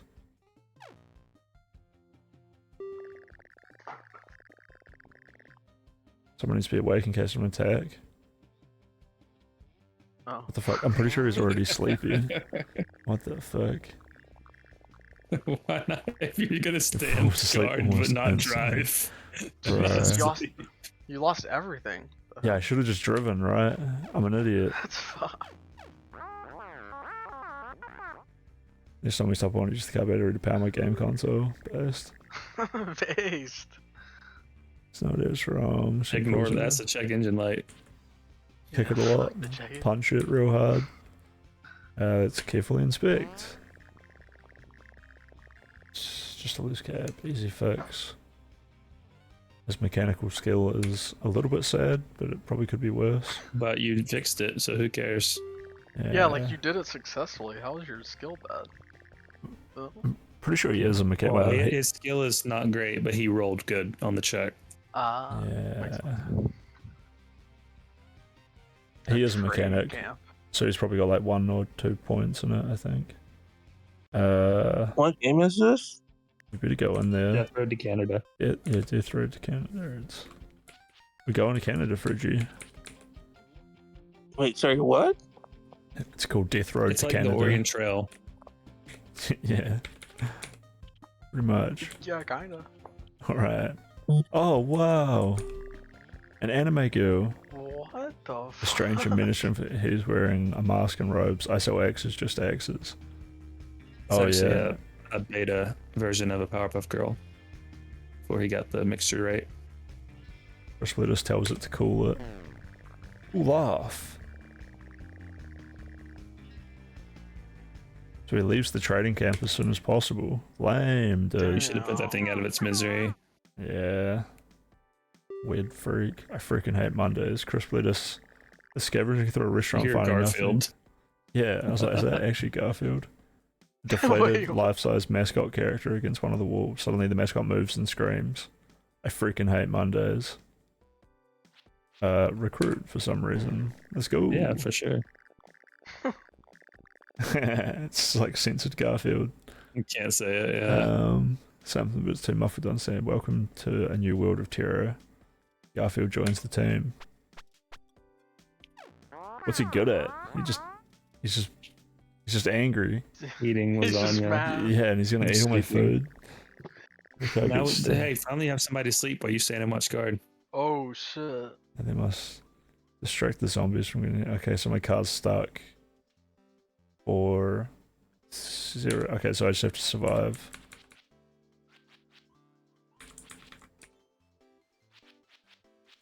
Wait, Send wait. Garfield out to die. I died, yeah. You're dead forever, Dan? Yeah, I totally just walked him into a horde of zombies.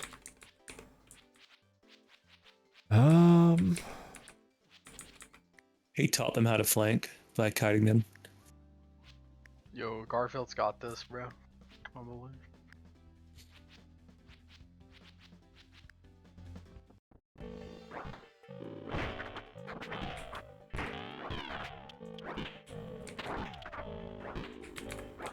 Oh my god, Garfield sucks. But look at Crispy go. He's a berserker, dude. I think this game heavily inspired the sound effects for the video game on Community. Sound very similar. Oh no, oh no. Get out of there, Garfield. Wait, which one came out first? Probably this. How old is this game? Pretty old.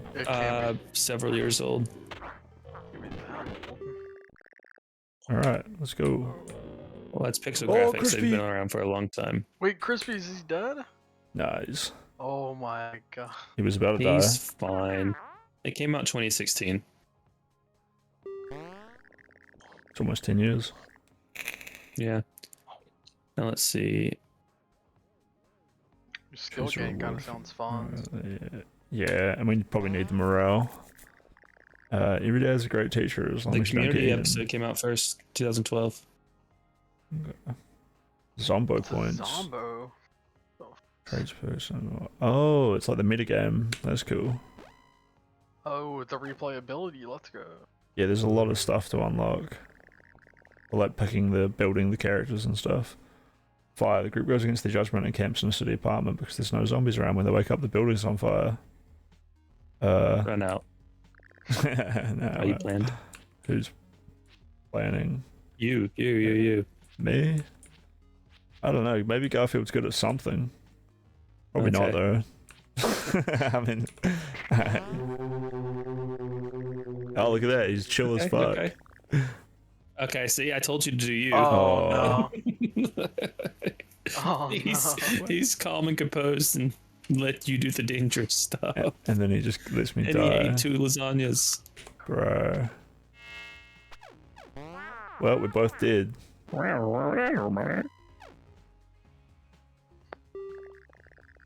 Whoa, it's Androider. Androider. Okay, let's have Garfield do it. She's irritating. You can lead her in. Fucking hilarious. It's okay, we can trade her to bandits or something. She's an irritating athlete because she can just go all day, but she'll just fuck you off. Powerful. Oh, I'll let you decide. Take They're it. both- Try. Huh? Which one? I see. Gas Yeah, one. I'll station? take it. I'm dead. A shopping mall, I guess? Alright. Good choice. The shopping mall was pretty sweet. But Surely it's not bad. yeah, but also this is a zombie apocalypse, right? So these places, the death trap, there's at least a couple of stores. I mean, that doesn't sound too bad. Moderate swarm size, sluggish behavior. I think I'll take the wrench. And Androider can take tennis racket. Yeah, seems fine. Do something, Androider.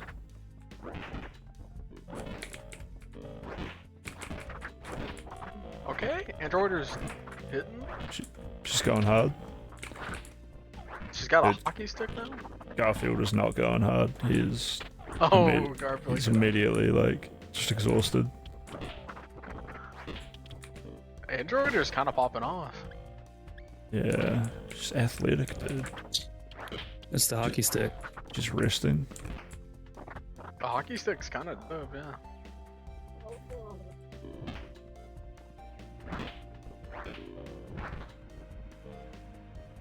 He's slowing down. Is that an umbrella? What the fuck? Have you guys played Puck? No, I've seen it. advertised recently. Isn't it by like just Elysium guys or something? I don't know. Well, the selling point is like, do you want the frustration of getting over it, but multiplayer? No. Me neither. That's how it feels. Yeah, I don't know about multiplayer. I do love getting over it though. I managed to get a pretty decent time of like 30 minutes on it.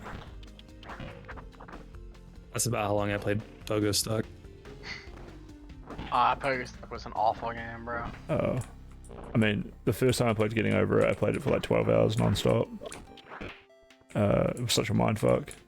And I didn't get past the chimney. You know, that first little chimney? Really? Yeah. That's tough. And then I just kept like routinely playing it for like a few years until I managed to like get like a... I think the, you know, like the really fast people get it in like, they're like 3 or 4 minutes. Yeah. But I felt like 35 minutes was like pretty solid. I did see Ludwig's initial run of Pogo Stock, and he's like, I'm in a safe area, I'm gonna wait and read chat donos or whatever. And like a background creature, this like giant snake, ate him and like shits him all the way out to the beginning. And it was great. I was playing that game where you're the guy in the pot. I don't even remember the name. I think that's Getting Over It. Getting Over It. Is that Getting Over It? Oh wait, I'm thinking of wait, what's the jumping game where you have to go like up? You guys know what I'm talking Jump about? King. Oh yeah, that's what I'm thinking, sorry. Oh yeah. I was thinking of Jump King the whole time. I definitely want to play Jump King. Yes, Pogo Stock's probably more like Jump King. I think Jump King is... The problem is, like, it's not a bad game. I'll fully agree with that. The problem is, like, I feel like the other games have different mechanics that you kind of deal with as you go. But Jump King is really just one thing the entire time. Yeah, Pogo Stock's like right in between because you have the physics of like barely clipping onto something and like rolling over, or you could still fall, like Getting Over It. But Jump King is just like, good jump, bad jump. Yeah, that's... I don't know. It gets a little repetitive after a while. You can probably run without throwing that shopping cart. You can probably just push it through him. Wait, is there a timer? Yeah, in this maybe. game? Yeah. That's kind of cringe. It's getting darker. That's the time. It's just getting late. Yeah. Yeah, you're like, fuck, how do I get out of here? Yeah, maybe I should just leave. Android's weapon broke, so... Oh, shit. Oh, shit. Oh, no. Let's see. Uh-oh. That's outside, isn't it? Down? It might be. Bricks. Oh, she's Big free. hiding. Let's go.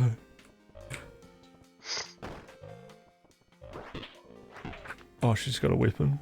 I think she's got a bone.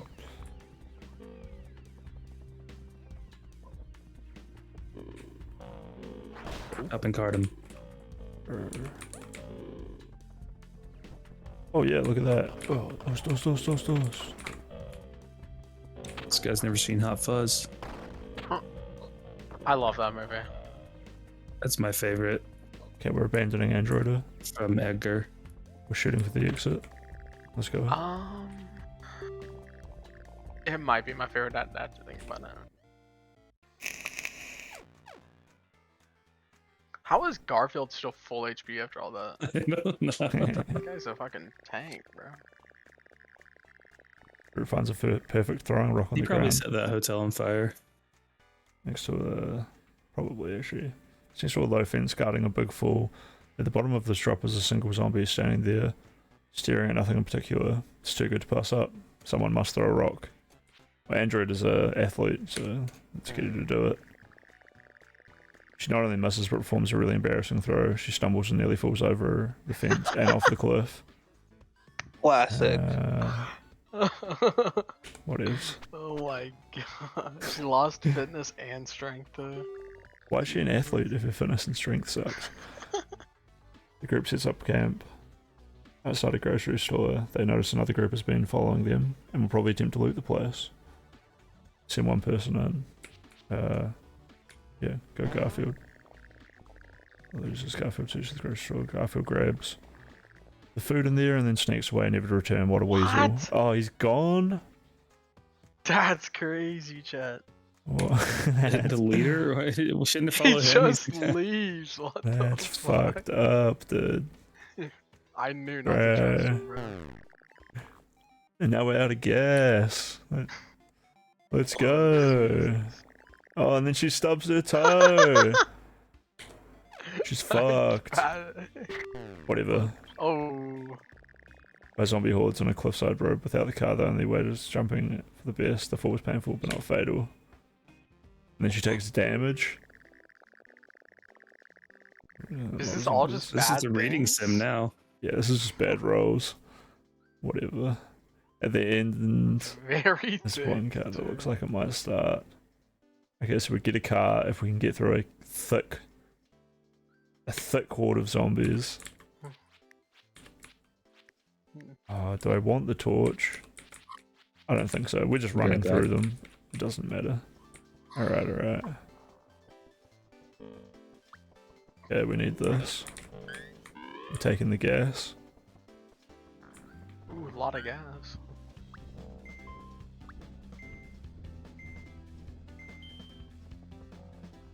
I don't know if going back for this is a good idea.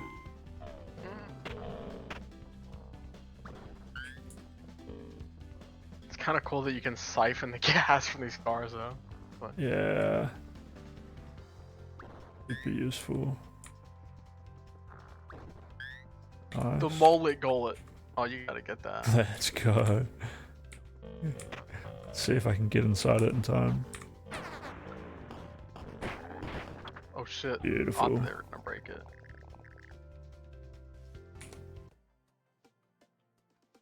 I mean, Alright. what can even nothing bad can happen to that car. Ain't no way.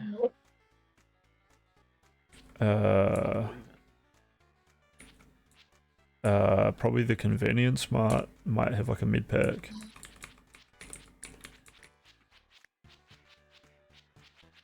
Can I see what time of day it is? I mean, I guess it looks bright outside. The same sound font as Undertale.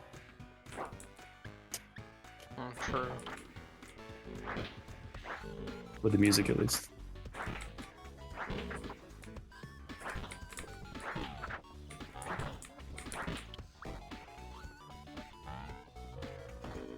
Do you get a health bar in this game, or you just have to know? The health. You see the health after. I just do it like that. Oh, okay. Go to the menu. And you gotta use like the flashing red face as an indicator. Gotcha. So he's in low HP is what you're saying. Not yet. Soon. I think the red face is like the fitness, right? Like, if I keep swinging like this. Oh, that's just... Should just get I thought that had to slower do and with health slower. too.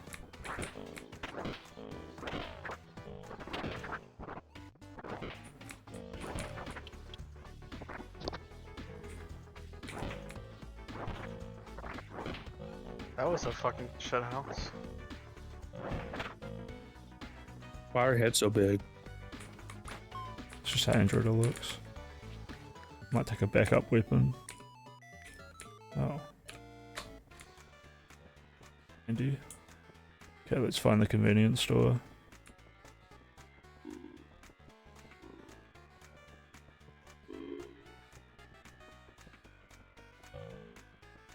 Boom, perfect. Oh, nice.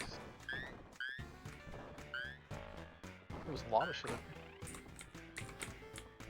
Oh, that's a big boy weapon. Don't hit that. Don't hit that. Okay, that's huge.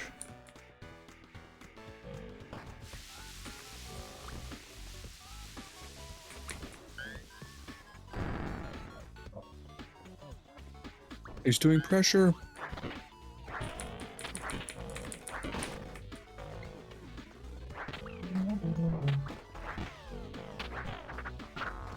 Oh, shit. More like Canada. Canada. Yeah, but Alright. Alright, that's enough of that. like Fun game, though. Draw a source or something. that was cool. That was cool. All right, I think we're done for the stream today.